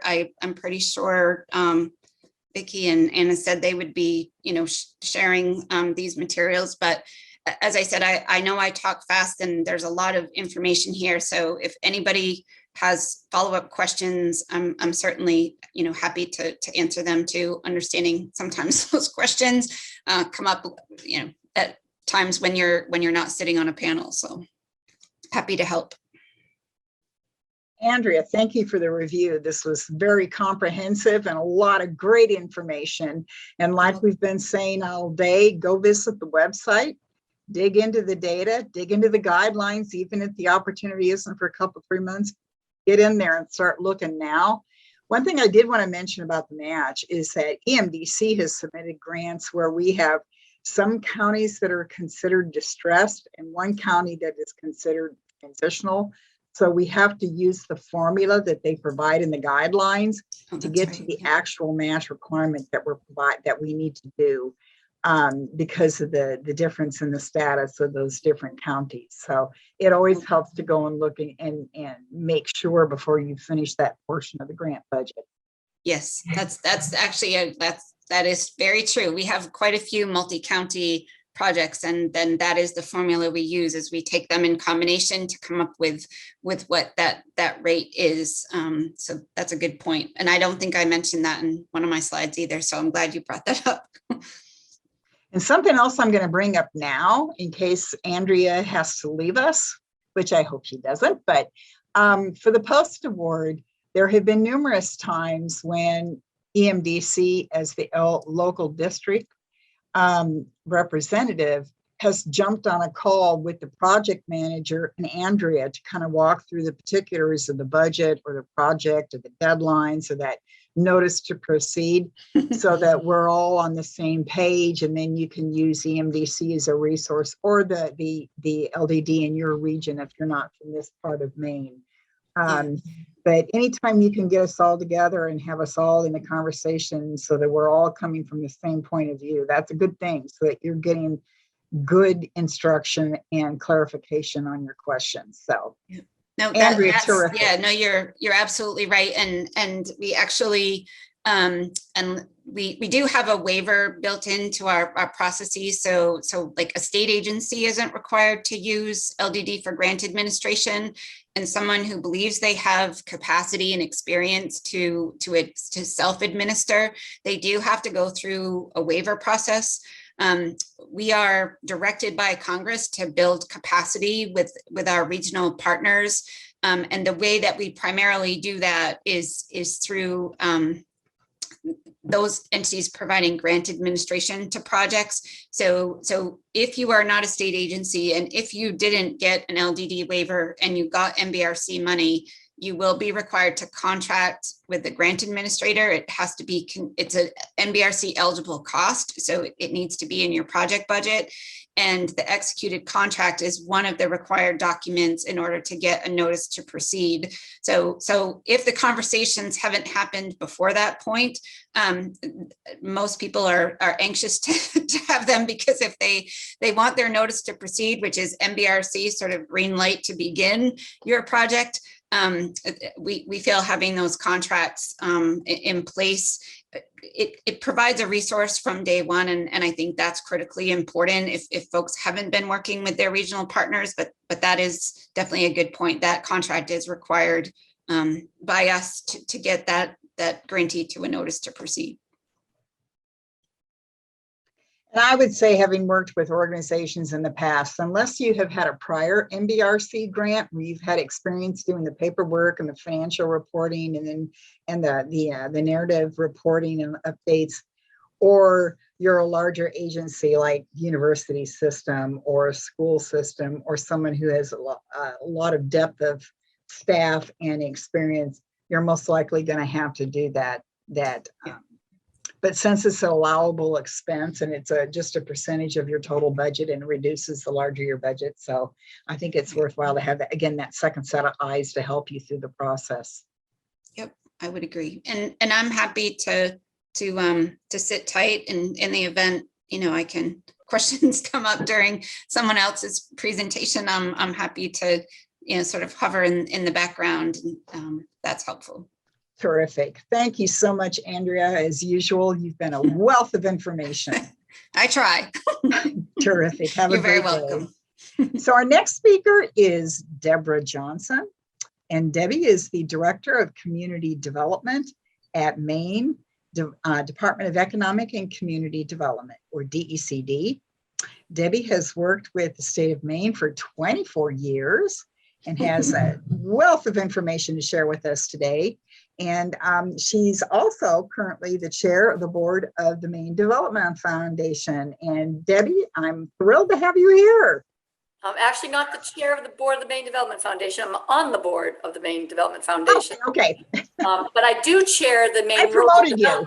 I do chair the Maine Rural Development Authority board. So yeah, good. Very similar. And again, I'm going to sort of build on Andrea. It's so funny. I call it, we lost Andrea to Northern Borders, but I still am working with her because she encouraged the state, and I did apply for a state capacity grant. So at the EDDs and regional planning commissions, there are a plethora of TA providers that are out there doing CDBG TA and also Northern Borders. And the whole point of that state capacity grant was to put resources out in the field so that people that needed them could have somebody to talk to work through. Charlotte Mace, the coordinator, she also has that list of people. So if you're talking to Charlotte about a potential project, and you need some help, she can hook you up with one of these people. So I think it's funny how we're still so intertwined, Andrea. I think it's great. And so Tammy Knight is the person who kind of herds those cats, if you will. And so if you have any questions about who to call, you can also reach out to Tammy Knight at my office, and all of our contacts are at the end of the presentation. So even though you can go to the next slide, Anna.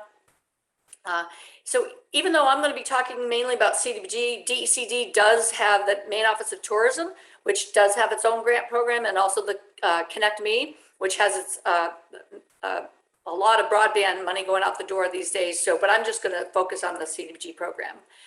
For those who don't know the acronym, and I do say it fast, sorry, I'm the same way as Andrea, I like to talk fast. It's the Community Development Block Grant Funding, and HUD is the Department of Housing and Urban Development. And we get an annual allocation to the state program. And so the state program is all of what's called the non-entitlements, and the entitlement communities of Portland, Lewiston, Auburn, Bangor, Biddeford, and all of Cumberland County, except for Brunswick and Frye Island. So those entities receive their own block grant funding directly from HUD. And so we are the balance of the state. And so the only people that can apply for our funding are units of general local government. So we're anticipating for 2022, potentially about 12.5 million. I know that there's a lot of budgets being talked about in Congress that might increase that a little bit. So it's a good trend. For a few years we were going down, and now we're going back up a little bit. So that's very helpful. Next slide, please, Anna. I should just say next slide. I don't know who's advancing them. So since 1982, which is when the state program was developed, the block grant program has invested, and this is probably old because I'm not very good at these slide things. I just sort of culled together some old one. Over $500 million into Maine communities. I think that's probably a little bit of an outdated number because probably this slide was done several years ago. Next slide, please. And so for 2022, this is a draft, if you will, of our program statement, the timelines and the categories. So these are our competitive programs: the downtown revitalization, economic development, housing assistance, public infrastructure. And by our version of public infrastructure, we generally mean sewer and water. And it can be broadband in limited circumstances, but typically not. There's plenty of money for that. And public service and community enterprise. And then the category we've sort of beefed up a little bit is special projects, because in all of these timelines and deadlines and all this, every once in a while, something comes along that's an eligible activity, doesn't quite fit in the timelines, or is something different than those prescriptions. As long as it's eligible, we have entertained special projects and done a few goods. We did that under the CARES Act money as well. But those are basically the timelines, the letter of intent. And again, I'll talk about this a lot. You're only invited, much like Andrea's program. It's by, we call it letter of intent, but it's by invitation only. So you must submit that letter of intent to us. And I'll talk about that in a little bit. Next slide. And so this is another important piece of information when you're planning. Just the logistics of it is that we are also at the mercy of Congress and the budget. So continuing resolutions mean nothing to us. Unlike other federal agencies, we're not a federal agency, and we actually need an allocation and a budget.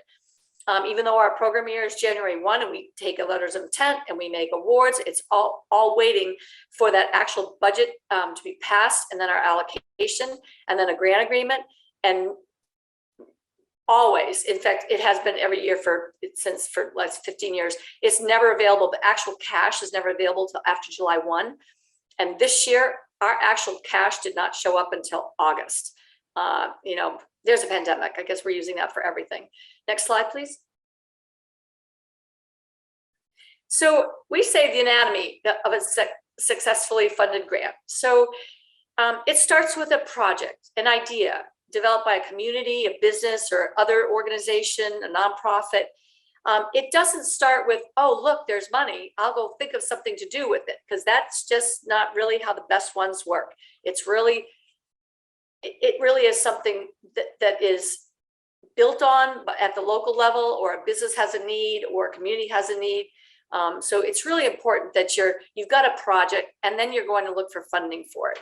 And Vicki did touch on a bunch of ones, and I think the next slide, I don't think she mentioned this, but the Maine State Library. Oh, be creative about your funding. That was Tammy Knight's slide. I'm not as creative as her. But there was a slide in there somewhere, I thought, about Maine State Library, but maybe it's gone. But Maine State Library's website has a whole, no, that's all right. You back up. Yeah, the Maine State Library does have a website that lists a bunch of resources out there, philanthropic resources and all kinds of things. So what you do is that you've got your project, you know what it's going to cost, and you don't have enough money, either local resources or fundraiser or whatever. So you either redesign the project to lower the cost if it can still be a viable project, or maybe you delay the project until you can get some more funding. Explore all the innovative funding sources like at the Maine Philanthropy Center or other places, your local EDDs, regional planning commissions, banks, your municipality. Sometimes they're more willing, your town residents are more willing to fund things than you realize, and be creative with local fundraisers. And then once you have your project and you still got a gap, that's when you consider coming to the block grant program. Next slide, please. So the biggest part about this is when you've got your project and you've identified a gap and you think CDBG might help, everything is driven by who's going to benefit from this. Who is going to benefit from this project? Is it everybody in your town? Then your whole town must be 51% LMI per the American Community Survey or an approved community-wide survey, and those are listed on our website. All of the towns, our website, meocd.org. I think that's in the material. Most people know it, but so this is an example of, we don't really do public facilities right now, but for example, the Jonesport Fire Station or a community center when we were doing those. We don't do a lot of area-wide benefits, but if the project is going to benefit everybody, your whole town must be at least 51% LMI. Next slide, please. So then what's really pretty more common is it going to benefit a targeted area? And this is where most of our sewer water projects are. It's a section of a neighborhood that needs a storm water system replaced or a sewer pipe replaced. And so what happens is sometimes you're within a census tract where you can tell that it's eligible, or we do a survey. The locality will do a survey of all of the users or the beneficiaries. If it's a neighborhood park or something, the targeted area needs to be defined clearly, and then 51% must be LMI. Or if you're doing, and this is pretty much sometimes community enterprise, but more likely downtown revitalization, slum and blight is a declaration, and that's a formal declaration that our requirements are all on our website, and that you do not need to have a 51% beneficiary. Next slide, please. So direct benefit, are everybody going to benefit from it? So that means everybody has to be low to moderate income. A perfect example of that is single family housing rehab, which we do not do in the competitive program anymore. But if you're getting a grant to replace your roof, you must be LMI. So just to touch on that a little bit, statewide, outside of the entitlement communities, all of the community action agencies have CDBG money to do single family rehab. So if somebody in your town, community, if somebody needs some home repair and they are under the 80% threshold for your county, you send them to the community action agency. We found that instead of communities having to come in and apply on their own, there wasn't the capacity to do those. It's a very cumbersome, labor intensive program. And so the community action agencies are well versed in that. So we don't do that competitively anymore.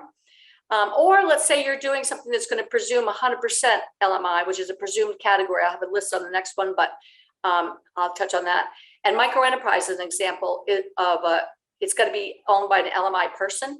That also is a program that we have switched from competitive to going through the EDDs as funders and the SBDCs as the portal. But anyone, any business, anywhere, if you're working with another organization that helps small businesses, they can refer you to an SBDC advisor in your area, and they'll help you get going on that program. But that's an example of having to be a direct benefit being LMI. Next slide, please. And these are the categories are presumed LMI. And if you notice, we've always put this because we get a lot of these public service applications by nonprofits that want to help at-risk youth. At-risk youth are not a presumed benefit. Risky behavior by our young is not limited to low to moderate income households, but abused children that are in the care of or under the auspices of DHHS would be considered battered spouses, elderly persons, severely disabled adults, homeless, literacy programs, migrant farm workers, or persons living with AIDS. Those are the HUD required. Next slide, please. So the framing of it is that you've got your project concept, you know what you want to do, you've got either design and cost estimates or your budget, you know, you've laid all that out, you've assessed all the funding resources, and you determine that, yep, there's a gap. Then you go use that information we just talked about, you determine eligibility. Is it going to fit? And then this is the most important piece. You consult with OCD. And again, all of our contacts are on there. And then you can proceed to a letter of intent. We're really getting tight on that letter of intent being submitted. If it does not have a proper OCD consultation name and date that makes sense, and I don't mean 15 minutes before the due date, because that really will help you not waste your time if it's not going to be eligible. And it helps us help you make a better project. So the next slide, please. So basically, you put your name in there, the unit of general local government. Maybe you've got architectural engineering firm. Maybe you're doing a training program for something. All of it, a very brief project description, what you're doing, what you need, what kind of benefit it's going to be. We have a form that you get from us. It's on our website. Commitment that you know are coming or might be coming. You just lay it all out. The national objective, which is, you know, how you're going to meet our benefit. Maybe there's some specific attachments that we require, and then they sign a certification. I just saw that OCD, Office of Community Development, sorry. And I am definitely not OCD. I could benefit from being OCD, but next slide, please.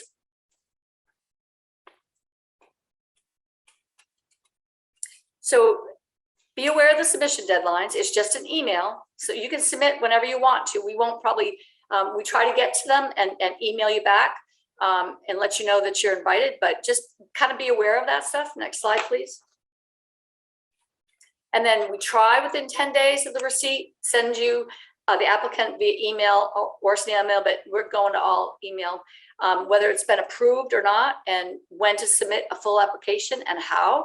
We're in the process of toying and practicing with a potential portal on our website where you will submit your application, upload it, but that's still being developed. So you'll be getting a letter from us telling you that you're invited to apply, when and how to do it. And next slide, please. So then the application phase, you're asked to submit. Next slide. There are three pieces: impact, development, and citizen participation. And all of our programs basically have that same concept. Next slide.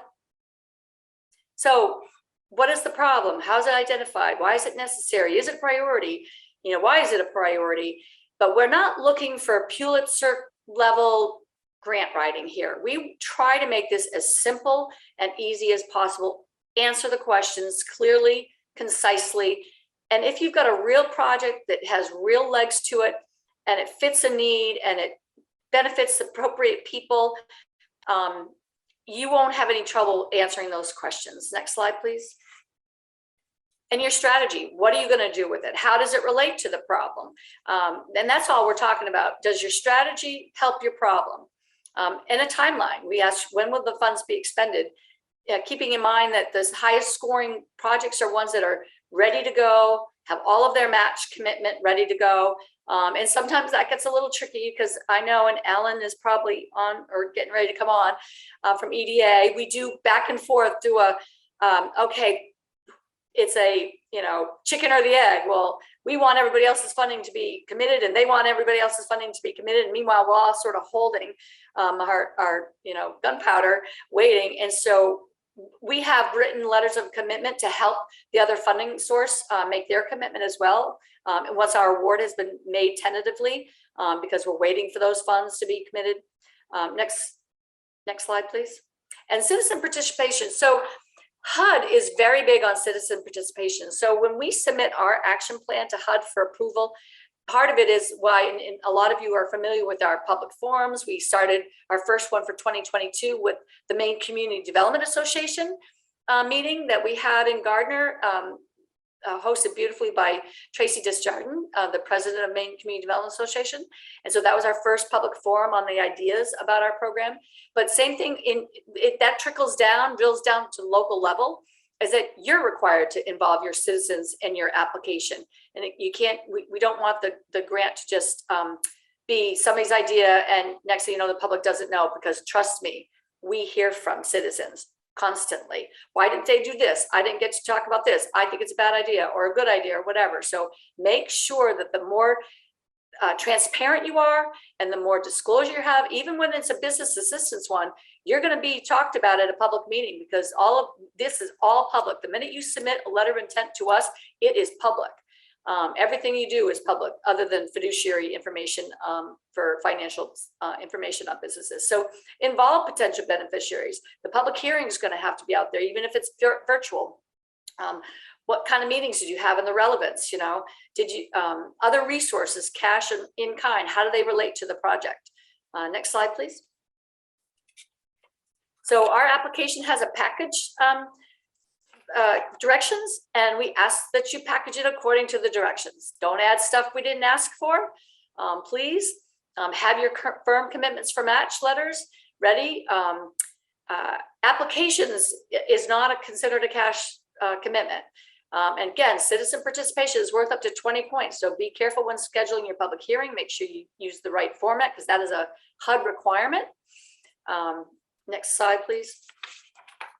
And then on the back on the letters of intent, we're really trying to hammer home the importance of that, is that we're going to help you determine whether or not your project is going to fit in an application process that's going to result in a successful project. We don't want you, the reason we institute letters of intent is so we wouldn't have anybody waste months of activity and effort and putting together an application for something that is not eligible on a technicality.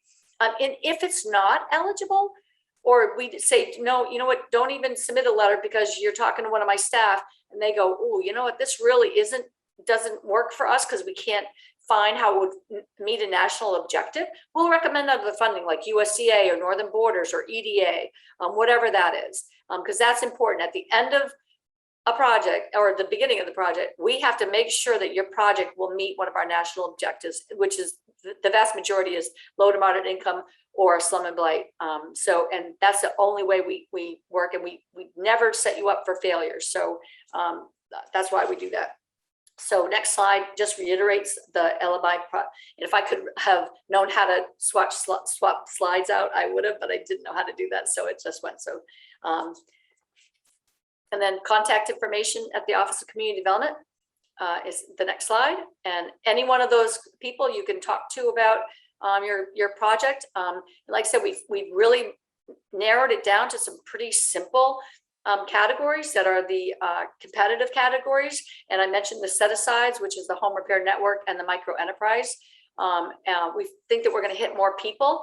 Just an FYI, the micro enterprise grant, instead of one grant to one business in a town, you access the SBDC advisor system and a porthole, and they'll walk you through the process. And it's a $10,000 maximum grant. The owner of the business of 5 or fewer employees has to be low to moderate income. And like I said, the community action agencies are how individual homeowners that are LMI, low to moderate income, can access block grant to help fix needed repairs in their home.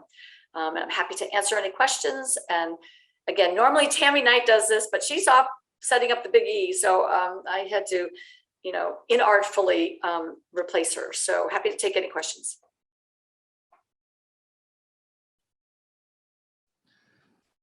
I actually do not see any questions that were not already addressed in the chat. So thank you very much, Deborah. Okay, my pleasure. And like I said, there's our website, and all of our email addresses are the same as mine. It's the first dot and last name at maine.gov, and anybody can answer any of your questions at any time. If you happen to email me and I don't get back to you, like I always say, well, that email was so 20 minutes ago.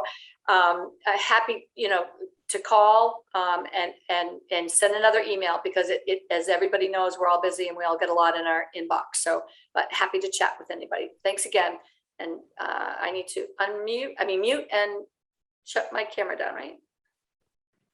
Thanks, Debbie, Vicki. thank you for joining us today. And I think the information that you shared is so important. And I think what you're going to get from today is that there are people here to help you through the process, whether it's for a CDBG grant or an MBRC Absolutely. grant or a foundation grant. You'll hear in a few minutes from Tom, or EDA from Alan. There are lots of folks that are here to help you and answer questions. And sometimes reaching out to someone like Debbie or Andrea or me, we can connect you with someone that's local that you may even know that has had experience doing the kind of grant you're looking to do, to help you kind of reach out to them and get some pointers from a trusted colleague. Absolutely. But And for example, Vicki, in Aroostook County, for those of you from the county, Joella Terrio, and I'm use her name as an example because she's retiring. And I've known Joella as long as I've been at the state. And she is one of our TA providers that helps people work through their idea, maybe answer some technical questions, maybe help them after they've gotten a grant or to do an environmental review. People like her are all across the state, and they're very well versed in what we're trying to do, and they're there to help you. And again, the Northern Borders as well. So some of them are doing the same, but some of them are different in each organization. So if you need a name, reach out to me, to Tammy Knight, to Andrea, and we can hook you up with somebody that can help you. terrific. That's the message of the day, that we're here to help.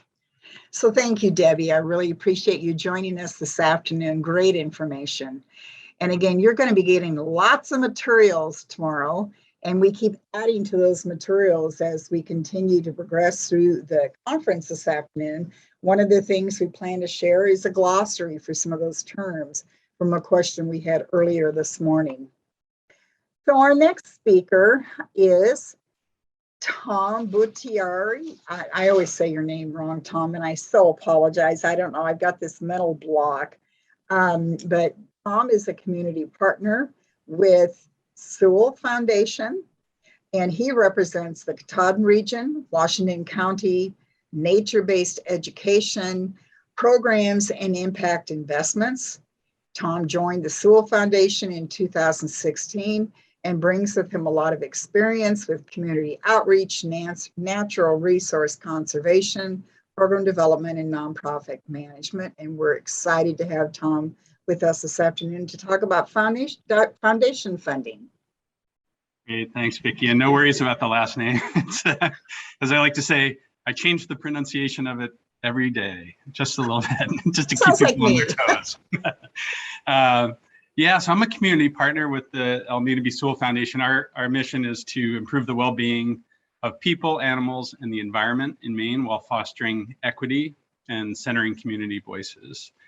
So community partner, you might, as if working with foundations, you might hear the term program officer. I essentially serve that same role, just that the Sewall Foundation is a very sort of relational foundation, and the term program officer always kind of felt like a parole officer or like a loan officer kind of thing. And because we really do try to be a relationship in communities where we work and the issue areas where we work, we updated those titles in the last year. So, as Vicki said, I represent work in our focus areas in the Katahdin region with nature-based education and in Washington County. Next slide, please. So before sort of diving into some specific pieces around the Sewall Foundation, I just thought I'd kind of give some grounding in private foundations. And as this slide says, not all foundations are created equally. So foundations we're set up through the IRS. And so private foundations can be broken kind of down into a bunch of different a bunch of different groups.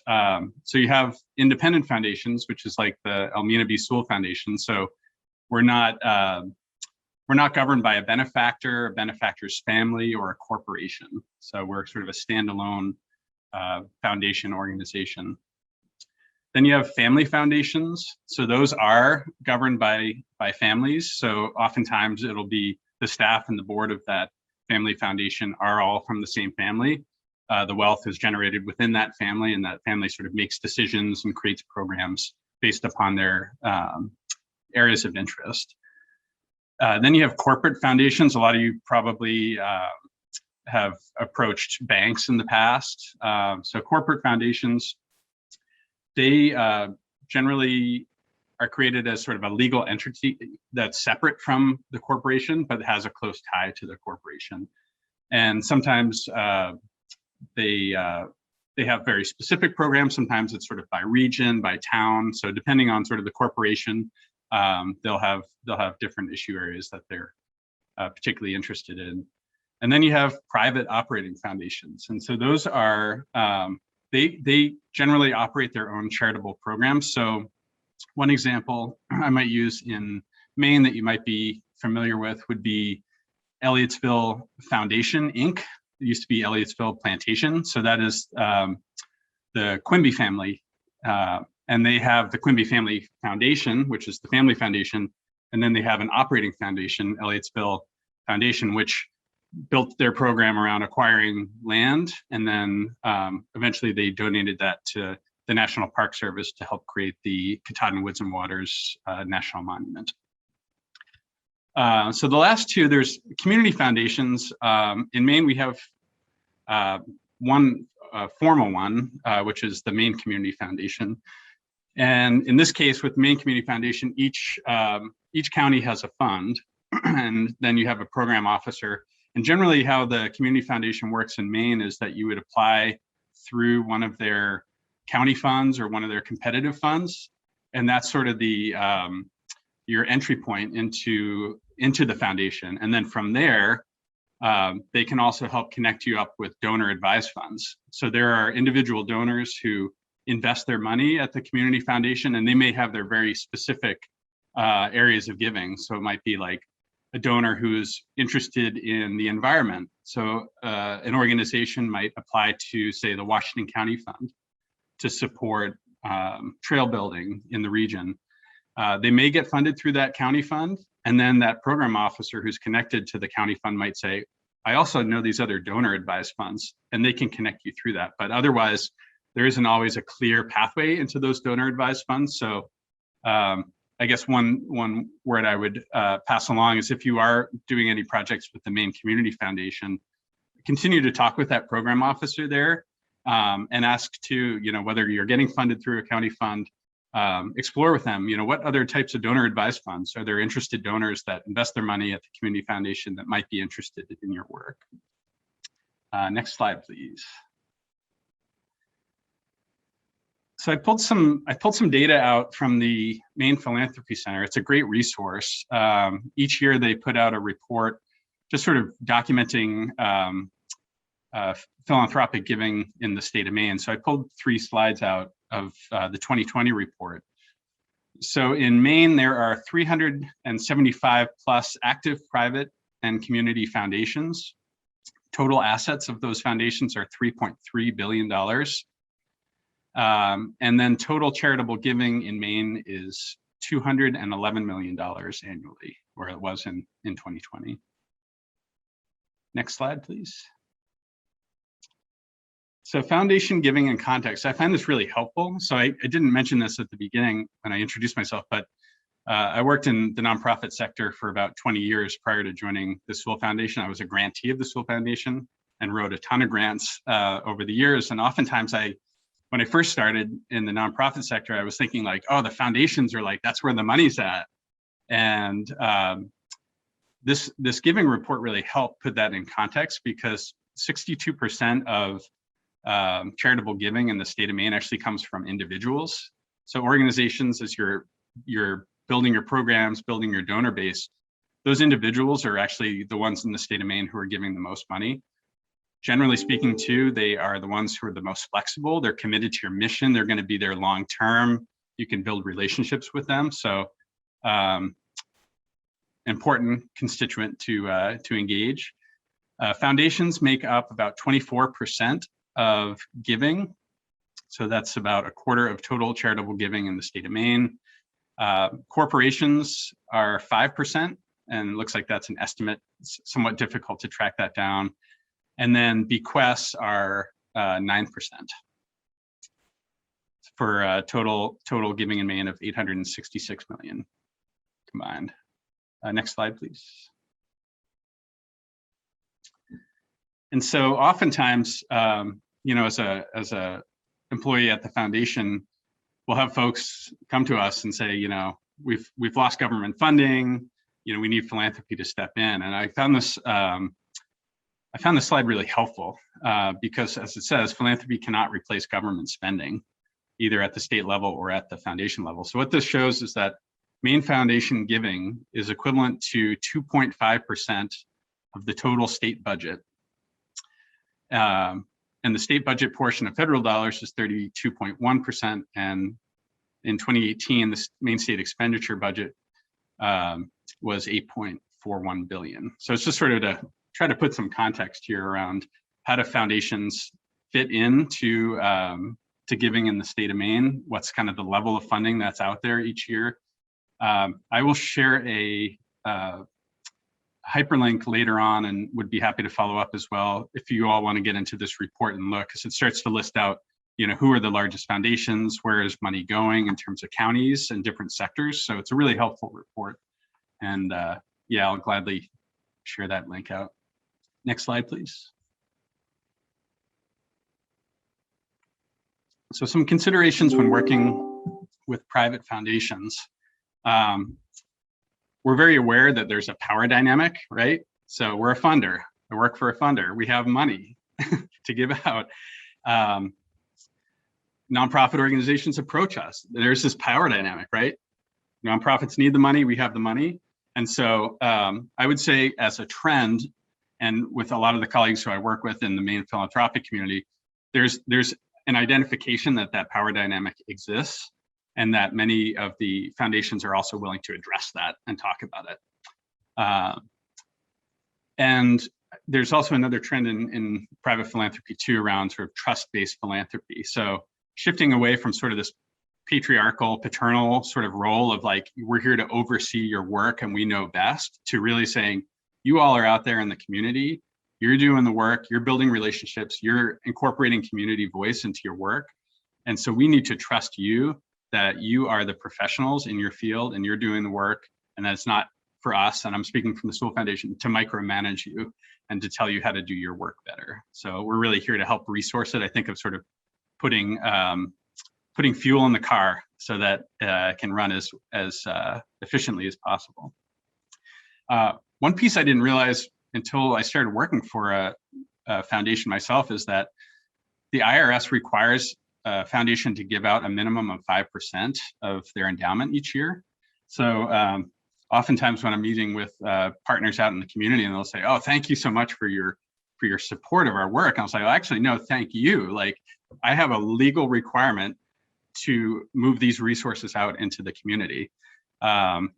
Some foundations really hold at 5%, and that's all they do. Others give out way more. And so I would say, as you're building a relationship with a private foundation, kind of understand or ask the question, are they in a spend down mode where like within 5 or 10 years, they want to give out all of their money and have really big impact in a shorter period of time? Or are they thinking sort of long-term, either in perpetuity or over a longer time period? So foundations, some are endowed. The Elmina B. Sewall Foundation has an endowment that was bequested to us by Elmina B. Sewall.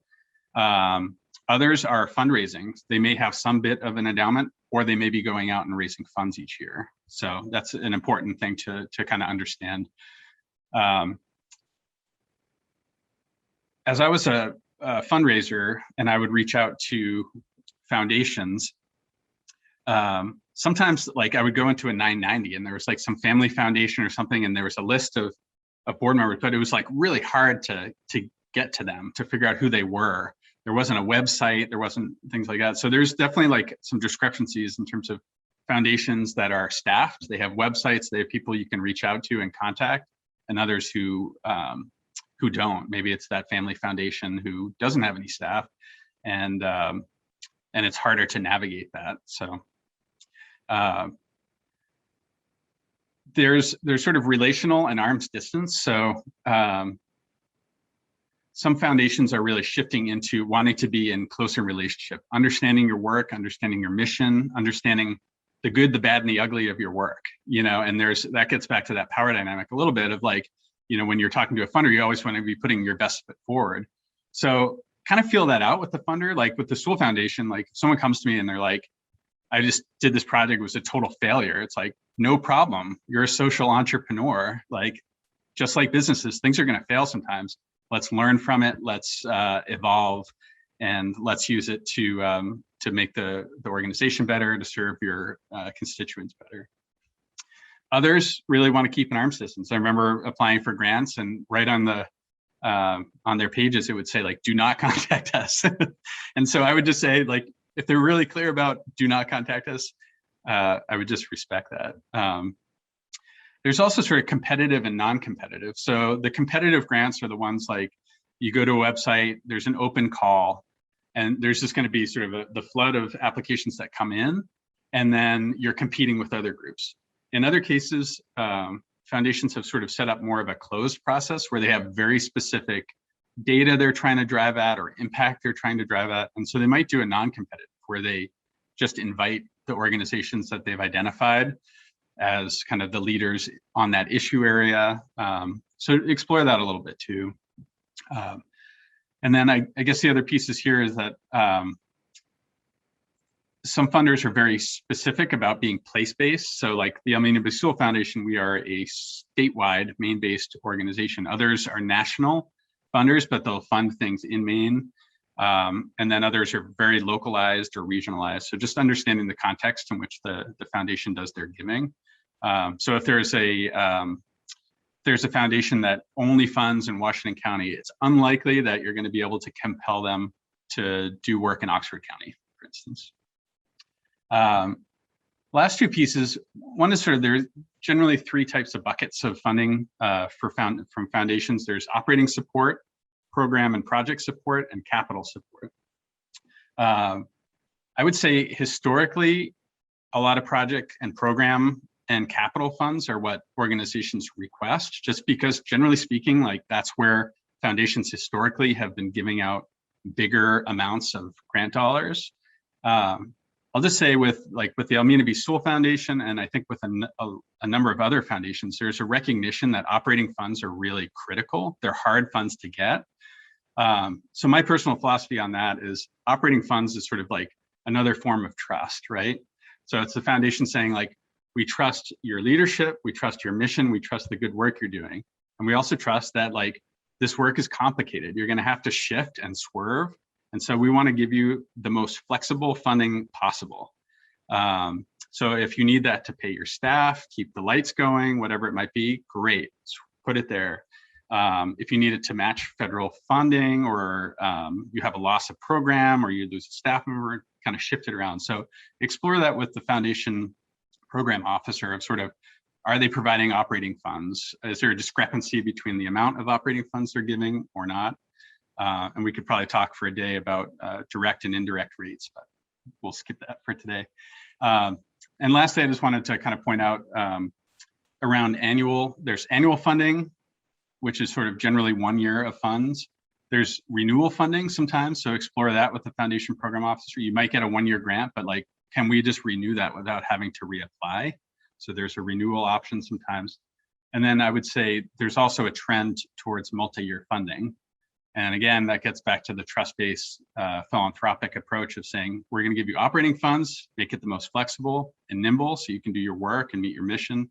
And then multi-year funding, because if you're always kind of in that scarcity place of like, I have to reapply next year and reapply next year and reapply, and you don't know if it's coming, it makes doing your work really hard. So I would say there's a general trend towards multi-year. Next slide, please.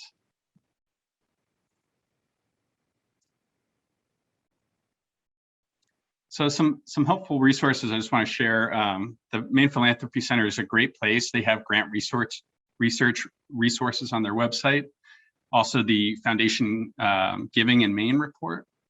And then some others are affinity groups. So for instance, I represent the Elmina Sewall Foundation. I also sit on the Environmental Funders Network. So if explore with a program officer, like, are you part of any affinity groups? So if someone's seeking funding from the Sewall Foundation for like nature-based education, they might say, can you help connect me in with some other funders in that affinity group? Maine Association of Nonprofits is a great resource. Candid and the Foundation Directory online, that's a free resource, and you can search foundations by county, by region, by state, by giving amount, and it gives some history there. So a really good resource. GuideStar is another. Using the foundation websites, I think Vicki was talking before, of like, go to their website, really understand what they're doing.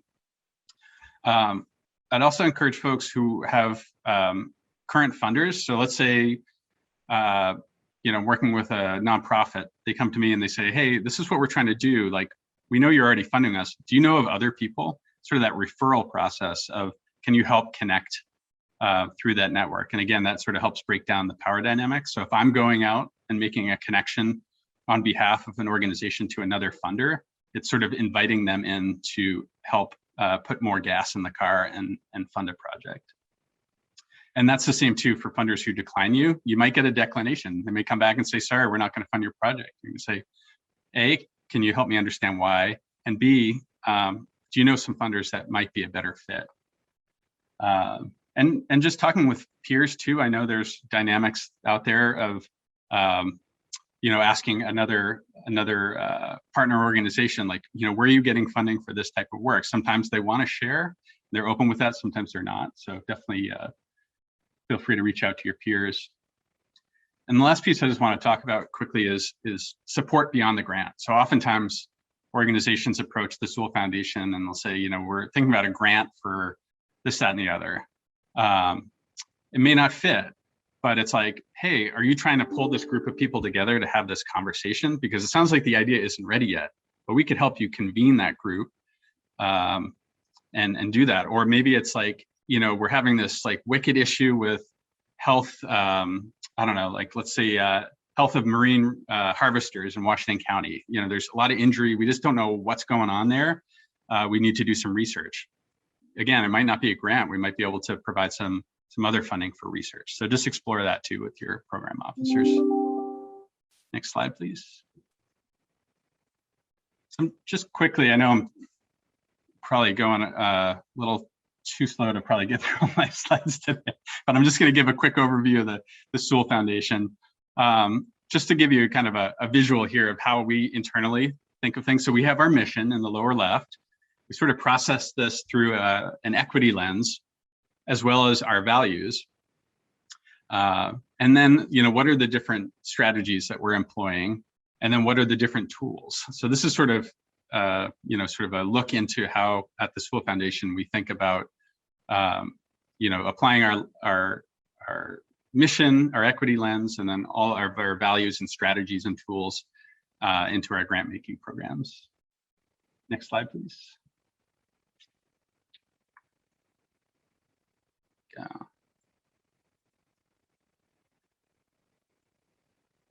So we have our largest program is called Healthy People, Healthy Places, and the strategy is there to support the well-being of people, support healthy land and water, to develop thriving local economies, invest in community engagement and social equity, and to build resilient communities. Next slide, please.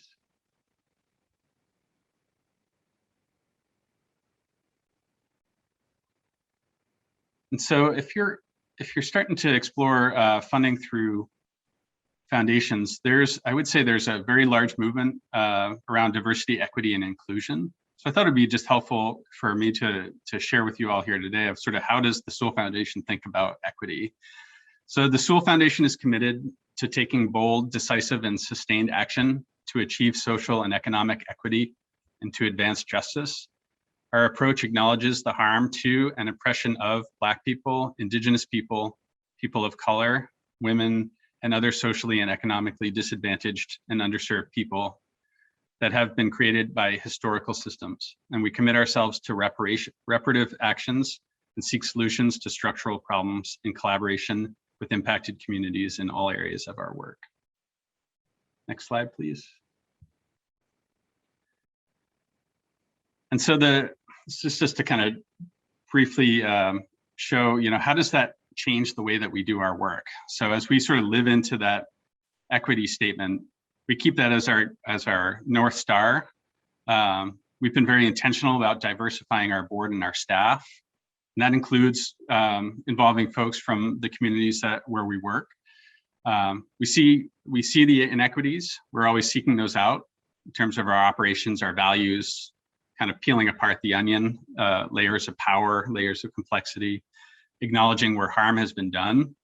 And then we're making changes. So we're changing the culture of our organization, the structure of how we do our work, of sort of a top-down approach to really engaging communities and putting you all in the driver's seat, and then really committing ourselves to relationships and knowing that healing is an iterative and long-term process. Next slide, please. So I'm just going to close just with a quick overview. I'm not going to go into the detail here because there's similar detail on our website, but I just wanted to highlight the areas, the focus areas where we work. So next slide, please. We have food systems. Next slide. The Katahdin region, one of my primary focus areas. We have an area called Keystone, which is really around grants for policy advocacy and communications-oriented groups and coalitions working at the statewide level. Next slide. Working in the Lewiston-Auburn area. Next slide. Nature-based education, another one of my focus areas. Next slide. Wabanaki communities and tribal governments. And so this is specifically around organizations that are led by majority Wabanaki and Indigenous people, both staff and board. Next slide.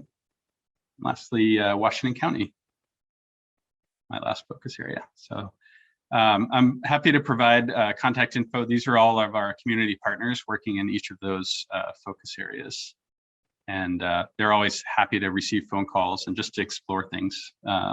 Again, we're a very relational group. We like to hear about what's going on in the state. We know we don't see everything by any means. And also sometimes we do see things in ways that we don't. Like when I was working in Washington County as an executive director, it was really hard for me to understand what's going on in Western Maine, what's going on further north up in the county, what's going on in Southern Maine.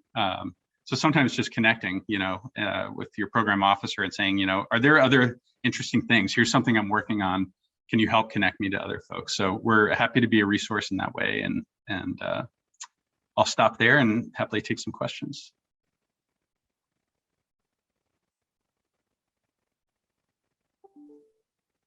Thank you very much, Tom. I am not seeing anything in the chat box at this particular time.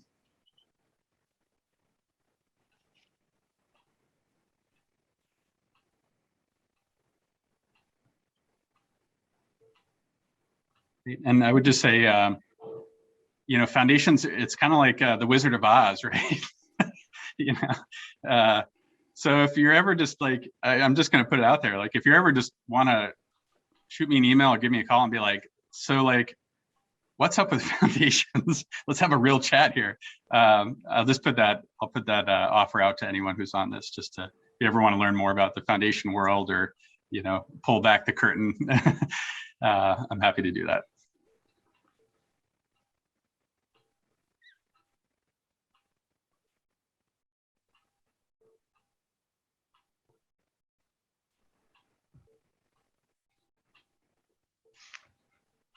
So Ryan, a couple of questions have popped up in the chat box. I'm not sure. It says, what are some of your Washington County? Maybe it's projects you've done in Washington County or areas you serve in Washington County who you worked with?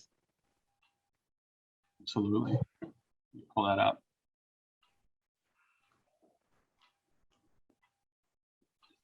just had it open here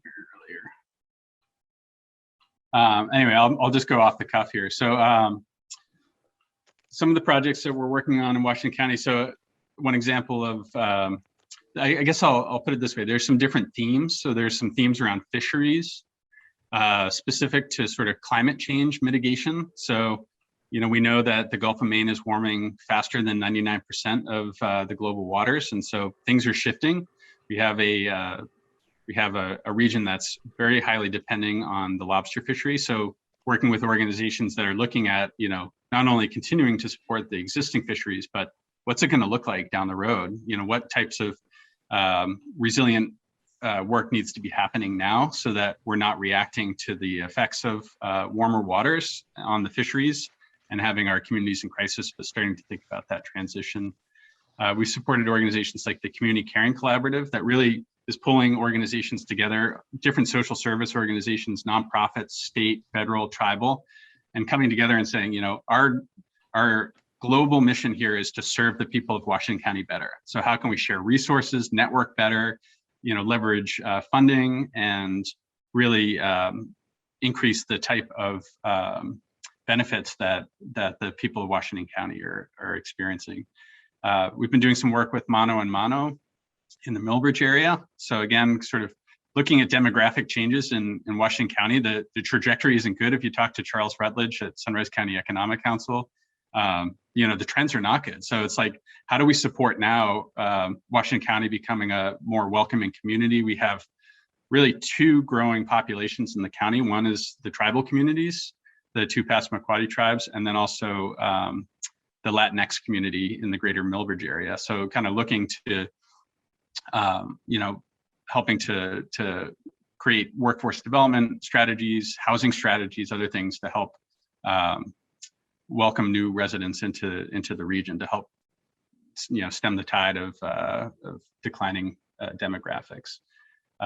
So those are just a few. And on our website, we have a list by year of all of our grantees. So if you're ever interested in looking, there's a hyperlink in that list to each of the grantees. If you're like, hey, that's an organization like mine, you can go take a look at their website and get a sense of both the types of things we're funding, but also the organizations. We try to be transparent with that.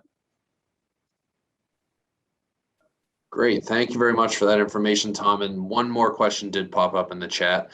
It says, I've had trouble getting foundations to talk about their criteria for funding versus not funding. Is there a trick? I would say it's like a snowflake, right? Every foundation's just a little bit different. At Sewall, there's some times where things just really are very clear and they don't fit. And that makes it really easy to say here are our criteria. Here's the specific part of your application we're not sure about. Other times it's not as clear. Sometimes they just don't have as much money as they were hoping to give away. So I would just say, for the organizations, the foundations that are more sort of relational, that want to hear from you, that are open to that feedback, just really trying to hold them accountable to why they declined you. I mean, I feel like it's a transparency issue. It's an accountability issue on their part to say okay, I understand, I respect that maybe I didn't get funding, but why? And sort of hold them accountable to trying to be as clear and transparent as possible. Great advice. Thank you very much, Tom. And I think that that covers everything that is in the chat currently. Sounds good. Thanks so much for the invite. Terrific. Thank you, Tom. Great information. So our final guest speaker of the day is Alan Brigham. Welcome, Alan. Alan, good afternoon. Good afternoon. We can see you. Yeah, moved from one webinar to another. All right. Well, Alan is the Economic Development Representative in the Region 1 office based in Philadelphia, and he primarily works with Maine, New Hampshire. I think you also work a little with West Virginia and Puerto Rico, I believe. He's been with the Department of Commerce since 2008 and is a certified federal grant manager. And he's going to talk to you about the subject of the hour, all of the EDA grants that have been announced over the last month and a half. So Alan, welcome. Thank you for joining us. Thank you for having me, Vicki. I'm pleased to be here. I will apologize in advance for the disruptions that are bound to occur from my two terriers, which are sitting just inside the door. They've been quiet all day, but I just know that they're going to erupt at any moment. So a little bit about the EDA. As Vicki said, we're the only federal agency that focuses exclusively on economic development. We're a pretty small agency. We have grown actually by about 35% over the past year and a half, so that we're now up to about a total of 250 employees. So when you look at the federal government, we're actually pretty tiny.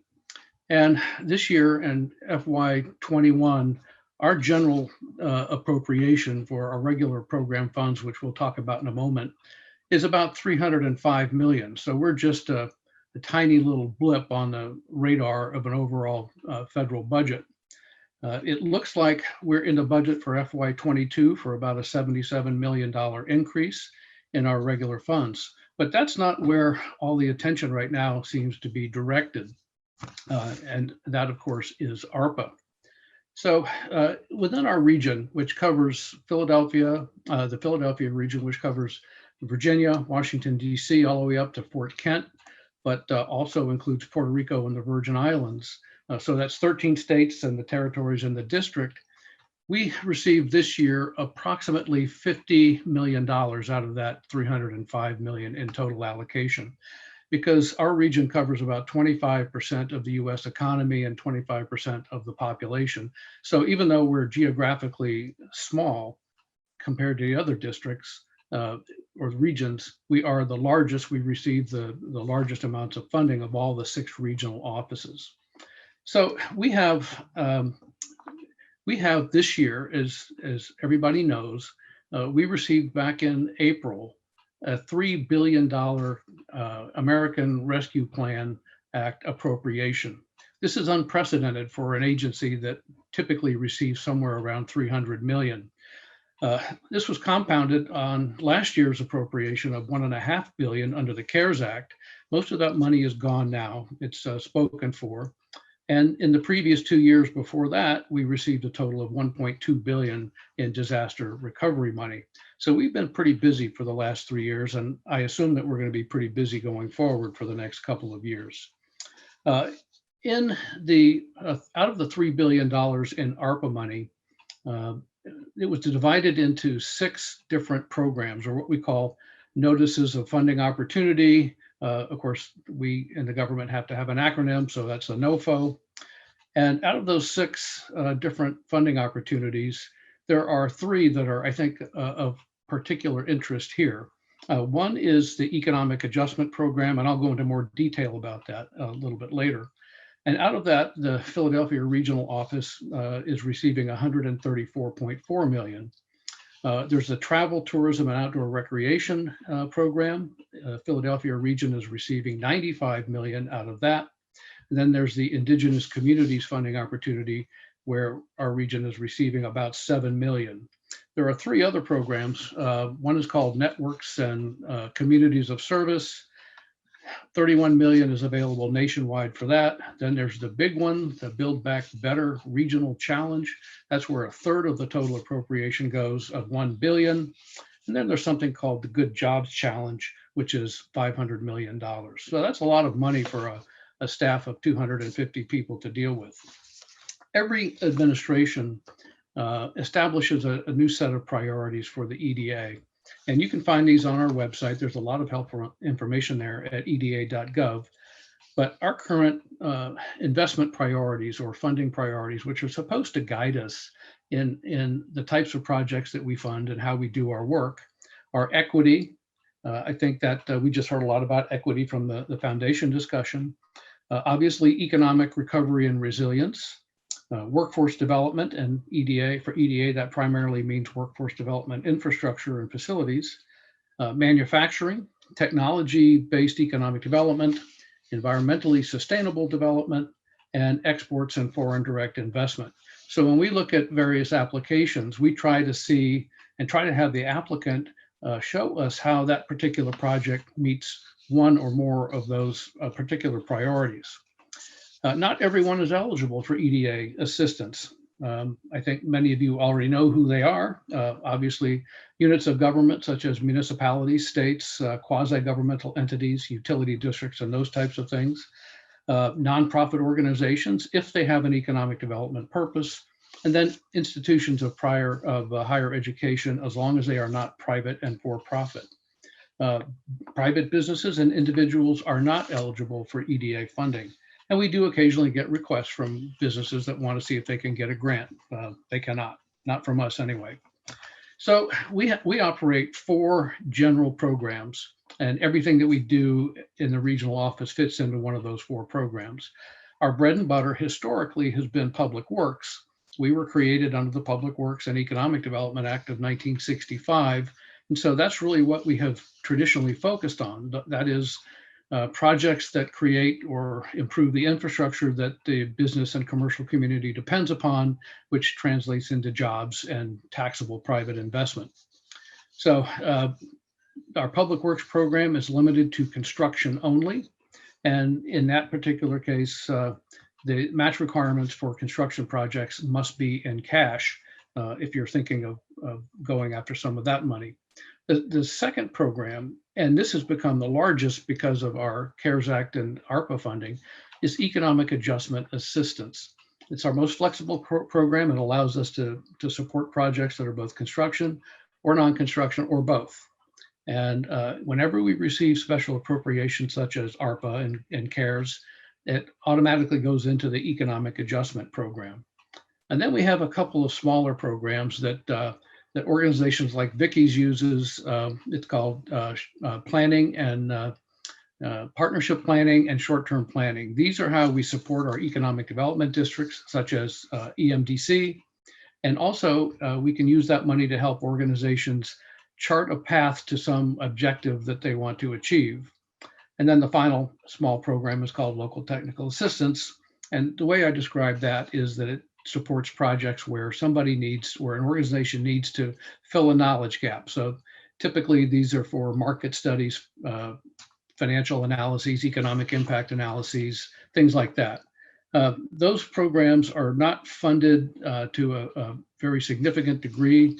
Projects typically range from the $25,000 to maybe $100,000 range. So I think in the regional office, we may only have maybe a little less than $1 million in the local technical assistance program. So in addition to the types of organizations that are eligible for EDA assistance, there's also another requirement, and that is that there be some level of economic distress. And this is articulated in our regulations, and there's a number of different, say, provisions, but primarily eligibility depends upon having an unemployment rate that is either a full percentage point above the national average, not the state average, the national average, or a per capita income that is 80% or less of the national average.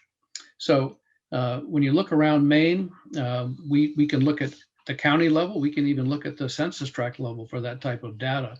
But clearly there are parts of Maine that don't meet those requirements, and there are other parts of Maine that do. But then there's another category called special need. And this involves things like plant closures, military base closures, natural disasters, outmigration of population, and things of that nature.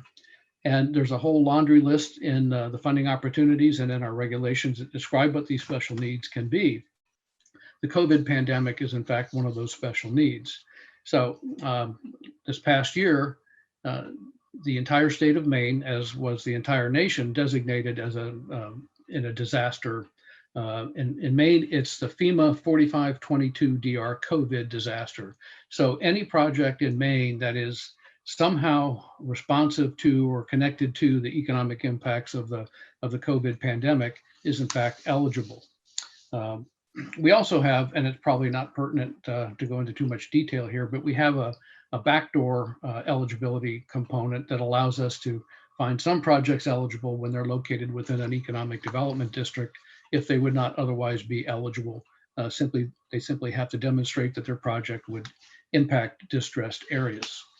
The application for EDA funding for our regular funds were, I think, a little bit unique in that we work collaboratively with our clients to try to develop their projects.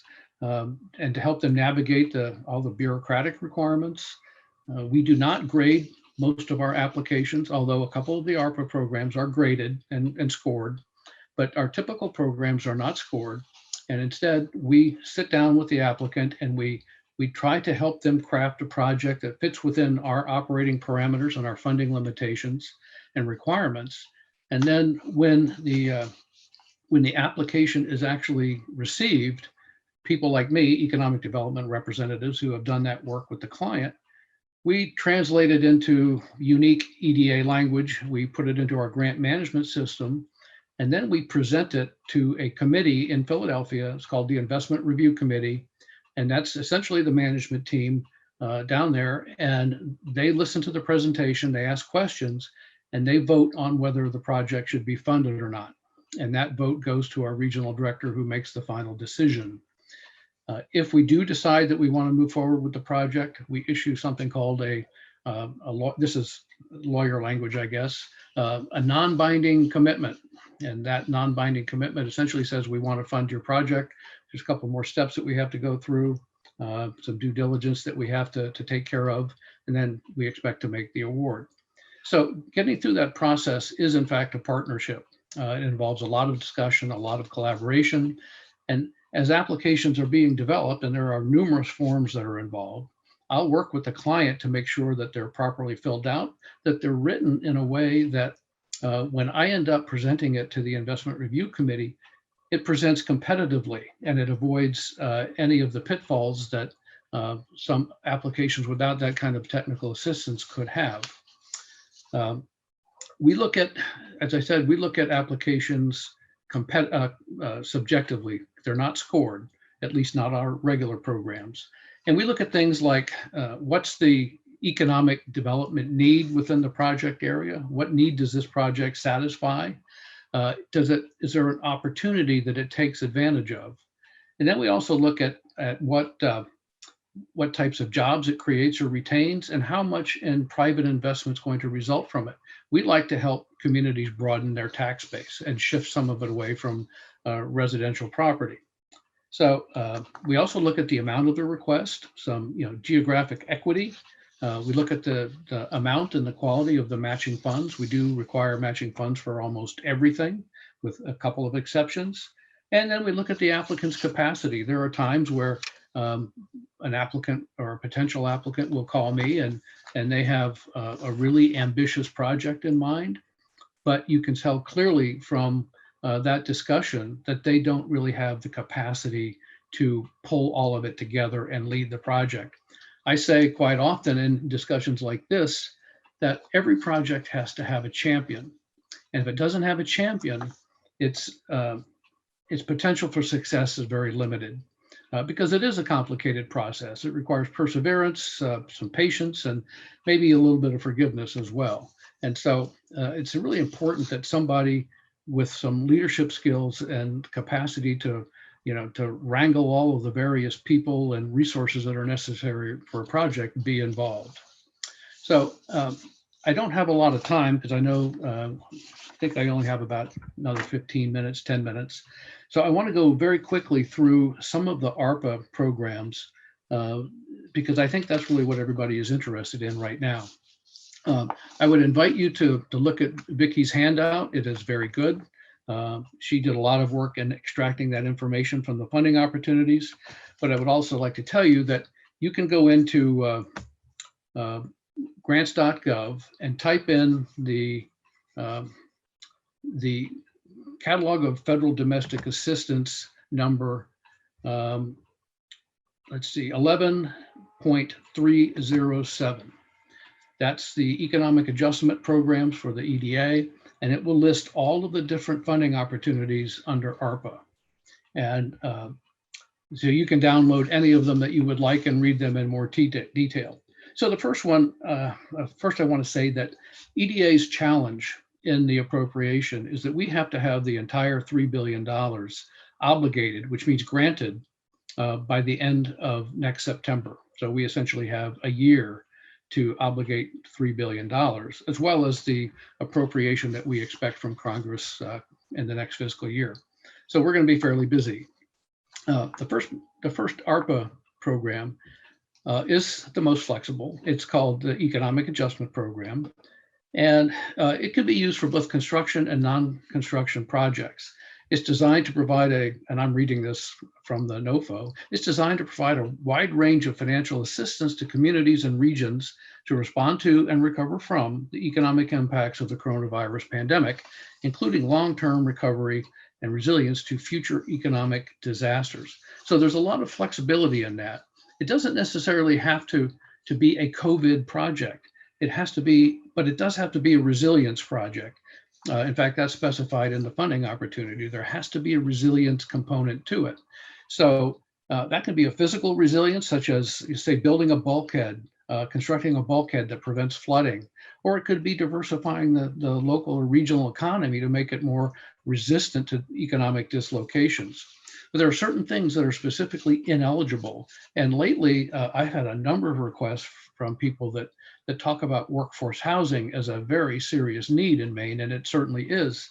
But the EDA we're prohibited from making investments in what are generally residential property, even if it is workforce housing. We're not allowed to make investments in what we would call community amenities. So think of golf courses or swimming pools and things of that nature. We're specifically prohibited from investing in casinos and gaming facilities and in general government facilities. So we cannot fund fire stations, police stations, town halls, things of that nature.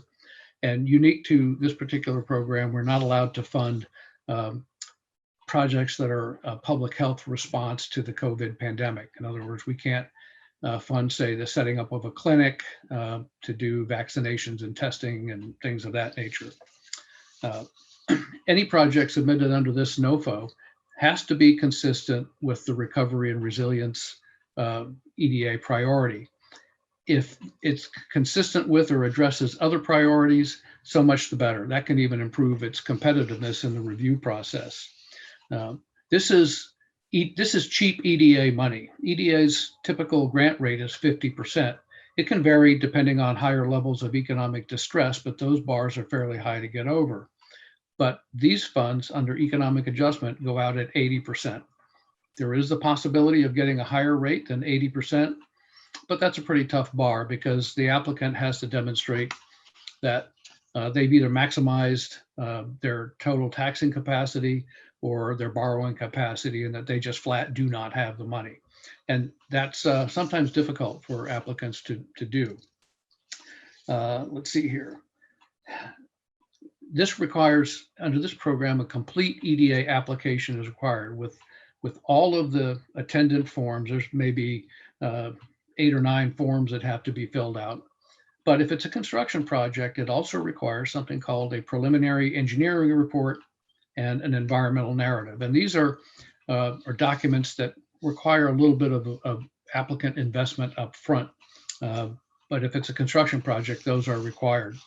And I'll just remind everybody that as the EDR for Maine, that if you do have a project that you think is a potential ARPA project or a construction project, give me a call or send me an email and we can talk about it and we can walk through all of this in much more detail. Pre-award costs, when an applicant is preparing a construction project application, that engineering report and those other documents, the EDA will not pay for that. It cannot be included in the project. So that, like I said, the applicant has to invest a little of their own money up front. Let's see here. There is no application deadline for this program, but we recommend that applications be in by January 31 of the coming year, simply because, as I said, we're going to have a tidal wave of applications, and it takes time to review them and get them through the process.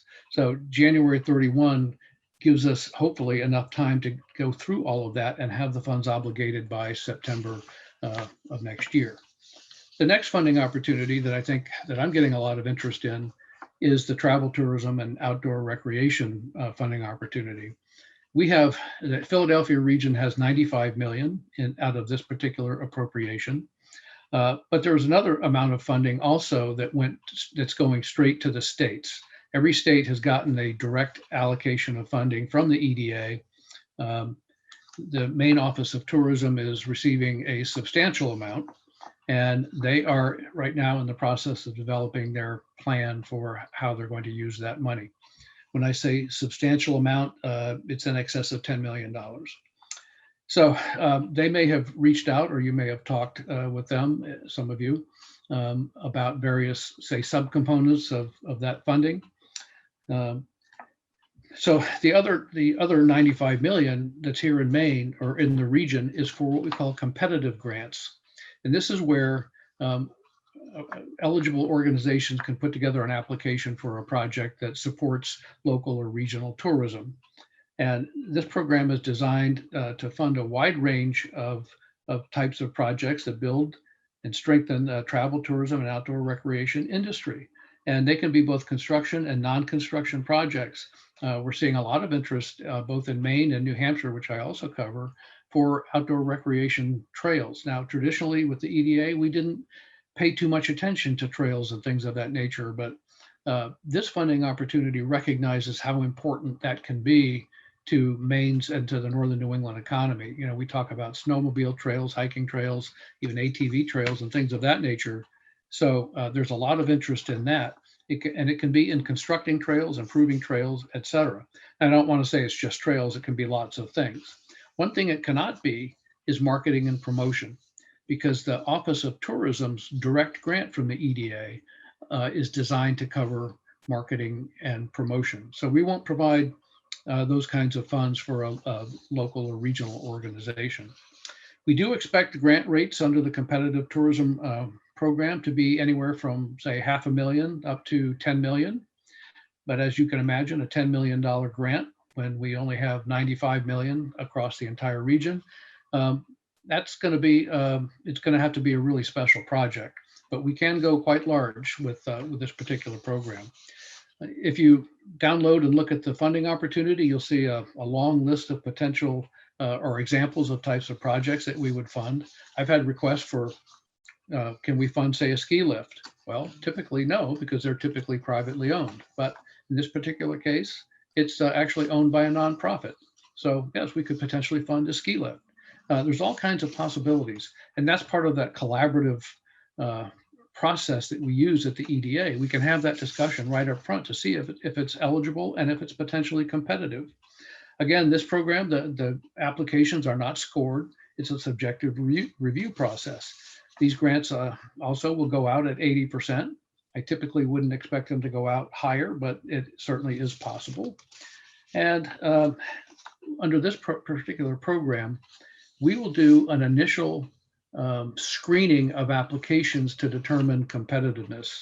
And it's a pretty simple process. I and my boss will look at it. We go through a checklist, and if all the answers are yes, then we will deem it to be competitive, and we will forward it through that process where I present it to the Investment Review Committee. Just like with the Economic Adjustment Program, there is no deadline, but we once again really highly recommend application to be submitted by the end of January. And I'm available to provide technical assistance as you develop a project if you have one. The next program is for indigenous communities. We have 5 federally recognized tribes in Maine, and they're all eligible. They can use this funding for both construction and non-construction projects that address the economic impacts of the pandemic or that create increased economic opportunity and equity. Our region has 6.96 million. Some of the regions, the districts out west have significantly larger allocations of this funding. That was determined based upon I think the indigenous populations and the number of tribes and so forth in the various regions. Again, projects must be consistent with the EDA recovery and resilience priority, and they must also be consistent with the comprehensive economic development strategies that are in place within the particular region of the grant. We do expect grants to range from $500,000 up to $5 million. But if you only have 7 million, 5 million is probably going to be a little rich. But we should certainly talk about it if there's a project of that scale. With our Indigenous Communities Program, grant rate is 100%. There is no match required. Uh, and specifically for this program only, some of the project development or application development costs before the grant award are eligible. So we will actually, as long as we approve it ahead of time, we can fund the development of those engineering reports and other documents for Indigenous communities. There is no application deadline. We're recommending a March 31 submission deadline, although it's not carved in stone. And then the other three programs, I'll call them headquarters programs because they're either run directly out of headquarters or they involve significant headquarters interaction. And so a lot of people have heard about something called the Build Back Better Regional Challenge. That uses a third of our total appropriation, $1 billion.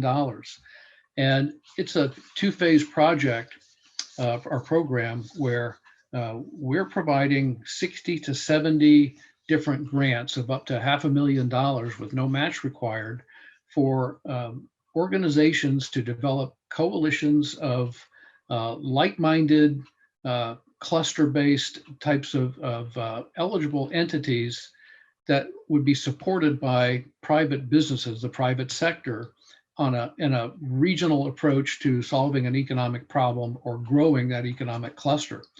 So those $500,000, up to $500,000 grants are designed to help the organizations bring their coalition together and develop a program that involves a lead project that is, I'll call it the umbrella project, and then a number, perhaps 6 to 7, 8, 9 different sub-projects that will be initiated and applied for by those different organizations, which of course must be eligible for EDA funding. And they have to demonstrate partnership with the private sector. We expect these grants to be $25 to $75 million in size. So for EDA purposes, they're huge. For Department of Defense purposes, they're nothing probably, but for us, they're really, really big. But I would say that for many organizations trying to pull all of this together in the time that's available, because the phase 1 deadline is next month on the 19th, I believe, it's a pretty heavy lift. So the people that are really considering these programs have to have the types of networks and the types of capacity to bring all of these disparate organizations and people together to form this coalition. There's much more detail in the funding opportunity, and we can talk about it if you would like. You just send me a note. But we in the field, the EDRs, are not permitted to provide assistance to these applicants other than for pure technical questions. We can't provide any discussion of merit or competitiveness because this is a scored competition, and it's being run, the second phase is being run out of EDA headquarters. And then the next program, how much time do I have? Not much. Next program is called Statewide Planning, Research, and Communities of Practice. The statewide planning project, that's already underway. Those are just direct grants to the state. I'm already working with the state on their $1 million statewide planning grant. The rest of it is for competitive projects under what they call Research and Communities of Practice. We have $31 million available nationally. EDA headquarters is managing this process. It has a unique application process. They don't use all of the typical EDA forms. The NOFO, the funding opportunity is what you want to consider. There is no deadline, but these are expected to be fairly significant regional projects. And then the last one is called the Good Jobs Challenge. We have $500 million in that one nationally, and it is strictly a headquarters program.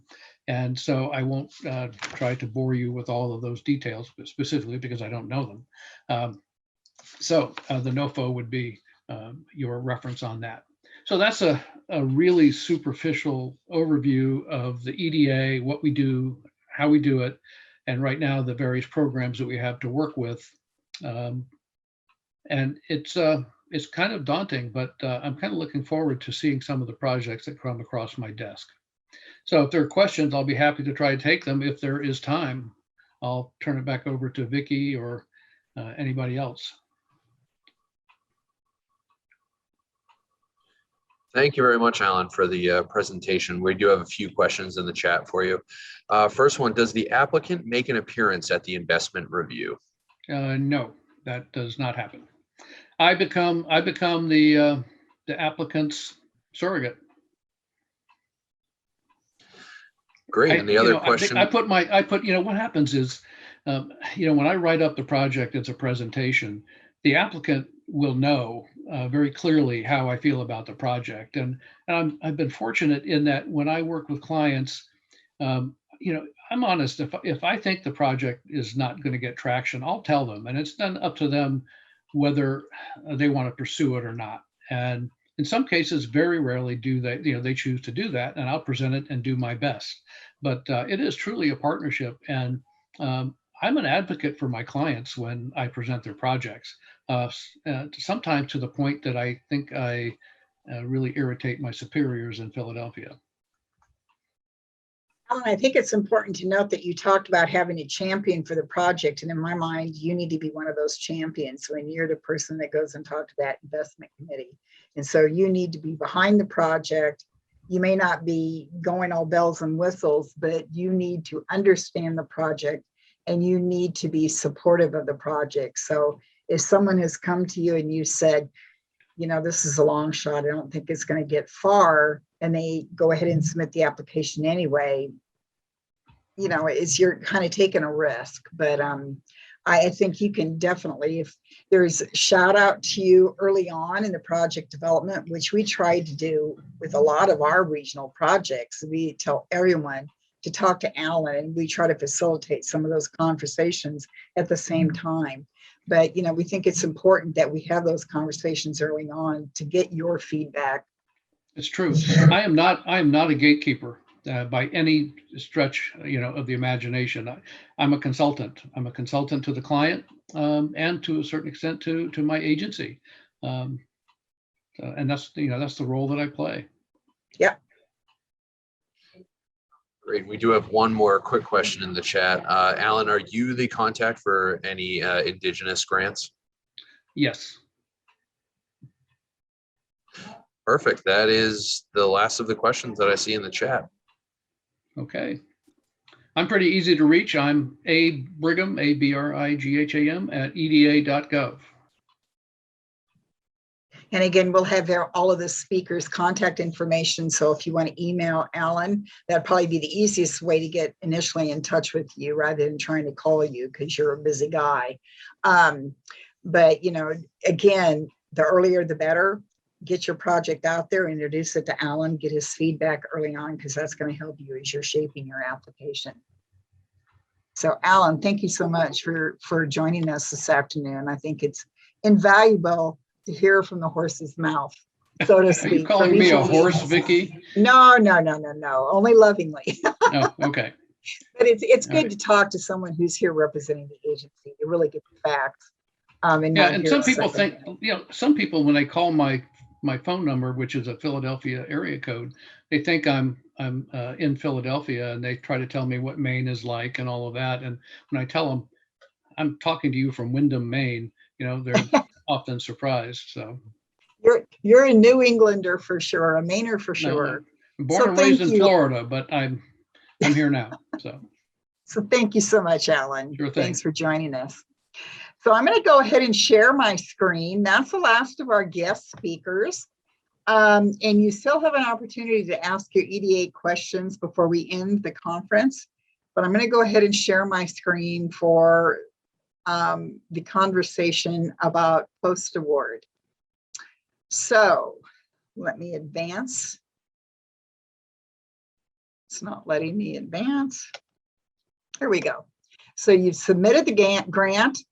You've waited and you've just heard back that you've gotten a grant award. You've either gotten an email from the congressional staff or you've been notified by the foundation, either by a phone call or a letter. Some foundations will notify you by a letter with the check included. That doesn't always happen, but that's always a welcome sight to come in the mail. But there are steps that you need to follow to make sure that you are meeting all the requirements from your end as a grant awardee. And so first off, it is really good form to send the foundation a thank you letter. And if they send you a contract that you need to have your authorized official sign and date, you get that signed and date immediately. Make a copy, prepare a thank you letter for their investment in your project, and get it back to them as soon as you can. The federal grants and the state grants may not necessarily require you send them a thank you letter, or although a note is nice, but they're going to want to have that executed contract for sure. And that contract that you're going to receive is going to have all the reporting requirements outlined, what you can and can't do with that money, who your contact person is if you need to ask questions about preparing the financial reports or preparing the narrative report. If you've encountered some problems with your project that might be delaying it a little bit and you want to get advice, how should we proceed? That will all be included in that contract that you receive from the funding agency. Press releases are always welcomed to say that the Sewall Foundation, for example, has given EMDC an award of $25,000 to do this work. It gets you recognition for your project, and it gets the foundation the acknowledgement for their investment in the community and the region. So those press releases, social media notices on Facebook, Instagram, Twitter, those are all really important to get the word out that you've got. That's another way of outreach to let your residents and your partners in the region know that you've gotten this investment. Think about posting information on your organizational web publications, like your website and newsletters that you send out, and maybe brochures that you send out. I have seen some grant awards that recommend that you put a little sign in your window that says that you've received funding from, let's just say, USDA Rural Development to fund activities being done by your organization, things of that nature. But that's all going to be spelled out in the original notice of award and the contract that needs to be executed before you can start spending. One of the things you need to be mindful of is that you cannot start spending that money when you get the notice that you've been approved. There may be a lag time between you getting notified that you've gotten the grant to you actually getting the contract, getting all of those signatures, and getting the go-ahead from the funding agency. If you start spending money prior to that approval and the go-ahead, you're not going to be able to submit that for reimbursement. So you're better off sitting tight, waiting until all the I's are dotted and the T's are crossed, so that you can get that formal go-ahead and approval to begin the project and start spending the money that you were awarded. That's just critical. One thing for a larger organization, you want to make sure that people that are going to be involved with the project are aware of the award conditions. So you're going to want to share that award letter with your accounting and financial people. You're going to want to share it with whoever is actually carrying out the project. Make sure they understand what the requirements and what they can and can't do with those funds. And then your leadership obviously needs to be informed as well. So the more familiarized, you need to get familiarized with your award conditions and that a contract that's executed just like you get familiar with grant guidelines. The financial reporting forms are determined by the agency that has given you the funding. And so that again will be indicated in your award conditions, and it will include what forms you need to complete. It will include what kind of financial information you need to provide. So you may not only have to fill out a financial form, but you may need to attach invoices.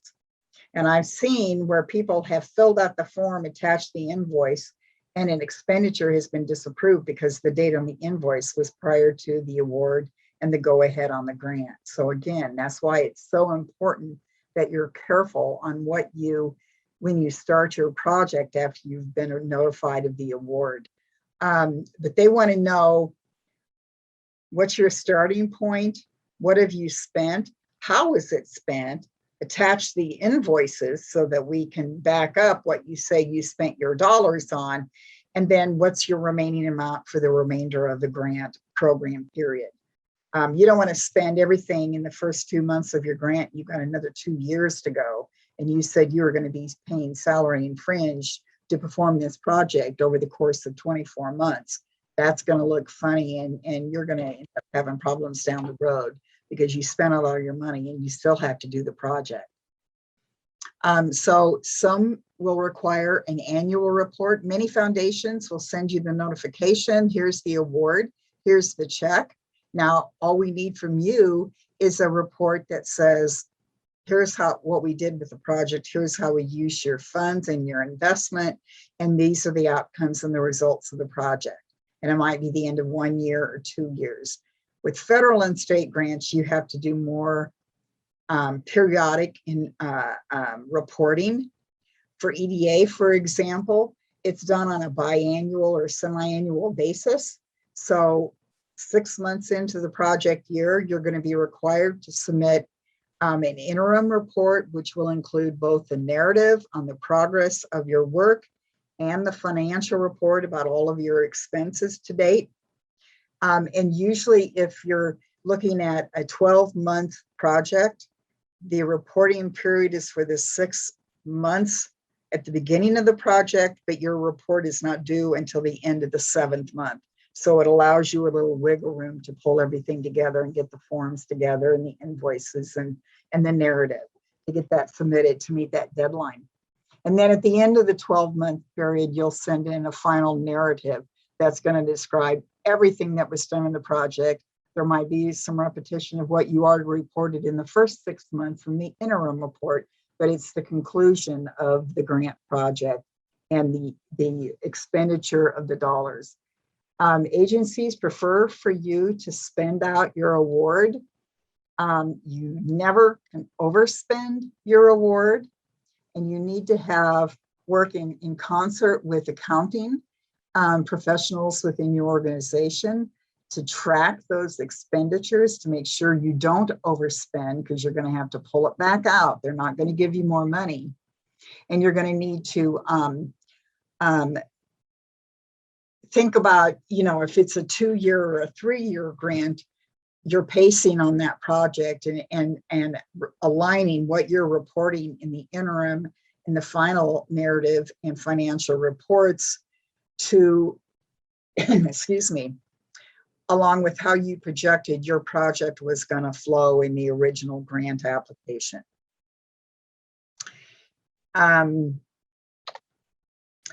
So I gave you a handout that has managing grant contracts. It should be the last in your package of handouts. And there are several critical points to consider. And again, it's becoming familiar with all the conditions of your grant award. And who's going to be that individual in-house in your organization that's going to be responsible for the overall oversight of the project to make sure that it's moving forward, meeting all of those grant conditions, doing the work you proposed to have a successful conclusion. Make sure you keep copies and originals of contracts for your files. And then send the original to the funding agency so everybody has that signed contract in their files for history. But just to make sure that everybody's on the same page as far as where you are as far as the progress of starting to work on that project. I keep a tickler system and keep it on my calendar, marking it out a couple weeks before the deadline date to give myself a reminder that I've got an EDA interim report coming up for the EDA Partnership Planning Grant so that I don't miss the deadlines. It looks very poor form to miss deadlines. We've done it a few times and it's been because of glitches in our systems, but we try to meet those deadlines in all circumstances so that we meet the conditions of the contract as far as the reporting requirements. And then again, like I said, you're going to want to sit down with your team, with the accounting, with your leadership, with the project staff to go over and the contract and the budgets and the progress of the report to make sure that everything is in compliance and all the conditions are being met. Once you receive federal funds, you're gonna probably have to start doing an independent annual financial audit of your financials. There is something called an A133 audit, which is specifically to go in and test the records and sample all of the records for federal grant funds. And that is done, again, it has to be sourced out through most likely a bid process to get someone with experience doing audits and A133 audits, for example, to come in and be able to look at all of your records to back up what you're submitting to MBRC or EDA, or the Department of Labor, so that your reporting jives with what they're testing and finding when they do that very deep internal financial audit at the end of your fiscal year. And then most agencies require that you retain electronic and paper files of contracts and any supplemental information for a minimum of 3 years. We scan everything and keep electronic copies for much longer than that. It's just one of those safeguards that you can do that's painless to make sure that you've retained all those necessary records in case something should come up down the road and they would want to revisit that original investment from 5 years ago, for example. So you never know when that might happen, and it may never happen, but I think it's safer for you to consider keeping those records in-house, and you can scan everything, like I said, electronically and preserve it that way. So that's really all I have about post-award. I think I want to emphasize the point that once you get the money, your work hasn't stopped. If anything, it's just begun. Getting the application and the budget and all the attachments and filling out all the forms and the letters of support. And if you have to do a logic model, all of that takes a lot of work, a lot of time and effort. And hopefully you've got a partner or a team that's working together to get this all pulled together and submitted before the deadline for the application. But that's all pre-award. That's nothing to do with you getting money, and now you've got to follow through and do what you propose to do. So you have to be just as aggressive and intensive and pay attention to all of those conditions once you start getting the money. One thing to consider for state and federal funds is that you will be, in most instances, paying out and then submitting to get reimbursed from the government. So you need to take that into account. And again, those conditions will be laid out in your contract. So I think that's really all I've got to share about post-award. I'm always here to answer questions. Are there any questions in the chat box, Ryan? There are not at this time.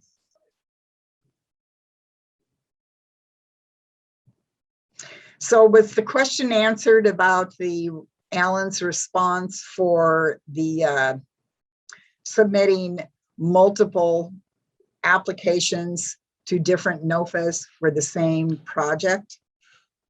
Yes, Alan responded that what cannot be done is applications through multiple NOFOs for the same project. If the projects are different, they can each be applied for under the appropriate NOFOs.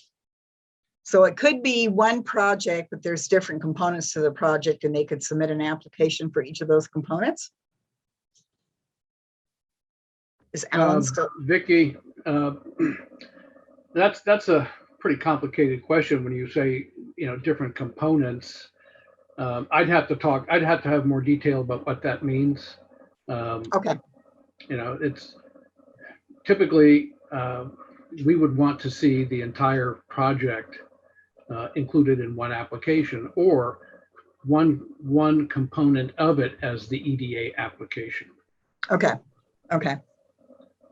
Great advice. I think your best bet is to contact Alan and ask that question. So are there any other questions or last minute comments? Again, we will be sending out the PowerPoint presentations. We'll be resending the handouts. We're going to add to the handouts. We're going to add the contact information. We're going to add a glossary of different terms and acronyms that we've thrown out over the course of the day. We'll be sending a link for you to take a brief, I think it's 4 questions for a survey on the conference itself.